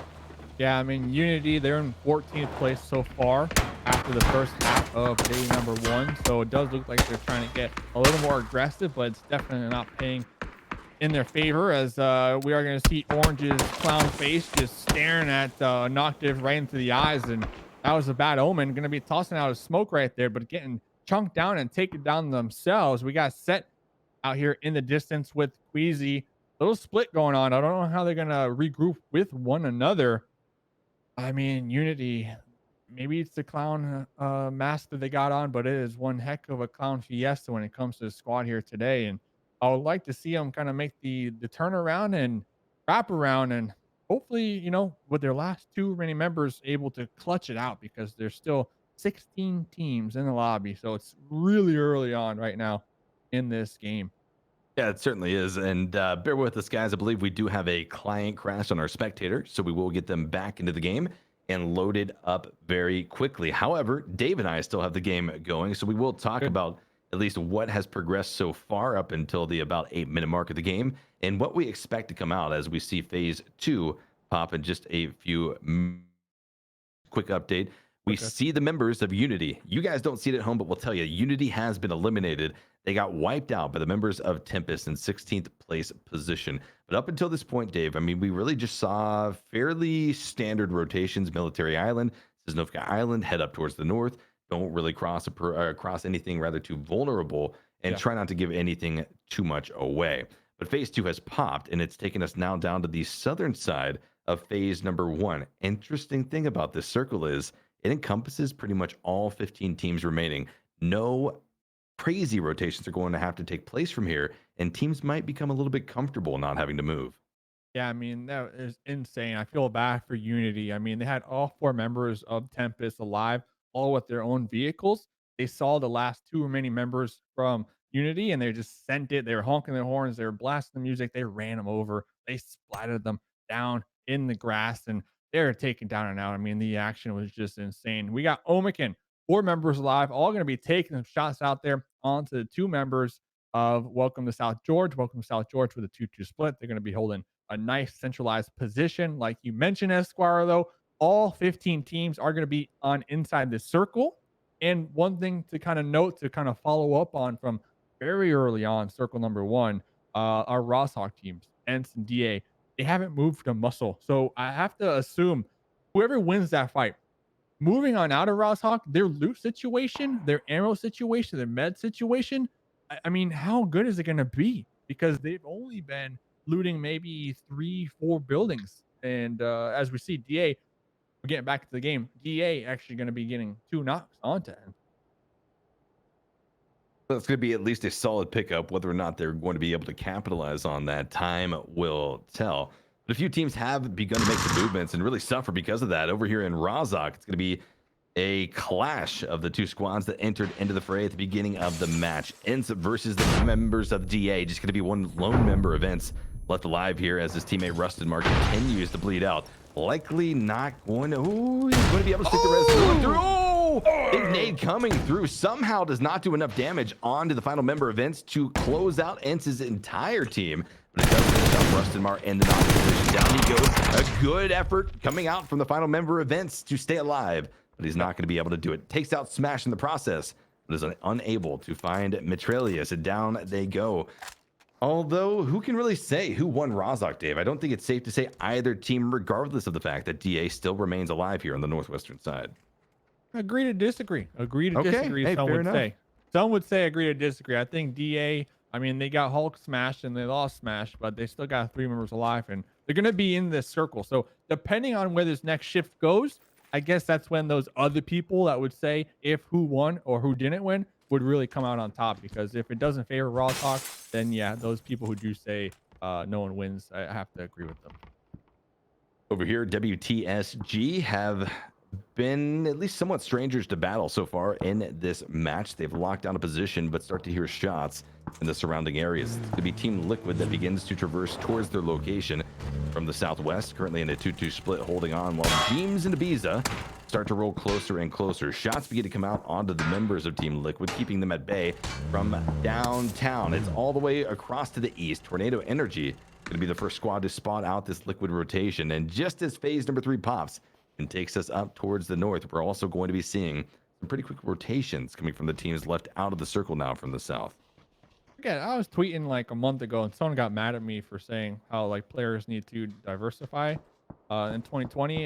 And James and Ibiza, they started streaming on what is that? Doyo, I think, is the streaming service. They are so, in China. Yeah, in China, they are so popular, and that's exactly what I've been talking about. I mean, diversifying, streaming, increasing your brand awareness out there. I mean, they have like 300,000 followers on those services, and they're well known. If they go to China, they're superstars, and that's why I like to see some more of these players start to do and utilize here, especially, you know, with everybody at home these days on lockdown and stuff. Stream, you know, just stream. Hey, why not? You know, if you got it, might be someone out there that wants to watch. As we see phase number 3 continue on here, the members of FaZe Clan have started to rotate off of the dip that they were previously holding on to. However, another squad has them in their sights. It's going to be Omaken Sports who drops some nades down on top of them. Uba Uba Cash Register is going to be the first person to claim a knockdown onto the FaZe clan squad. Will be knocked in the dip as more pressure starts to fly in this direction. But it's not just coming from the north, where Omaken Esports is currently positioned, but also down from the south, where Tempus and a few other squads have begun to encroach from. FaZe needs to be very careful right now with how this plays. They're pretty much fish in a barrel should another squad come up. Yeah, and you know, Cash is still back there trying to maybe get the confirm, but with the other squad mates from Omaken kind of pulling back, going back to their compound, opting to go for their cover. Looks like Cash is going to have to listen to the team comms and pull off as well. I guess they figured it's just not worth making the push on over the hill, that crest, because then the 3 members of FaZe will be looking right in their direction. Plus, it's such early in this map that maybe that risk is just not worth it quite yet. But they definitely know FaZe is down there in that dip. They know for sure after that knock. Digital Athletics going to be having maybe some visitors here shortly as another squad is rotated over towards the northwestern side of phase number 3. It's the Northern Lights, 4 strong, versus the 3 up currently of DA. As they continue on here, rotating around that northwestern side, they are likely to be spotted out by at least Sixmo, who can relay this information over to his teammates. Definitely saw the heads right there of the Northern Lights and will begin to at least tell his teammates where to prep for as the Northern Lights squad approaches. But look how they're splitting off, Dave. This is very interesting to see this. They still have an Overwatch player kept behind off to the far west, but then they're also sending Bachelin over to the northwest, approaching towards the north to possibly collapse on this DA squad. Oh, Bachelin's lining up the shots on the Sixmo with the mini. Is going to be a loading from our Northern Lights on the outskirts with the off angles of playing perfect. Going to be making the breach on into here as well. Lowell, though, going to be laughing their way with this 1 point. Bachelin's, we listened to them on the interview. They got confidence, Esquire. They are ready to rock and roll here. Bon Jovi style. Bachelin's going to be tossing out a frag into that little shack, a little building. The bar is going to be blocking it. Bachelin and Spyro looking to get the plug onto the last 2 members of DA. Can they do it? Lowell will be connecting on Spyro. Currently sitting in a 2v2 scenario with Spyro still to be bleeding out. If they can get Spyro back up and on his feet, they could possibly take the numbers ahead of DA. Will that happen though? The shots start to at least come out. Mitra going to be staying alive for now. 5 kills to their name for DA, but they've got to make some pretty epic moves here to continue on in this match. One not going to be coming out. Down goes Lowell. Now just going to be Mitra, one of the newest additions to this DA roster. Has been around for several months, but still one of the newest to the lineup. Is left now as a solo player to try to find something to do. Northern Lights, they've swarmed. They've at least taken control of the northwestern side of the circle.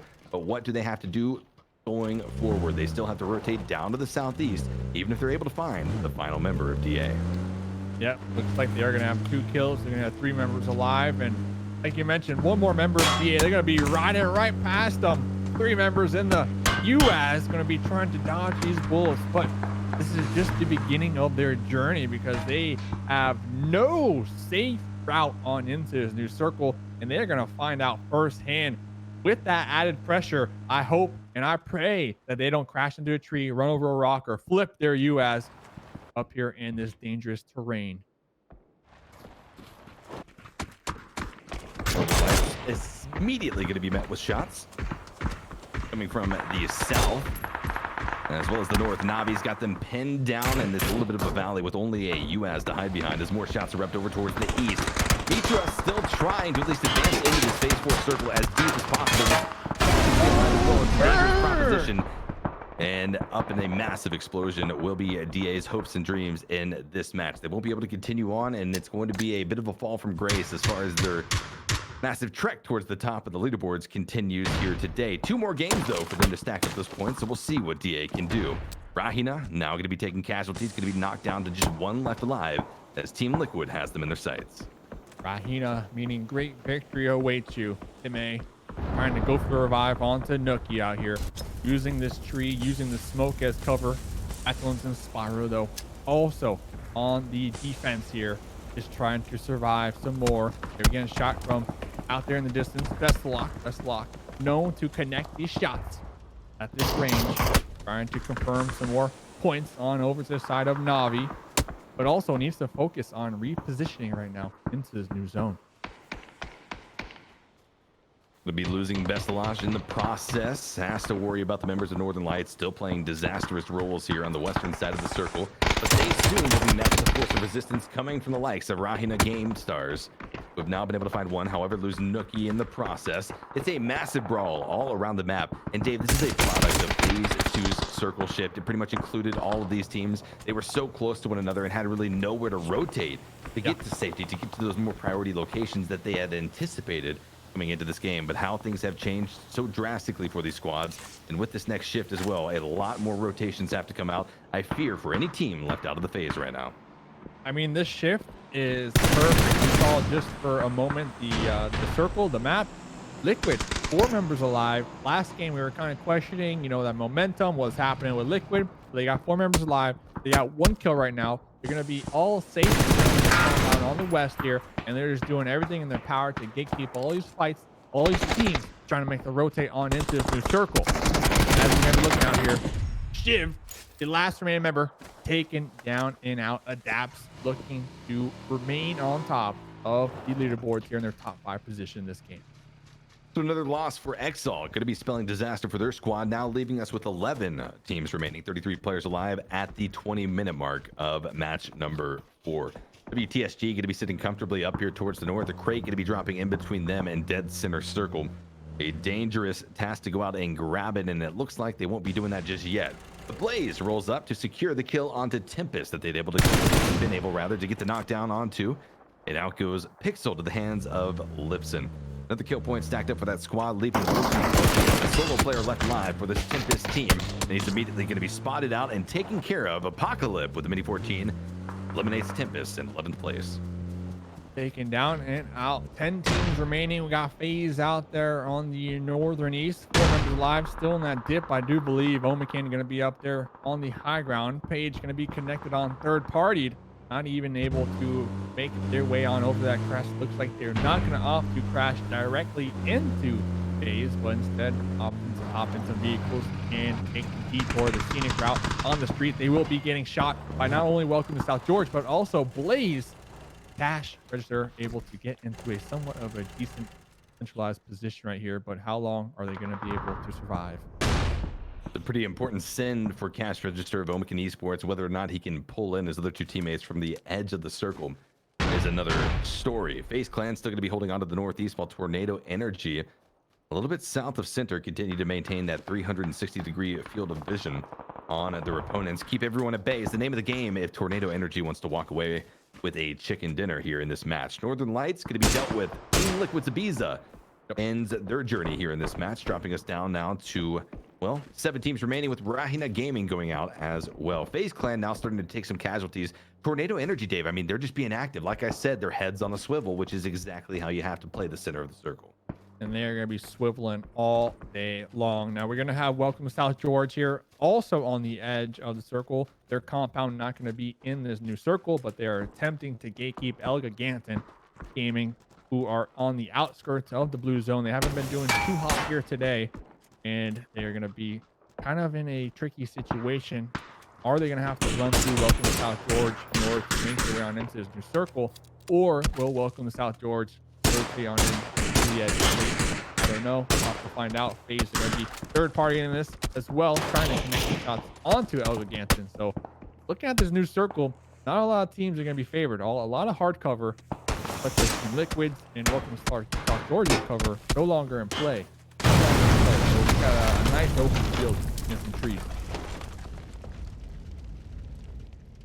ElGiganten left to head along to the northern side of the circle, which is similar to the position that they have found themselves throughout the first half of the evening. Now going to be shifted on pretty drastically here. Phase number 6 is not going to be easy for them to continue on with. The blue zone on their back and WTSG on their front side. ElGiganten Gaming will be dropped out of this match in 7th place position. This opens up a little bit more of an opportunity, especially with the chaos erupting over here with Team Liquid for WTSG to drop down to the south. But now Liquid has to make some moves. They've lost K-Mine. He's going to be out of the game. What can Mixie do? What can Jeems do? What can Ibiza do to stay alive, especially in the light of Tornado Energy just up the hillside from their current position? Nades will fly to try to apply some pressure in that direction. We'll try to maybe tune in between Liquid to see if we can get some cons.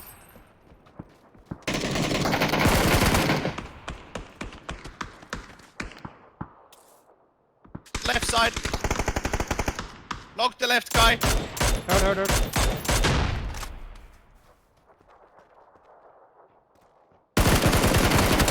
Knock the right guy. I'm on the first dead. I got fragged. This tree pinged the smoke tree, right side of the smoke. Peeking you. Yeah, I should have knocked the Anti. first dead.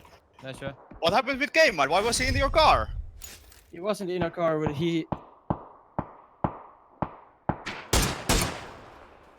Not in a car was the story she wrote here. Unfortunate, but definitely a solid game for the squad here. 6th place. Looking forward though, we are going to have FaZe still alive with 4. We got Holly, Mr. Molly in the back with those nice black on black boots, trying to survive and get their first chicken dinner here in the 303 league. Omen going to be right in between them in that sandwich, that salami sandwich with some mayo. Blaze down there in the south as well. Welcome to South George though, pushing out of their compound, utilizing the edge of the blue to their advantage. Next circle does pop though. Welcome to South George have to continue to clear out the edge here and not get backstabbed as they make their way on into this circle. Time after time, it's just not favoring them. I mean, hey, WTSG is doing pretty good at just that, Dave. They're taking these opportunities, they're taking these tasks in front of them, and they're just checking them off the list, checking them off the list, checking them off the list, and now they continue on. It's still not going to be an easy game for them. They've got to fight from west over to east and get to safety, but as time rolls by, more and more of these threats inside of the circle are being dealt with. Blaze is Lipson going to be continuing to frag out. Down goes another member of Omaken. This is going to be that first member of Omaken to dive into the center of the circle.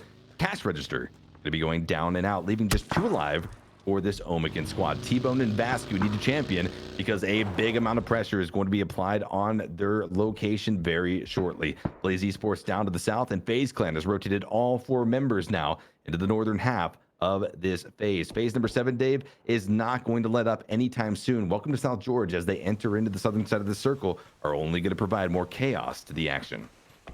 I mean, some would say cashing out early over there on the side of Omaken. FaZe, though, 4 members alive.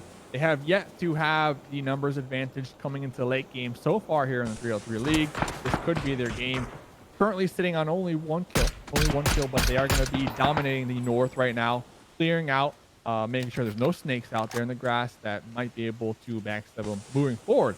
They know Omaken is out there on the road. They hear the shots down there in the south between Blaze and Welcome to South George. Welcome to South George, though, also with 4 members alive, so they definitely have that numbers advantage. Will they get connected on, though? They don't have much cover. There's about maybe 3 trees over here. Blaze, they have a nice little ridge to work with. I really like Blaze's position. They also have 2 vehicles that they could utilize as hard cover moving forward. Welcome to South George, though. They are in such a challenging position right now, though. They need to connect their shots onto Blaze. They definitely do. They're playing off the more difficult position left in the circle held by one of these 4 teams and are already starting to feel that right now.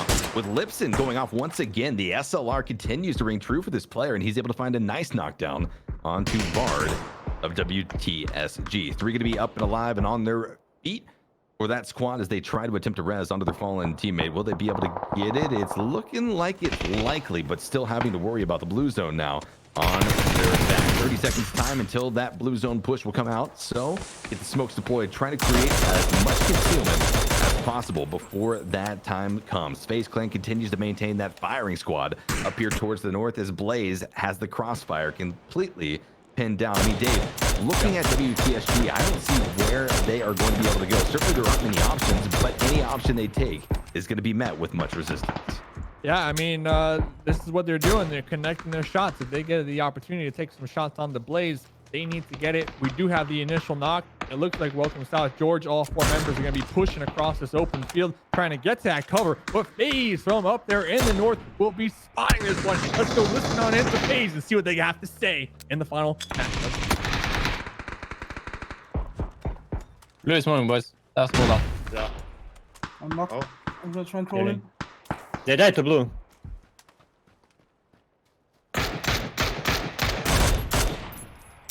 They died to blue, check died to blue. I can potentially crawl in here. Iroh got knocked. Iroh knocked. That was the guy knocked. I got in the tree, good marker. He knocked me from orange, okay?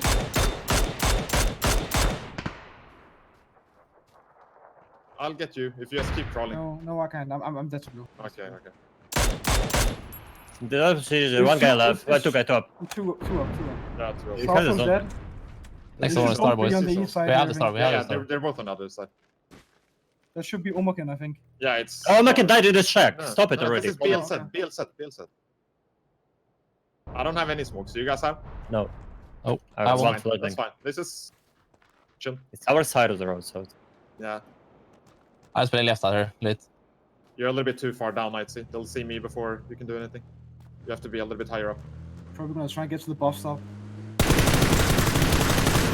Oh, I see You- knocked. you're- I'm going resting, for you're res. resting? I mean, it's blue coming. I don't know. One is at the bus stop.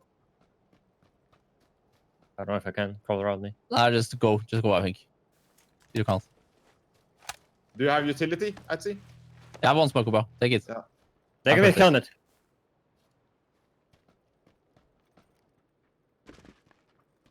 Maybe try it. Oh, Guy with no helmet at the bus stop. Res. Do you need Soniqs too? yeah. I dropped all.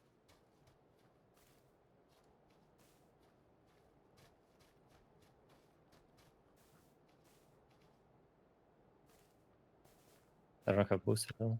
I only have one smoke left.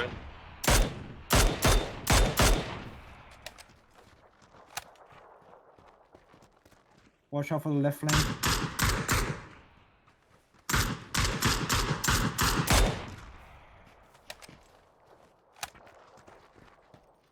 One on the ridge behind the bus stop. Yes. Yeah, Leave I soon, think right? they're both there. One got knocked. Okay. Oh, they deny. What the fuck?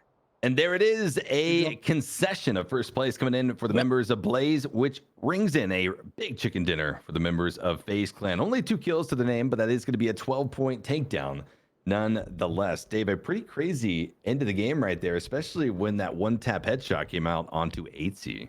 Yeah, pretty good. I mean, you know, they got the chicken dinner. That's what's important here. You know, placement points are heavy on these leaderboards. You would have liked to have seen them to get a couple more kills, but it's okay. It's okay. This chicken dinner is definitely the rebound, in my opinion, for FaZe Clan moving on into the final 2 games of today. Don't forget, though, we got more weekends of this to go. I mean, I believe we got 4 more, if I'm not mistaken, or maybe 3 more. So there's a ton of PUBG action just ready to happen. So this is only the beginning. And these teams, you know, day number 1, just warming up. So I do believe we got Mr. Holly 1999, aka Gustav, aka Best Boots in EU, ready to oh, he's here. Hey, Gustav. Yeah, hey, you know you got the best boots in EU. Holly 1999. A lot of people want to know, why did you choose that name? Like, what is that about? Is that like your girlfriend? Like, is that the year she was born? What is it? I mean, 999 is the year I'm born, but I just didn't want my real name when I'm playing public games because people, they flush so much faster. Okay. So not really much behind it, just anti-flushing mechanism. Exactly. Pretty much.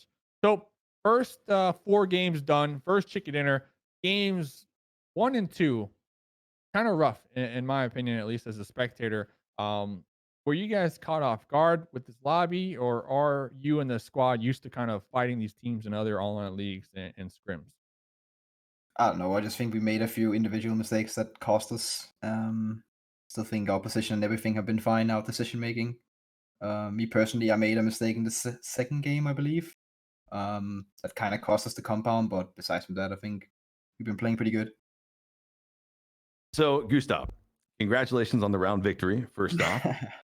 Moving into the real questions, though, you are the newest addition to the FaZe Clan roster. Coming into this team previously from TSM, how's it been meshing with the other guys? Have you found good synergy with the team? And what do you expect moving forward through the remainder of 303 for you guys?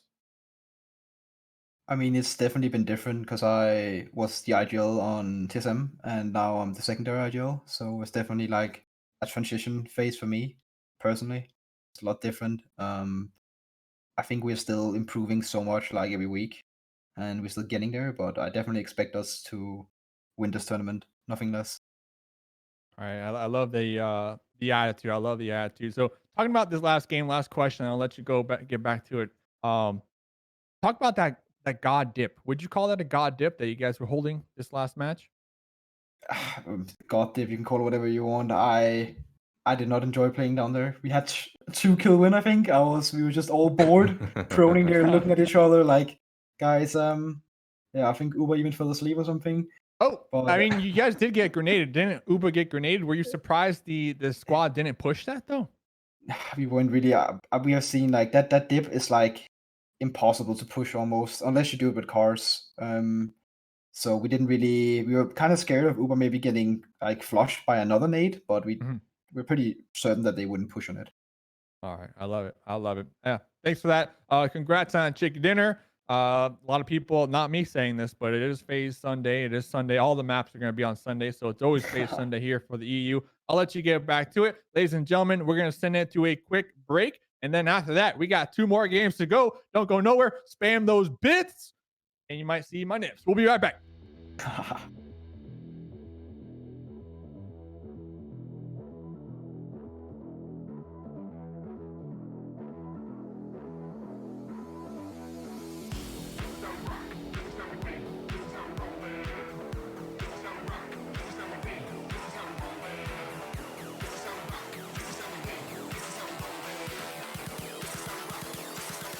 This is how we roll, man.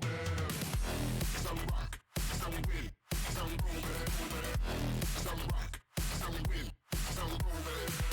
This is how we rock. This is how we win. This is how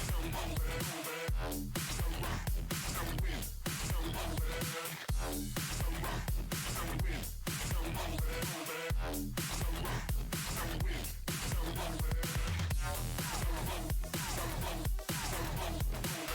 roll, man. This is how we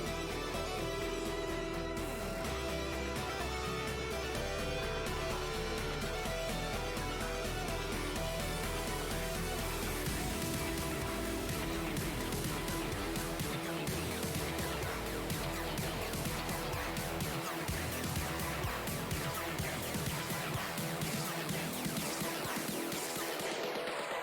This is how we win. This is how we win, man. This is how we rock. This is how we win.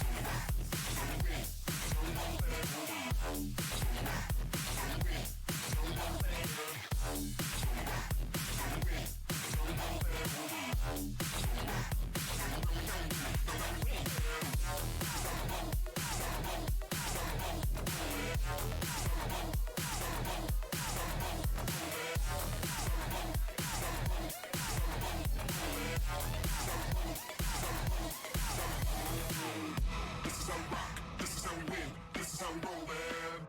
This is how we rock. This is how we win. This is how we roll, man. This is how we rock. This is how we win. This is how we roll, man. This is how we rock.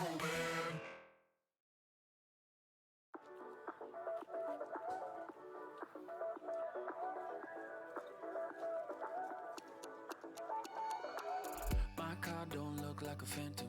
I don't own that house in the Hamptons, and my 2 chains ain't gold at all.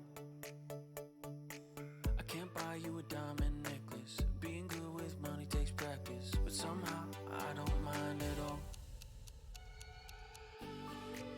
'Cause no one's got what we got. We hit it up on rooftops.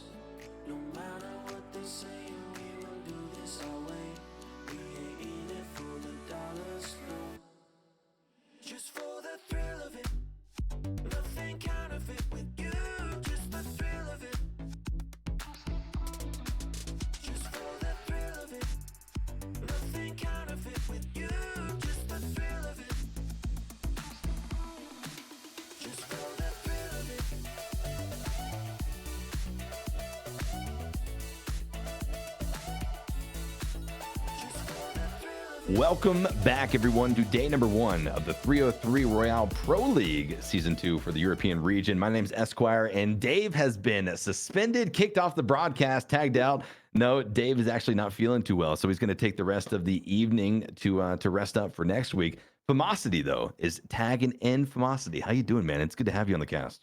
Hey, I'm doing great. Got some practice in, some warm up in yesterday. The last minute call coming in from Apples, so it's coming in again today as well. Happy to be here and happy to help out. Yeah, dude, great to have you for sure. So you've been watching the games, man. Tell me your impression as we roll into now the final 2 games of the day. What's your overall take from this pretty crazy lobby? I mean, you and Dave touched on it a little bit. It is kind of shaping up how honestly I wouldn't have expected it to be. Northern Lights pretty predominantly up there in the top of the leaderboard. I believe they're sitting at 53 points, also out fragging a lot of the teams, 37 kills for them. FaZe did just have a good bounce back game, 2 kills with the chicken dinner, though. That's very important. But welcome to South George and Liquid over on the right side of the leaderboard. Not something I would have expected to see. Yeah, I think a majority of the chat, probably a majority of those teams, their players are going to be in agreement with you on that one. But, we talk about this and sometimes we blow it out of the water. They've got a lot more games to go. It's not going to be too devastating. Day 1, especially in an 18-game series rolling into the grand finals, it's not going to be too bad. But you want to ask, is this a trend that we're going to be seeing moving forward? And if they don't give us anything to really shake that trend, or at least that opinion by the end of the day, then I think a lot of fans are going to be skeptical rolling into week number 2.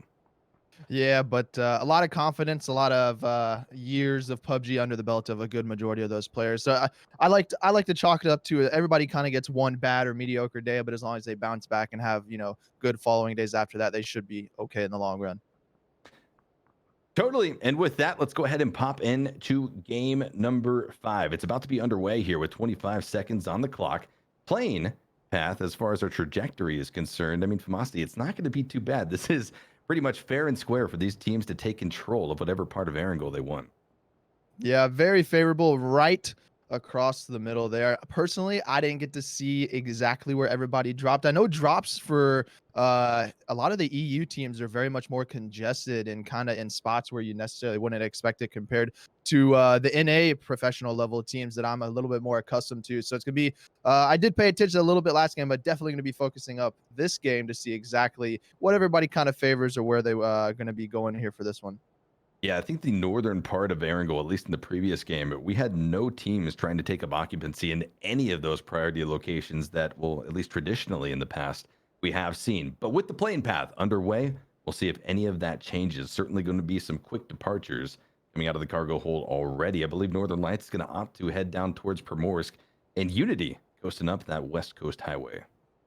Yeah, over here on this West Coast, usually it's this type of drop, kind of what they're shaping up to do is something we see Shoot to Kill do if they're not able to reach Yesnaya, but looks like they're going to go ahead and just hop down right out the play. Coming out early if you're going for a default drop usually is always pretty good because you get down pretty quick and are able to get looted and start your rotation if it's not in a territory that you're familiar with. RÄHINÄ getting boots on the ground amongst the God compound. Going to be one of the first teams to at least initiate that loot phase for themselves. And maybe make a good bit of a rotation here, trying to pick up something priority on this edge. Oh my God. What a nasty shot coming out of the Car 98 of Missy right there for RÄHINÄ. You're going to love to see that on the highlight reel, the clips for RÄHINÄ after this game. That's unfortunate, man. Oh my God, absolutely. I think so it wasn't a headshot, so I think both players actually landing a shot there, but absolutely incredible for both of them to be able to get trying to take that vehicle. They're just like, nah, you're not taking our vehicle. This is our compound and you're gonna die for it. And the battle still rages on. ENCE and DA going to be going at it once again here in Razak. A much more heated start to the engagement than we saw in the previous game. And this is going to be virtually because these teams don't want to waste any more time. They spent the entirety of maybe the first 3 phases of the previous game contesting back and forth with really not much achieved until the final moments for DA picking up the final squad. But now all events is on a roll, and Rustin are going to be leading the charge over towards one of the members of DA, pinned down in the bathroom as the other DA squad starts to at least rotate around the building to provide that much needed support. It's going to come too late with Mitri getting knocked down and out. Yeah, Metralius going down as the second kill of the lobby. And honestly, this was a little shocking to me, for me to see in the previous game. I know DA's been coming and dropping in Raws for a very long time, and it's just deciding that, yeah, we're gonna go ahead and try to take this from you. So they are gonna strike first blood. Smash kind of split away and surrounded by 3 members here of ENCE. I'd imagine he's probably gonna be the next target if ENCE wants to get even more aggressive than they already have been to try to pick another one off. A much different scenario than what we saw played out in the previous game. We saw DA kind of rotate over to the western side of Razak to open up a little bit of an opportunity to get looted up before they twist amongst that ENCE squad. But phase number 1 did pop in the meantime, and this will definitely be throwing a wrench in the plans of some of these squads, taking us all the way down to the far southwestern part of the map. A little bit of Sosnovka going to be included on the bottom half, and then a lot of the main part of Erangel also going to be in that circle. But rotations have to come out. Is Naya likely to be a little bit active? Razak going to continue on, especially as these teams are met with other obstacles from the north? Yeah, DA and ENCE not going to be able to sit in Raws for 3 circles on this one, so that might be, leading to why ENCE is being a little bit more aggressive with the fight in this specific game as opposed to the previous one. Navi's very happy with this zone. They're going to be setting up shop probably all across the main area. We got Yang here going to be looting the compound just to the north of the bridge across the hill, and then they got a pretty big split going on right now. They're probably just going to be looting up, might regroup, but for the most part, they're probably going to be sitting pretty comfortable. As we got Timmy rotating on the bike following Nookie coming in from the west side of the map after I believe they are the two. Oh, they weren't the 2 players in the God compound, but they're going to start rotating either way. Kimba is going to spot a vehicle for Northern Lights rotating through. Going to throw some shots to make sure he doesn't stop, hopefully. He actually is going to stop, so this is interesting. Yeah, this might be a nice little pickup for Navi to start to stack at least some of those kills. One shot to be finding his target right there. Kimba able to at least put out a little bit of pressure. The quick spray down, though, over towards the west will be finding its shot. Perfect. Going to be the first casualty. The hands of Navi. Nade comes out to find the flush and will likely be able to do so. And there it is. The first kill picked up for Navi by Kimba. A beautiful display of confidence as well as showmanship. The marksman of that player, and now trying to defend the compound while other members of Navi as well as Northern Lights try to come in to help their respective teammates. Navi looks, though, to possibly be at a disadvantage here. A quick retreat coming out of the compound to the east for Kimba. Yeah, very patiently. Does not end up getting the first person he was looking at, but switches over very quickly, picks up that kill. He's going to hop in his vehicle. Looks like he's just going to take that one freebie and probably try to get the heck out of there, regroup with his teams. Kind of, touching on what I was mentioning. They were very spread, looting in their normal loot territory. They're probably going to want to regroup and be, a little bit more power in numbers throughout the middle parts of the map as teams start to rotate in and crash in on top. Blue zone is starting to work its way in now towards phase number 1, and with that, some of these engagements now being forced over in Razak. You still have ENCE and DA still clashing. Then over here to the east, it's going to be Blaze and Omaken as they start to make their treks from east to west. Laza tagged down significantly, about 30% HP is all they have to work with, but also Lipson rolling around on the flank might be able to find the backside of the page. Right there, spray comes in. Only one shot going to find its target through that spray down, unfortunately, for Blaze. Yeah, FaZe getting pinched out here. T-Bone and Register are coming up, though not quite yet knocked. Looks going to throw some smoke here, and those vehicles come up, try to give him a little bit more cover. But we are seeing a very early team fight commit coming out between Blaze and Omaken here. Page does eventually go down from Rip all the way from the hill to the south, so some good angles coming out there. Cash, Register, and T-Bone still pushing forward, looking like they're going to want to continue this fight.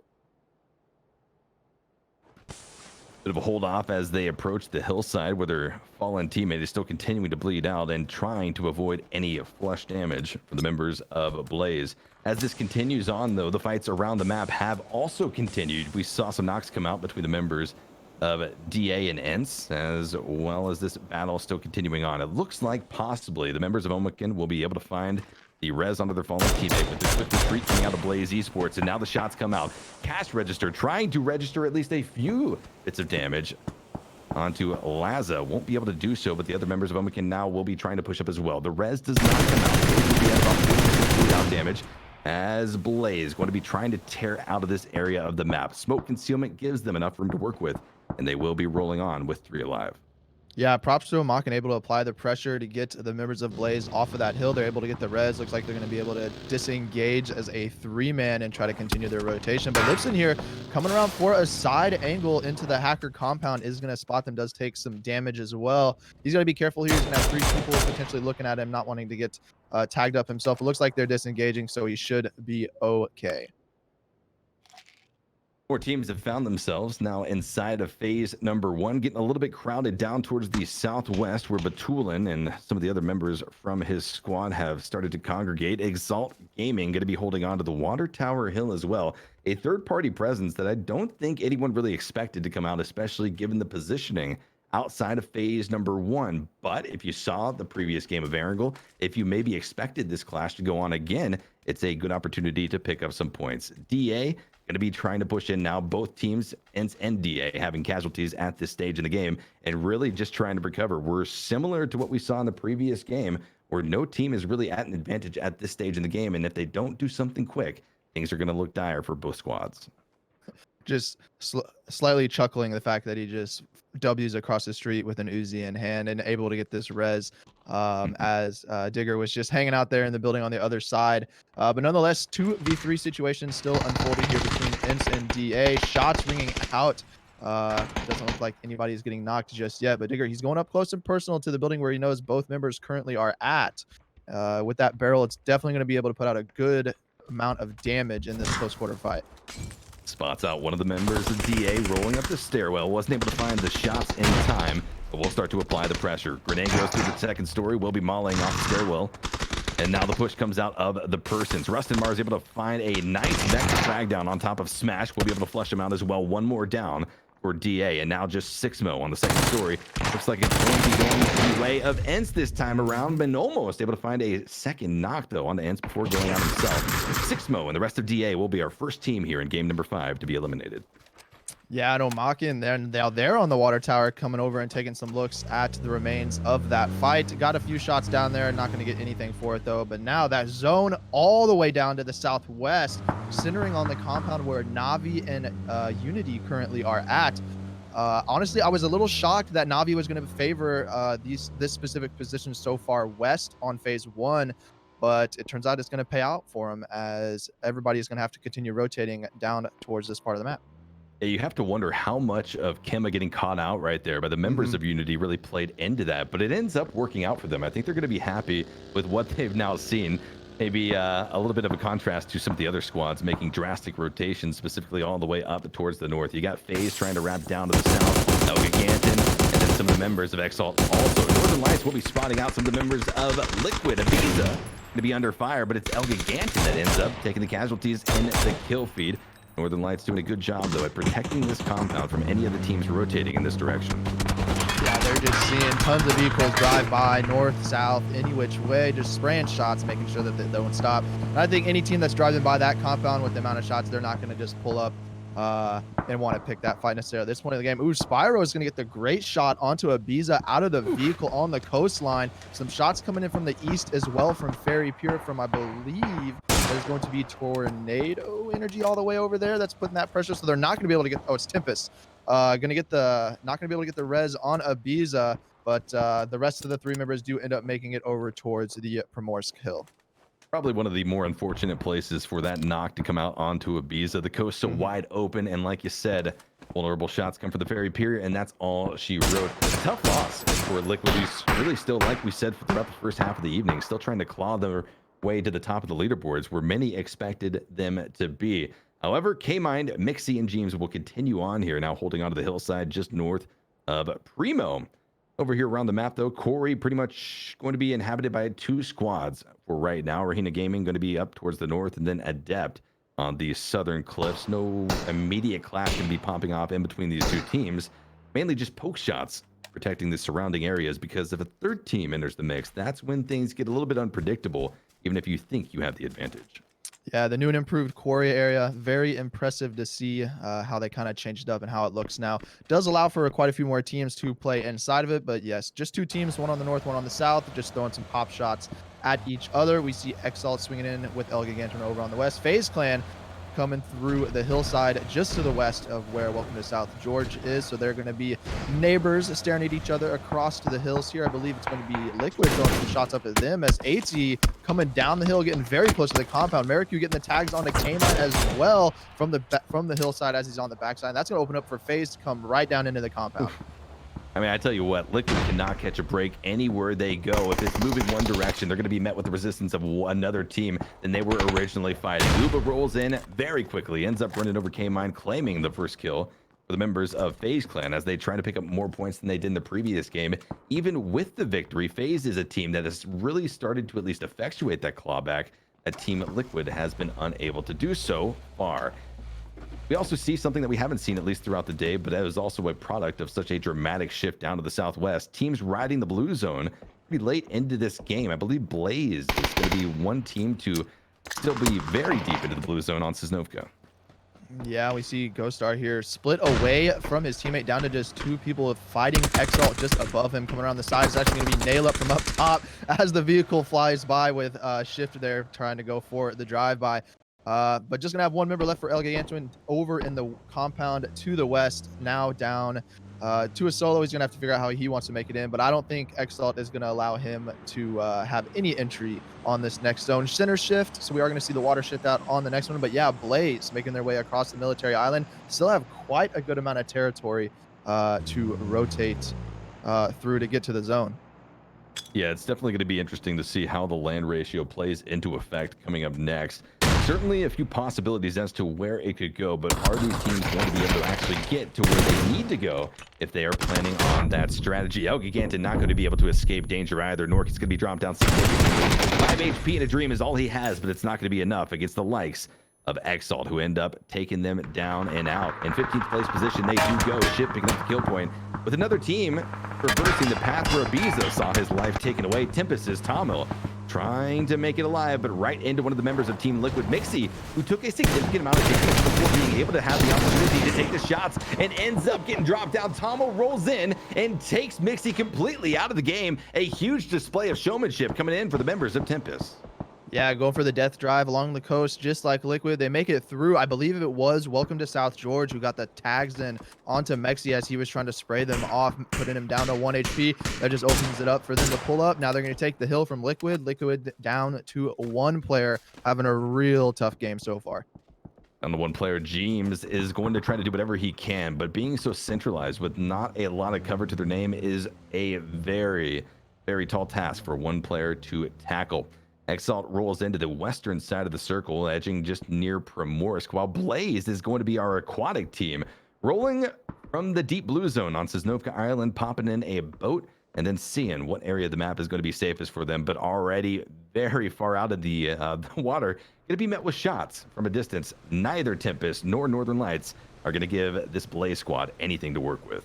To force them all the way to the edge. Probably going to have to come in on the south side of Primorsk. And Tempest is actually hopping in their vehicles and is going to meet them at the end of the city. So this is going to be absolutely disastrous here for Blaze. I mean, this is a power play right now. Tempest is doing everything they can to shut out Blaze. Not just shut him out, but also tell him there's no way in hell you guys are getting off of that damn boat. Big explosion comes out, and there it is. Tamil and Pixel are able to claim victory over Blaze, knocking out 3 other players, leaving them with just 1. Lipson somehow managing to escape lethal damage there, but will likely be going out shortly. Should he be spotted?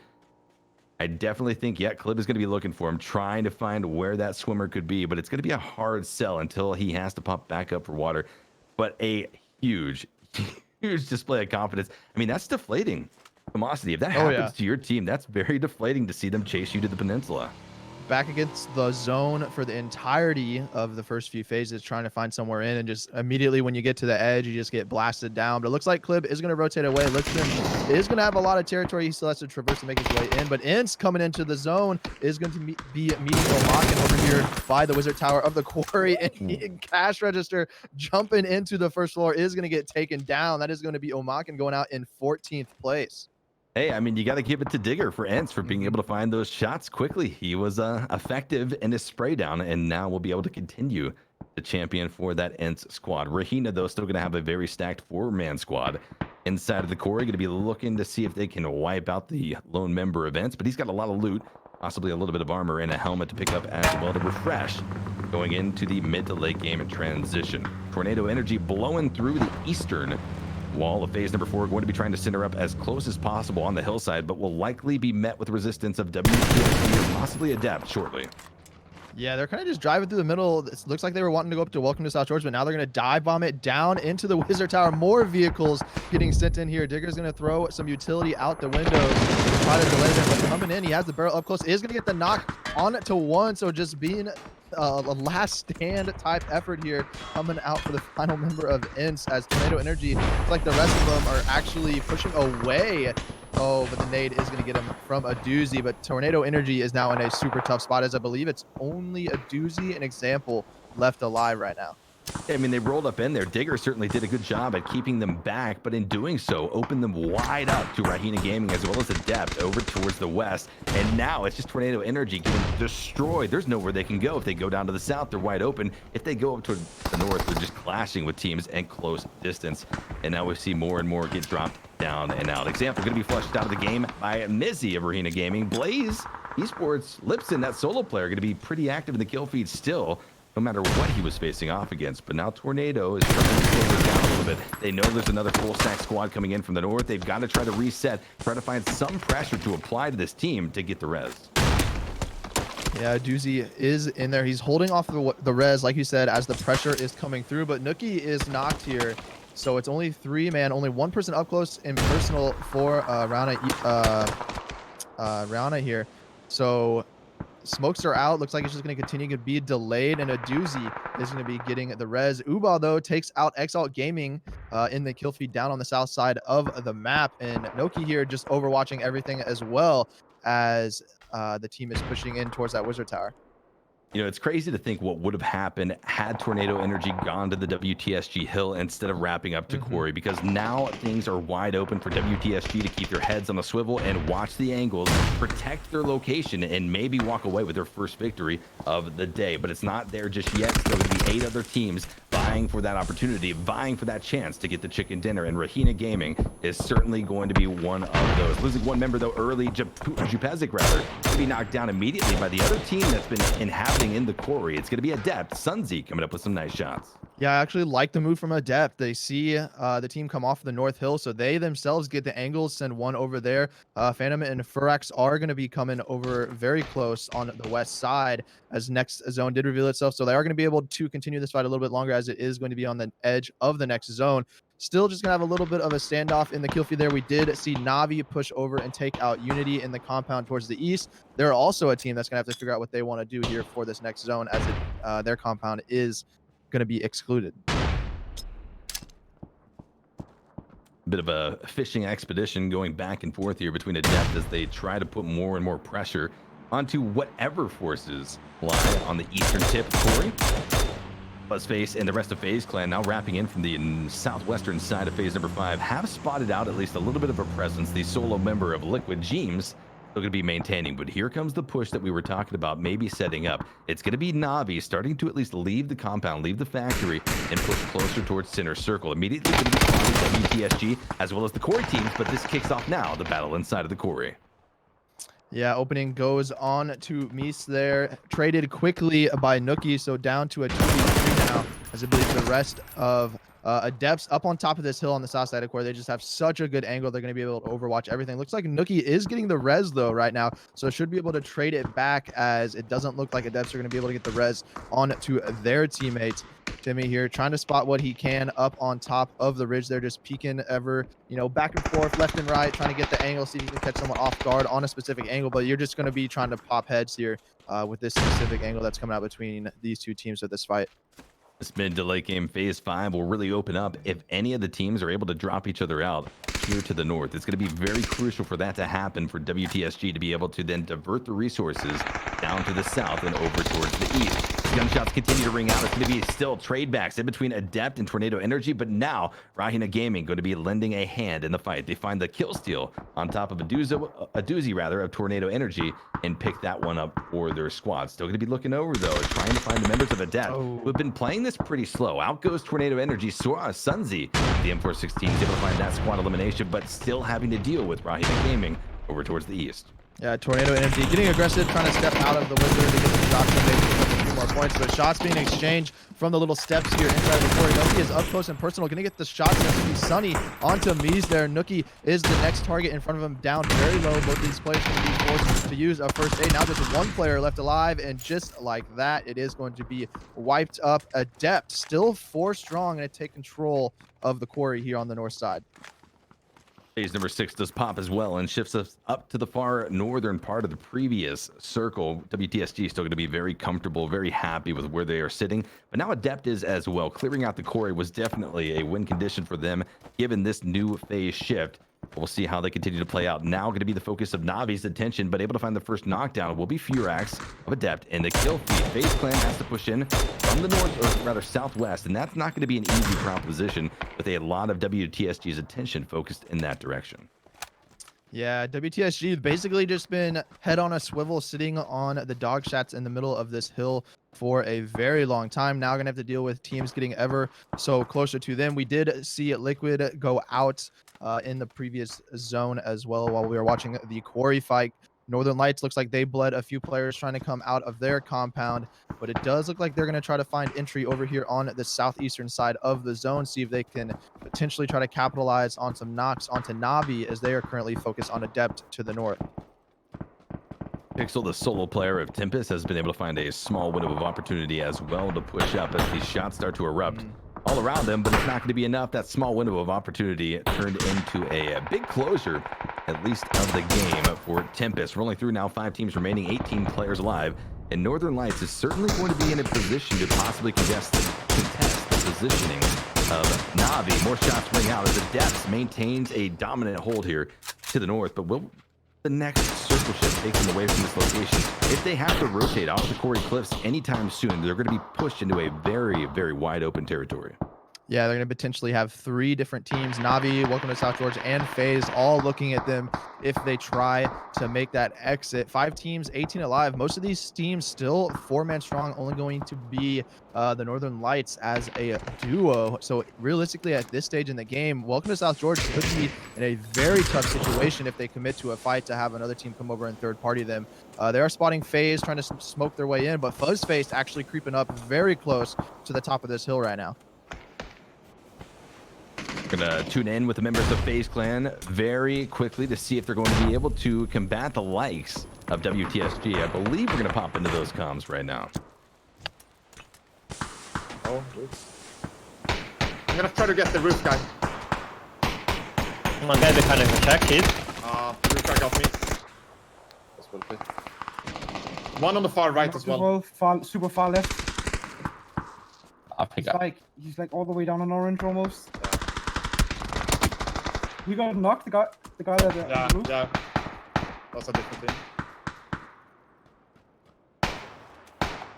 I'll do.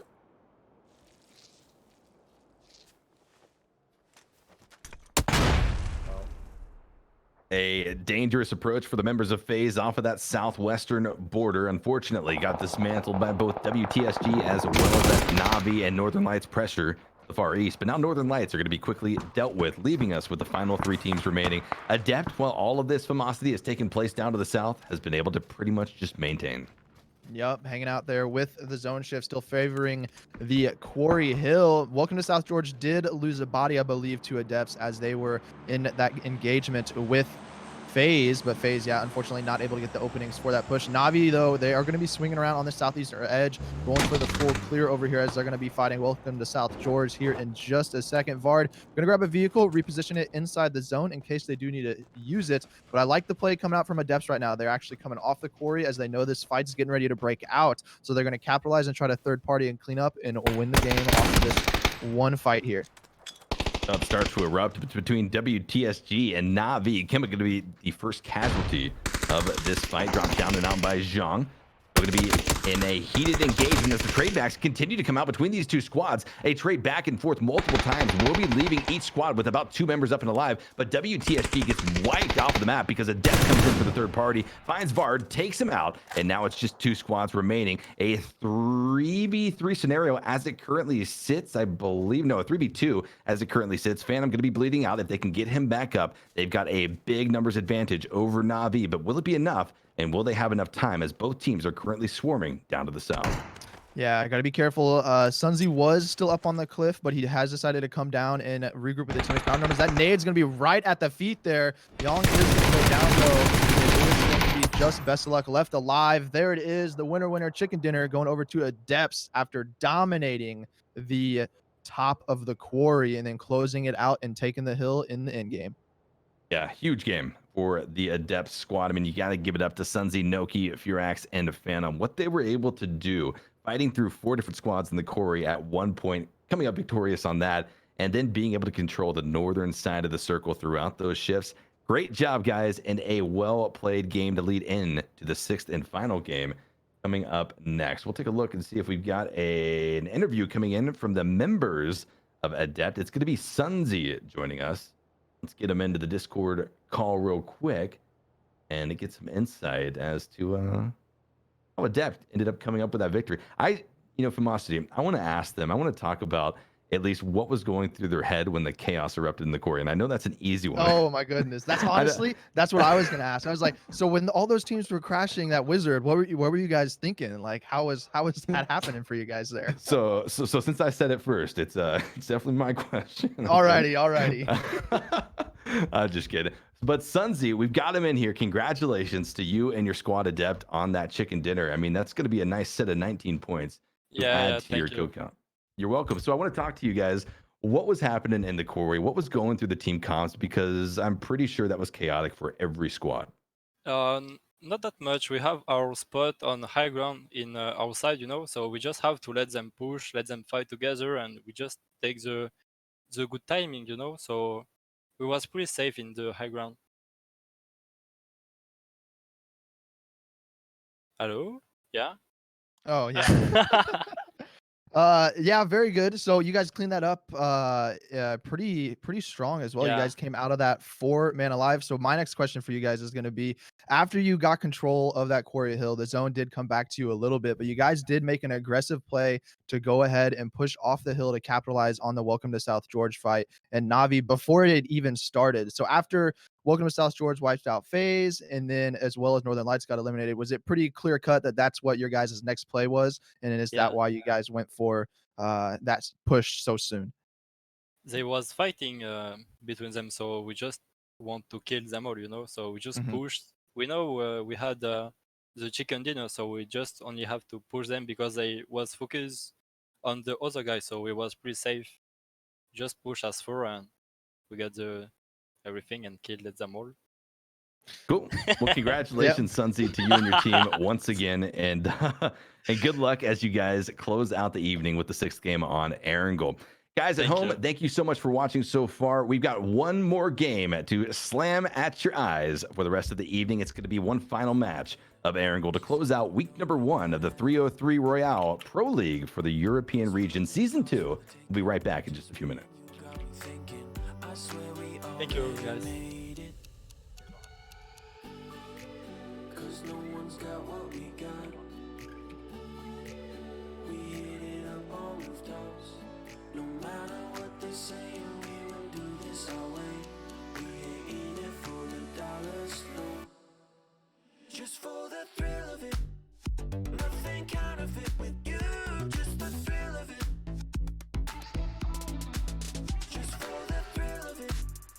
Nothing counterfeit with you, just the thrill of it.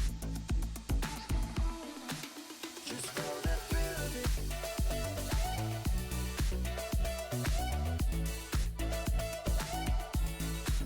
Just for the thrill of it. Just for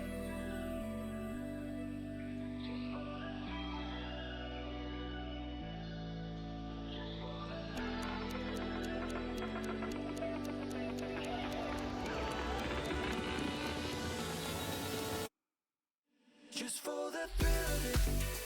Nothing counterfeit with you. Just the thrill of it. Just for the thrill of it. Nothing counterfeit with you. Just the thrill of it. Just for the thrill of it.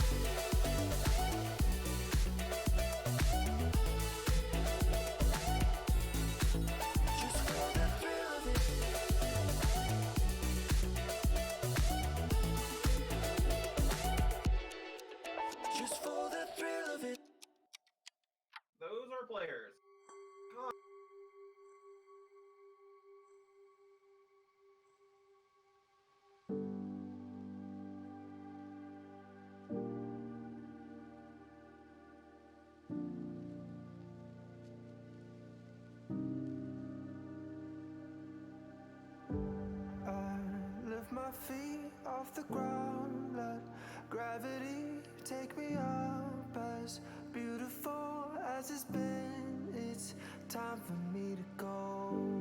I wanna sail away, I wanna feel the weightlessness of my soul. I've gotta go all the way to eternity. I will run all the way to see you. I've gotta go all the way through time and space to find my voice, to see you. And I'll go.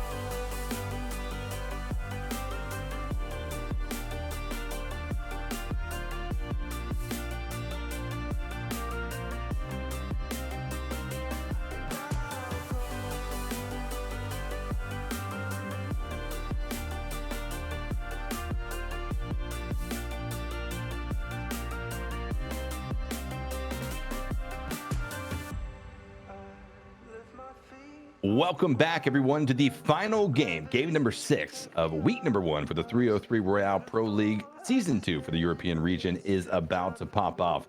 Before we get into that, let's go ahead and walk through the leaderboards up to this game and talk about how things have progressed. Famosity, walk us through what we're looking at. So the first thing I want to take notice of, I didn't really talk about it before last game when I talked about the scores, but Na'Vi having a good game right there. I believe they were actually in last place before that game 5, but they're going to jump up to 12 with 18 points now. Welcome to South George. They do make their way over to the left side of the leaderboard by 6 points. So they're slowly improving. You like to see it, but Northern Lights staying consistent, as I believe they went out in, I think, fourth or fifth that game. Still up at the top of the leaderboard, 41 kills, 61 points. And so it's shaping up fairly nicely here as we move into the last game. Yeah, I mean, it should be interesting. Na'Vi is definitely one of those teams that I guess just through the last 2.5 years or so of competitive PUBG, they're a team that you always kind of think of as one of the best. And so it's been kind of leading into that story of a lot of these teams from this region having difficulty stepping into this lobby for day number 1. I expect that to change because coming with these kind of veteran ranks that these squads have been able to put together also comes the experience to be able to fix things pretty quickly, because you don't land yourself as one of the best by, well, not fixing your mistakes. Mm-hmm. Yeah, so they should be able to they should be able to adapt on the fly, as all teams should be able to do, but hopefully they're able to adapt here with this plane path that we have coming in for this next game. It is the ever so treacherous across the water separating the main island and military island, where not too much of the northern parts of the map are going to be reachable by a lot of teams. Certainly. Many teams, though, already going to be hopping out of the cargo hold, already seeing ENCE going to be departing off of that Razak location, which this is going to be the biggest deviation, at least immediately registerable by our eyes with this plane path. They're going to be soaring up that east coast, and this is also a plane where they likely could have made it to Razak. It would have been a bit of a trek to get there, but it's certainly going to be something that would have been open to them if they desperately wanted it. But I think the way things have gone, at least in the previous 2 games, get out of there. Razak's not really a town that you want to be contesting game after game after game. Yeah, I was going to say maybe DA is going to get a little pressure alleviated for this one, and they themselves are going to be able to stretch up towards Raz, but they're actually going to be going down towards military base proper. Nobody going to be contesting them, so hopefully they're able to shape up to have a slightly less standard Erangel game than what they're accustomed to, but not being contested, so it should hopefully be okay. Wookie Bookie throwing some long-range shots here with an M16 at the team Unity floating over into Novo.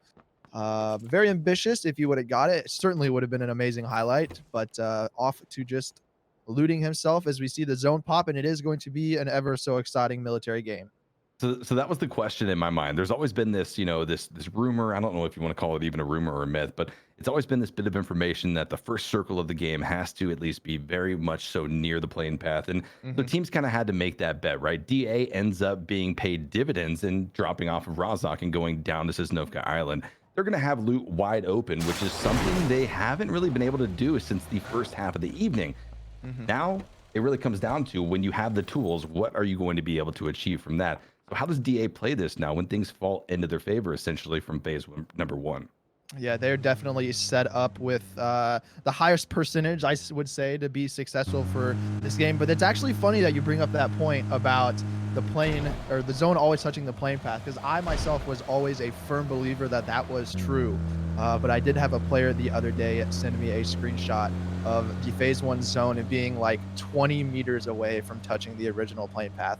And so I just thought it was, right. There's like all these myths, right? Like it used to be like the crates used to dictate where the zone was going to go. So if you saw a crate drop, that was going to be center zone, and then that shifted away. And then we had the water, the water myths for a while. Then it got confirmed with land ratios. And then we have this plane path and circle myth. So yeah, it has been somewhat debunked. Although, have you seen a circle that was like far enough away? Like I'm talking like a kilometer away, maybe from the plane. Never. That's something I haven't seen yet, which is kind of strange, but it could happen. You never know. Yeah, you never know. But let's see here. Tempus is going to be rotating across the eastern bridge relatively early. Orange, I believe, is close to them for Unity. He's going to hear those vehicles come across, and it looks like he's trying to foot his way up towards the hilltop area on the east side of military. This is going to be an open hill cross, so hopefully he isn't spotted out by Tempus as he's going for this run. Looks like they're a little bit preoccupied by looting right now, but you never know, he might get spotted. So he's probably going to take a little bit more caution with the route he takes to get there. So it should be okay. Navi, though, instead of looting around the ferry area, they did go for the early rotate, and they're going to be looting the compounds around the southwestern coast. And we also see Liquid already making their way across towards the military base as well. Yeah, I think Tomo for Tempus, who was at the Eastern Crossroads, is going to be kicking himself if he watches the VOD, because he had a Mini 14, he had an AK. He should have been able to easily spot Orange going up that hillside, but free and clear, maybe up to the watchtower, the radio tower, is exactly where Unity is aiming to head. And this is going to be a beautiful location for them early on to pick up so much information as to what teams are making the cross on the eastern side and what teams are riding that southern coast of mainland Erangel. Yeah, so Unity looks like they're also going to send a player down into the compound on the west side of the hilltop here. Wookie Bookie and Clib do make their way across the regroup with their teammates for a Tempest, but this split by Unity, honestly, I think they'll probably be able to be okay with it, because usually on these types of zone, if you see anybody up on that hilltop area, you're just gonna be like, oh, well, we can't go up there. There's already a team up there. But even if there's like only 1 or 2 players, you might be able to deceive some of the other teams and also have, your 2 other players holding a different favorable position. As we do see Nailup in the kill feed having possibly some vehicle accident, vehicle mishap. Yes, we do. Udir is going to go over and be his savings grace, as it looks like Exalt's trying to start their rotation towards the zone. As it looks like Tornado Energy or Tempest is just going to be splitting around the compound here on the south side of the bridge. Blaze getting ready to make their way across, so might see some early confrontation between these 2 teams. As it looks like they're scouting it up, just trying to figure out what's going on with this cross they're about to make. The eastern side of this phase 1 circle is definitely the most congested part of phase number 1. If any team, even Blaze, if they try to cross right now, they're likely going to be met with at least 1 death, probably. They're approaching the crossroads right now. Tempest is already going to be spotting out the vehicles, but they're actually in a bit of a departure themselves. Tempest is not going to have their full force there, but they're pulling some back also. They're trying to contest this. They don't want to give it the crossroads easily, and now both teams have been able to get forces up to the building. Both teams have departed from the vehicles, and Wookie Bookie with the off angle has been able to find the first shots. Listening to him tag down at least 1 time, tries to find the spray, is able to get a nice headshot on the Tommel, immediately forcing him back into retreat, back into cover to try to get some meds off. Yeah, I think Blaze was, playing a little bit with the audio cues there, cutting their engines as they were coming across the bridge and then restarting them. So catching Tempest off guard a little bit here, but they are set up. This is going to be a full commit fight, I believe, between both teams. Clib is rotating on the backside on the north here, but Rip is there to hold that. So it's a 3v3 inside the compound with each team having 1 person holding the off angle. Tempest just trying to hold, or Pixel there from Tempest just trying to hold that wall, overwatching his teammates. Rip is going to hop in the vehicle and dive down into the compound. So at this point, it looks like both teams do have a foothold. Are they going to continue contesting? Are they just going to stare at each other? Or are they going to try to disengage for something a little bit more favorable? This is phase 1. You don't necessarily want to go, but Rip getting caught vaulting over the wall almost gets knocked. Very lucky he did not go down there. Going to be Unity as well, third-partying Tomo, going to be flushed out of the game. Tempus is starting to lose forces here. They really wanted to commit to departing out of this compound, and somehow along the lines made the decision to rotate back and take the fight. Probably did not know that Unity was establishing a presence on the Radio Tower Hill, but it's going to be a big misstep for this squad, and now leaving Wookie and Pixel to try to at least decide how the hell do we get reunited with Clib. Is that even going to be a possibility at this stage in the game? Team Liquid going to be forcing at least a bit of an engagement over here at this stage of the map with the members of Tornado Energy. Doozy and the rest of the squad are going to be lining up with them. They've already got one bleeding out. Mixie going to be on his knees, very close to death, but also concealment being popped to try to protect him. In the meantime, will they be able to get the res, or will Team Liquid once again be dismantled and be at least one man down rolling into the early to mid-game transition? Yeah, Elias Silent rolling into the building there, so maybe or may not was heard, but Mexi's in a tough spot, not going to get res, probably going to bleed out here. 2v2 up close and personal in the grandma's house building up on the roof. This might prove to be a great off angle as he comes up over the top. K-Mine still looking inside. James as well holding the stairs as Example and Abuzi for Tornado Energy are holding. It looks like they hear him up on top of the roof. Nade's going to go up top, going to force him off the top there, jumping down, and it's just going to be a standstill here. Coming inside, though, Elias going to go down to James. Quick headshots and combined spray with K-Mine. Melman coming in secondly, does get the trade. Now down to a 1v1 up close and personal at the compound. Here comes around and trying to do a flush, chasing the player, not going to find it. Stepping around again, is going to get the second knock, and now it's going to be a doozy coming up, and K-Mine goes huge, getting another one. 3 down for Tornado Energy as Example's just stuck over on the hill, watching his teammates probably die. And the interesting part about this engagement is the fact that Example is still on the hillside, but also so is Ibiza. Both teams had similar off-angle positions to try to overwatch and protect and help their teammates at the same time, and now both of those overwatch positions are going to be fully engaged in a bit of a distance 1v1. Example making the smart move, though, to begin to rotate off of that. Now try to resort to probably playing for placements, as he has lost his 3 other teammates. As that fight was breaking out, we did see the kill feed. At least Wookie Bookie going to be knocked out of the game as well over near that crossroads location. So Tempus just continues to get wrecked through. They have reunited Pixel with Clib and started to rotate over to the west to get inside of phase number 1. Yeah, K-Man coming up huge here, but here comes Exalt as well, going to be eliminating them. Tempus and Omaken over here, a little bit farther to the east, going to be staring at each other as they are going to be sharing each side of the road. Phase 2 zone did shift more towards the northwestern part of the military island, so we're going to be seeing teams that were favoring a little bit more on the east. That ever so powerful hilltop that Unity was set up at, they are going to have to come down and find a position to rotate in from. On the east side of the zone, lots of teams being congested around the compounds along the road on the west side of the island. Going to be a very contested spot here as it shapes up to normally be when we have these types of zones for the military island. Unity still just scouting what's going on down there inside of the compound at the end of the bridge, as we see Omaken now swinging around on the north side of Tornado Energy, or Tempus, as they're trying to figure out where they want to go for this next zone. Curious to see how these things on the east are going to play out as Omaken starts to at least continue on that transition along the coastal side, the northern part of Sosnovka Island. Very quickly, will they be probably meeting Example of Tornado Energy, or possibly even the shots of Team Liquid if they push close and closer. However, things have stalled out a little bit for them. The eastern side of the map, though, still at least concerns me, specifically for the team in Novo. It's going to be ElGiganten that's got to make quite the push, but then Tornado Energy solo player Example makes a dive over the wrong side of the compound and right into the shots of Tornado Energy. A free and clear kill for them, rather, for Omaken, for Vascu to pick up right there. And that's really all she wrote. It was a tough kind of end for Tornado Energy, where it looked like they might have been contesting Team Liquid pretty good early on, but were quickly met with a triple knock and then leaving Example as the solo. Yeah, set up correctly, just K-Mine doing K-Mine things, putting the beat down on them as they were pushing in, playing it very well. Omaken's going to grab a vehicle, rotate over. On the north side of the bridge, though, we do see Adepts and ENCE are still going to be sharing some territory over here. Looks like all of Adepts, they are in their vehicles. They might be taking this time to go for their stint across the bridge. ENCE is going to hear that, so they're going to go ahead and drive up and control the area that they are vacating. I'd imagine, I think ENCE might have stayed hidden to allow Adepts to just figure out no one's behind them and then go for their cross, which is why they're going for it now. But Ferox here is having a little vehicle trouble and is going to potentially be met by a few members actually silent rolling up. So I don't think he's going to hear the vehicles of ENCE slowly approaching, as they immediately cut off the other side of the bridge, as Exalt is occupying this compound, going to be putting some pressure onto them. So maybe they were trying to scout out that compound, and that's where they wanted to go, but Exalt coming in from the east took it for them as soon as they were going for their rotation. I mean, if you look at the map right now, as far as priority locations are concerned for phase number 2, many of those are taken.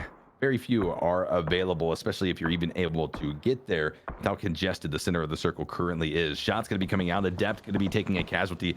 Sunzi, such a impactful player for their squad in the previous game, will be knocked and flushed out of the game. And here comes that next circle shift. Phase number 3 going to be hard shifting over to the far west. The channel still going to be in play on the northern side of the circle. ENCE doesn't have to cross just yet, but will have to shortly. Unity going to be looking over here, though, to the east inside of the blue zone, and catches out Blaze, who have been hanging out at the crossroads.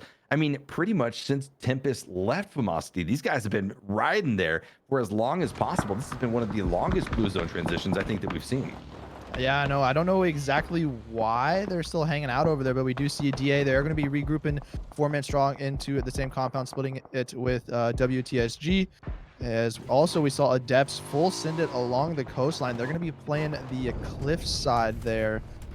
Should be relatively safe for now. James is going to hop up over here to this hill. This hill is a familiar hill. A lot of people have played around it in the past, but with the new additions on Airgill, it does have some crates and 2 artillery structures that they are going to be able to use as a little bit of cover as they're hanging up here, scouting around, figuring out exactly where they want to go next. They got to be careful, though, because there are quite a few players down in the compound in front of them, so it might be a tough cross if they try to go any farther west. With this hard shift over towards the far west, the blue zone is rapidly going to be closing in from the east, with many teams still outside of the zone and still having to make their way over to the western side of what is now going to be in play. You could expect some commotion to pop off. The eastern side of this phase 3 circle is definitely heavily guarded along the roadside. Navi is going to be there, DA, Team Liquid, WTSG, and even more up towards the north. But the shots continue to ring out. ENCE is continuing to at least scout out down towards the south, anticipating that inevitable shift where they are going to have to make a movement. Yeah, they do send one across, I believe, swimming under the bridge right now. No, just making his way on top of the bridge, just trying to get as close as he can. But Exalt is set up and watching this. So yeah, ENCE is going to potentially have a tough transition to come across the bridge the later they wait. Blaze is going to be sending it down the coastline, so this might alleviate some of the pressure, as Exalt's most likely going to be pulled over to the east side of their compound to kind of combat Blaze. Pulling up like this might allow ENCE to go ahead and make the cross. But as I was saying, Liquid going to potentially have some tough times making it west across that road. They scout the next hill to their north, and then they're able to send Ibiza over across and make his way over towards that hilltop. So actually very good scouting and rotations coming out by Liquid here, as they are going to be able to make their way into a very favorable position for this zone. Taking some tags, though, as actually it's going to be James getting shot off the bike, and K-Mind just taking the fall damage as the bike fell over. Almost made, I don't think James had a helmet, so he got headshot off in one shot. I think that's what's happened there. So giving them praise, curse them, I guess. ENCE going for their sin, trying to capitalize and make their way across. Taken very low, but it looks like the 3 members in the vehicles do make it across.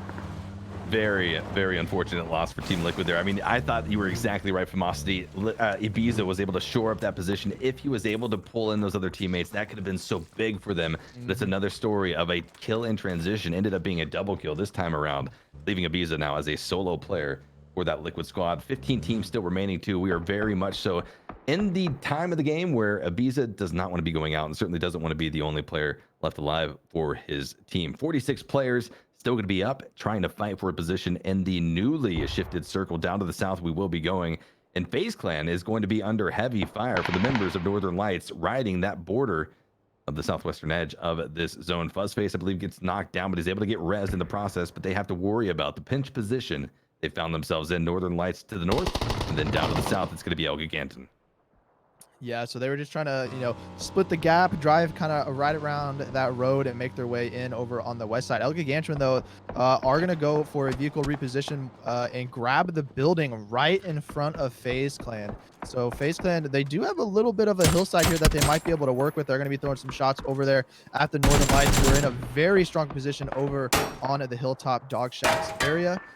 Northern Lights have been doing very well in terms of positioning throughout a lot of these games tonight, finding themselves in power positions where they're able to apply a lot of pressure and close it out into the late game. So maybe we might see them potentially do that just here again in this game. Northern Lights are a very scary squad. I think if today has proved anything, it's just that. The question for them is going to be, can they maintain that rolling into week number 2? If they can, then they have definitely solidified themselves as a team, a force to be reckoned with. FaZe Clan going to be eliminated. Gustav goes down and out and will be dropping us to a 14-team lobby. Now quickly going to be 13 teams as Exalt is going to be spotted. It's going to be ENCE, Squeaky, one of the 3 remaining members for this ENCE squad, still trying to at least get across the bridge. 2 across, 1 still trying to make his way there as Blaze has exited out of the blue zone from the east and now tries to trek over towards the west, right underneath where Squeaky's currently holding.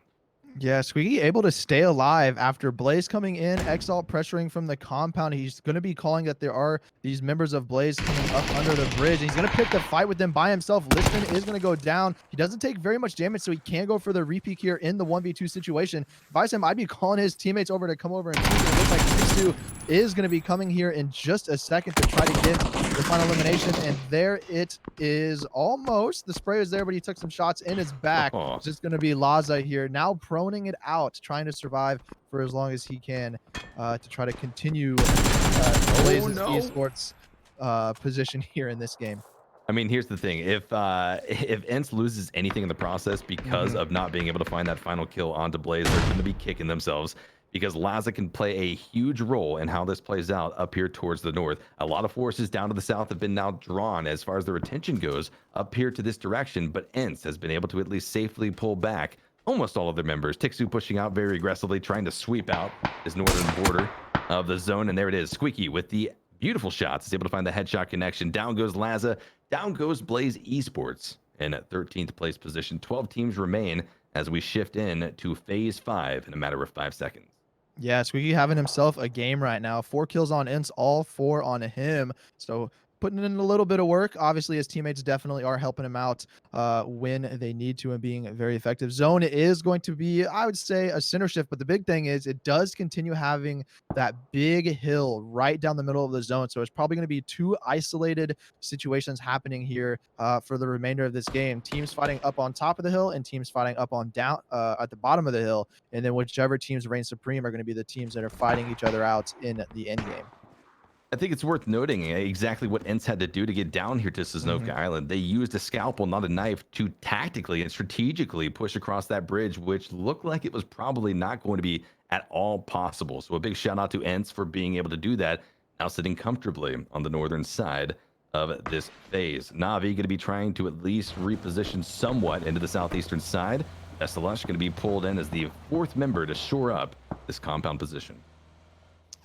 Yeah, so pretty good grab from them. Luckily for them, they don't have too much that they're going to have to deal with over on their east side. Just 2 snakes that are both looking like they're going to try to go up the hill. Pixel for Tempus is going to be leading that with the new and improved, I don't know if I'd say it's improved, but new M249 world spawn, making his way up towards the top of this hill. I don't know how much area he's going to have that's playable up here for him, but he should be okay as Omaken did rotate to the north down into the compound. Over on the west side, though, we do see Adept coming off the cliffs, fighting ElGiganten and continuing to swing around over on the west side, but Northern Lights slowly coming up behind them, try to capitalize on all this, and Adept did go out. Unity also just going out as well, down to 10 teams, 31 alive. A lot of teams starting to drop like flies right now as they've been found or caught out in more vulnerable positions than they intended on being at the 20-minute mark of the final match of week number 1. Welcome to South George, as well as Omaken, going to be sitting at least somewhat comfortably on the far eastern side. The commotion, the chaos really lies over here to the west. Teams are very spread out, very much so in the wide open, with not a compound in sight as nades start to fly, as well as pressure from the Mini 14 of Bachelin. Northern Lights able to find the first tag down. ElGiganten's Ghost Star going to be knocked and flushed out of the game.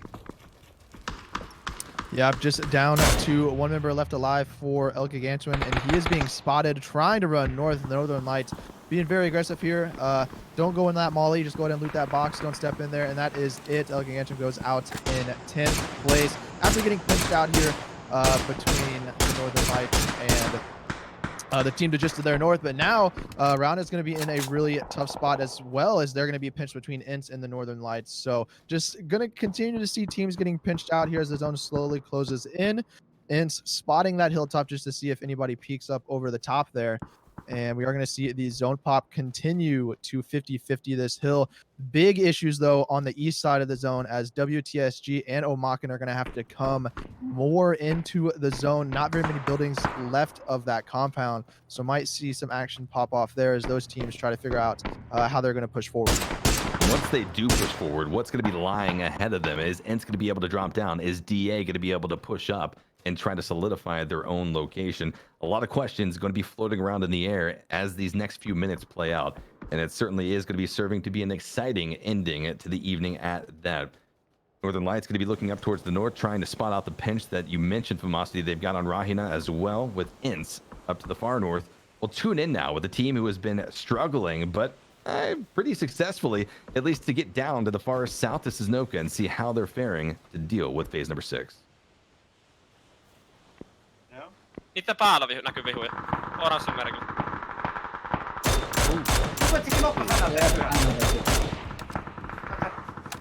Lupesitkin ampuu Nnältä, että me mennään seuraamaan. Tässä voi olla parannettaja olla varmaan. Menkää yhdessä. Ampuu oikealta. Mä etän savut tähän näin, menen tuohon uosa. Mä en näe mitään. Joo, mä juoksen tohon alas. Mä yritän pantakin juoksen tohon alas.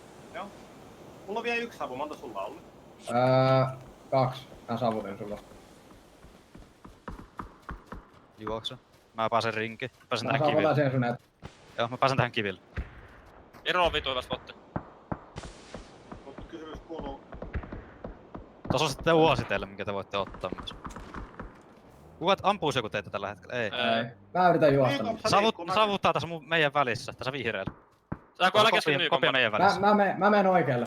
Joo, voidaan piikata tosta yli sitten. Ne ronettaa on luultavasti.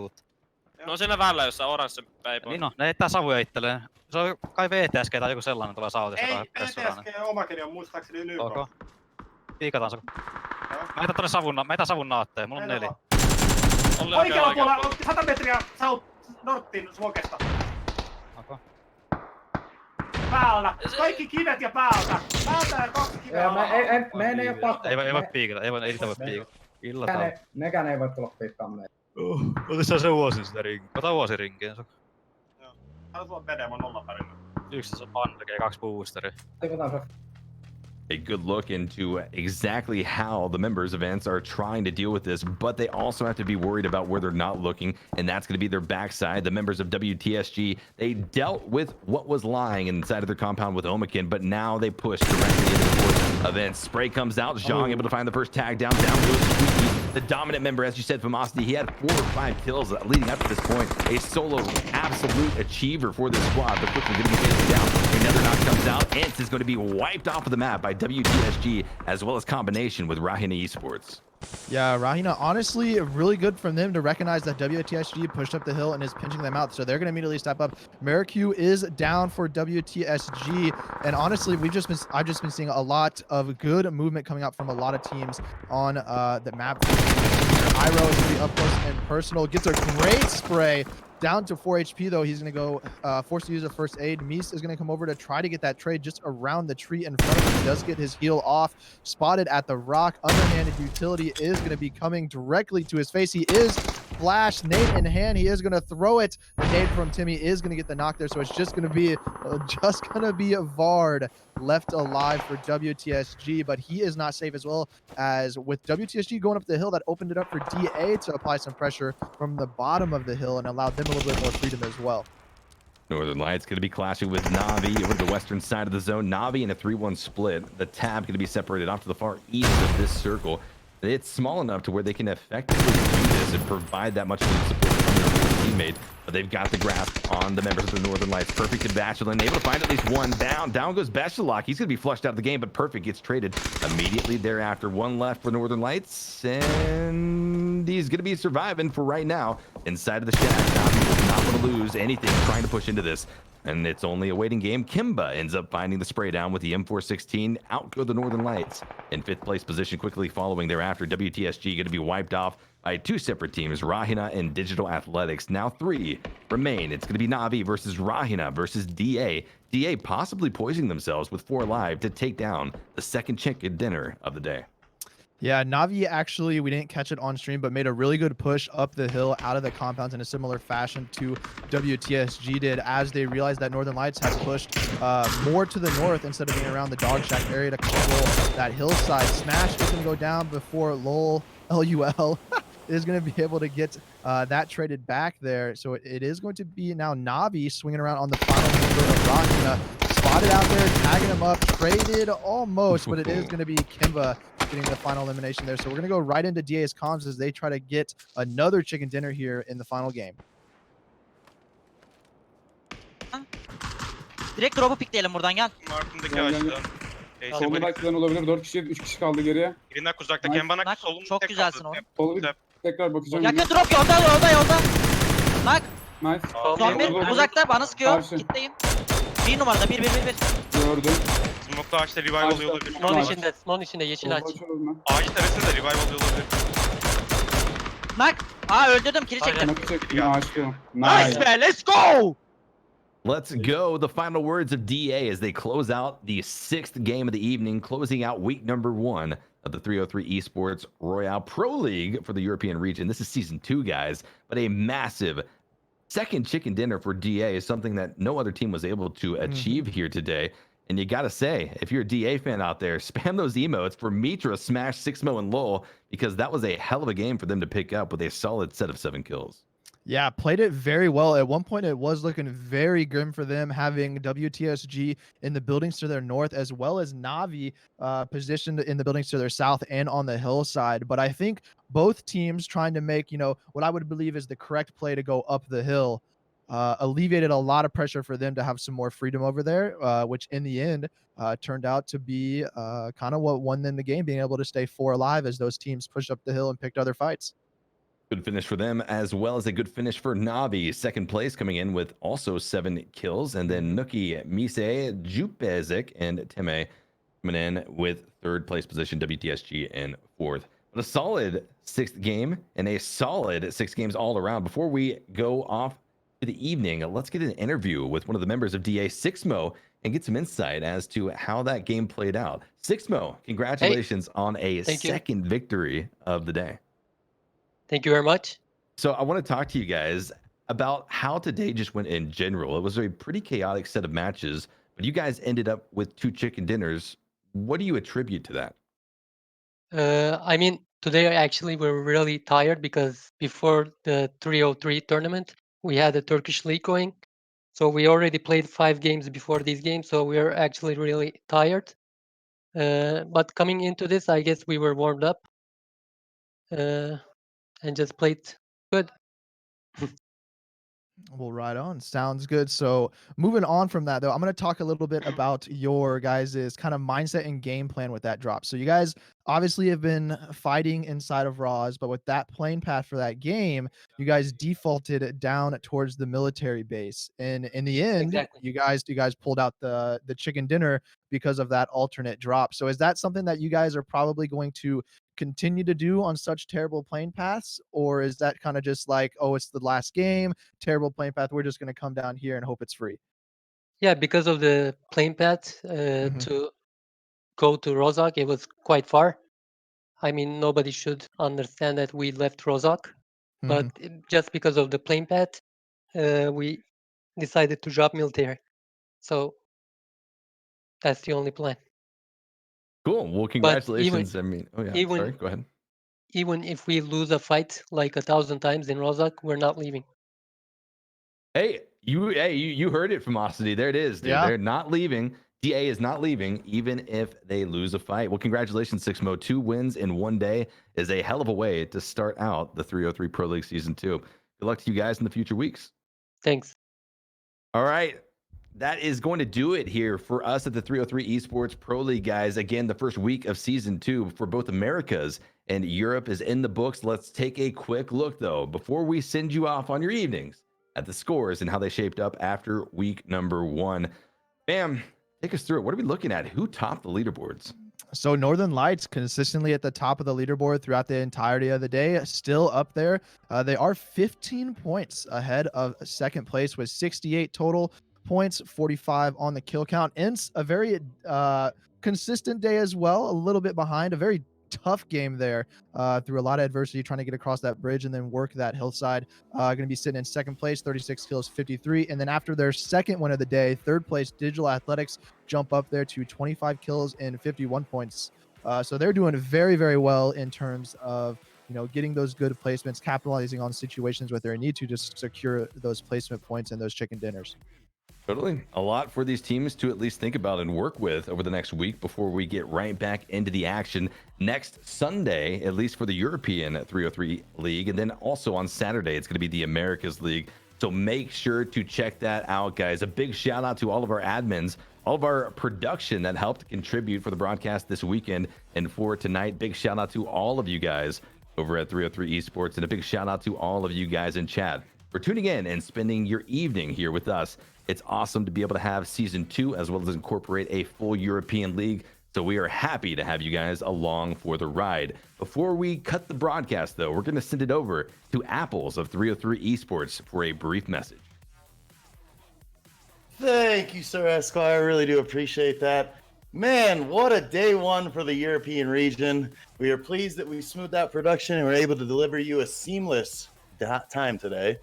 Special thanks to our lovely color commentators, Mustache Dave, Esquire, and of course, the lovely Femacity, always helping where needed, as well as our production lead, Fuzzy Seal. This guy puts in so much overtime to make sure that this production is great for you, so please go show some love and support to all those guys on social media, Twitter, all that stuff. Secondly, thank you to our partners in RadianceGG, the official replay analysis needs for the 303 Royale. Feel free to go check out their website. You got recap, stats, leaderboards, rotation analysis, all the good stuff of all of the 303 Royale games right there for you to check out. Thank you to Asmont and PUBG.GS for all of the leaderboard assistance and everything you do. Shout out to the admin team, Cobalt FPS, for assisting in the weekly highlight videos that you guys will see soon to come throughout this week. Optical for his admin assistance as always. And again, Femacity for being our standby caster in any given emergency situation. Guy is gold. The rest of the 303 Royale staff, you all play a pivotal role in making this production happen. Thank you. Witty, head of production, Alsock, head of graphics, Manbun, and myself, the head admins, want to thank you, the viewers, for tuning in, spamming your team support, spreading the word on social media, and continuously supporting the 303 Royale and PUBG Esports in 2020. Without the viewers, we would have nothing to produce for, so thank you. I do have a special announcement before we wrap up.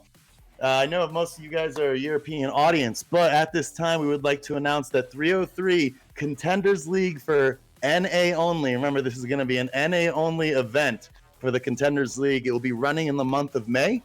Signups are officially open. Go ahead, hop in our Discord, discord.gg/303esports, and get your teams in. All the information you could find, dates, schedules, entry fees, prize pool, all that good stuff is going to be right in the 303 Discord for you under tournament info. Again, thanks again to Esquire, Dave, Femacity, Seal. Please go show them some love. Don't forget to tune in Saturday, same place, same time, for our first production of the Americas region as they go into Week 2 action. Sunday, we will be back with Week 2 of the EMEA region. This is just the start to bringing you high-level professional PUBG esports for the entire month of April. We'll catch you guys next week. This is Apples, humbly appreciative, signing off. Good night, PUBG.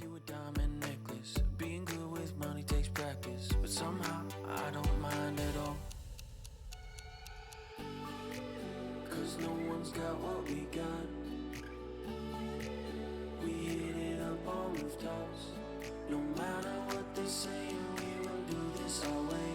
We ain't in it for the dollars, no. Just for the thrill of it. Nothing counterfeit with you. Just the thrill of it. Just for the thrill of it. Nothing counterfeit with you. Just the thrill of it.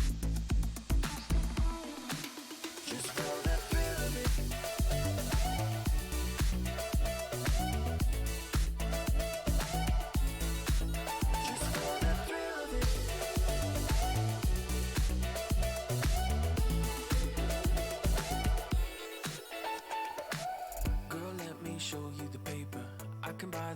for you later, but you say you don't need that at all. This world is ours for the taking. Just me and you got me thinking.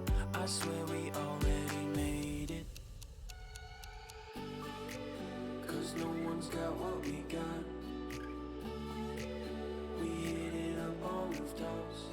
No matter what they say, we will do this our way. We ain't in it for the dollars, no. Just for the thrill of it. Nothing counterfeit with you. Just the thrill of it. Just for the thrill of it. Nothing counterfeit with you. Just the thrill of it. Just for the thrill of it.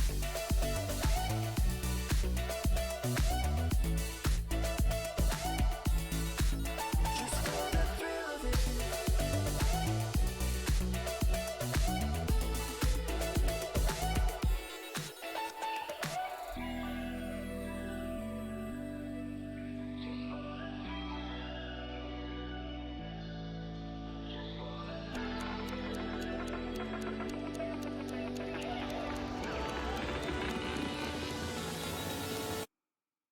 Just for the thrill of it. Nothing counterfeit.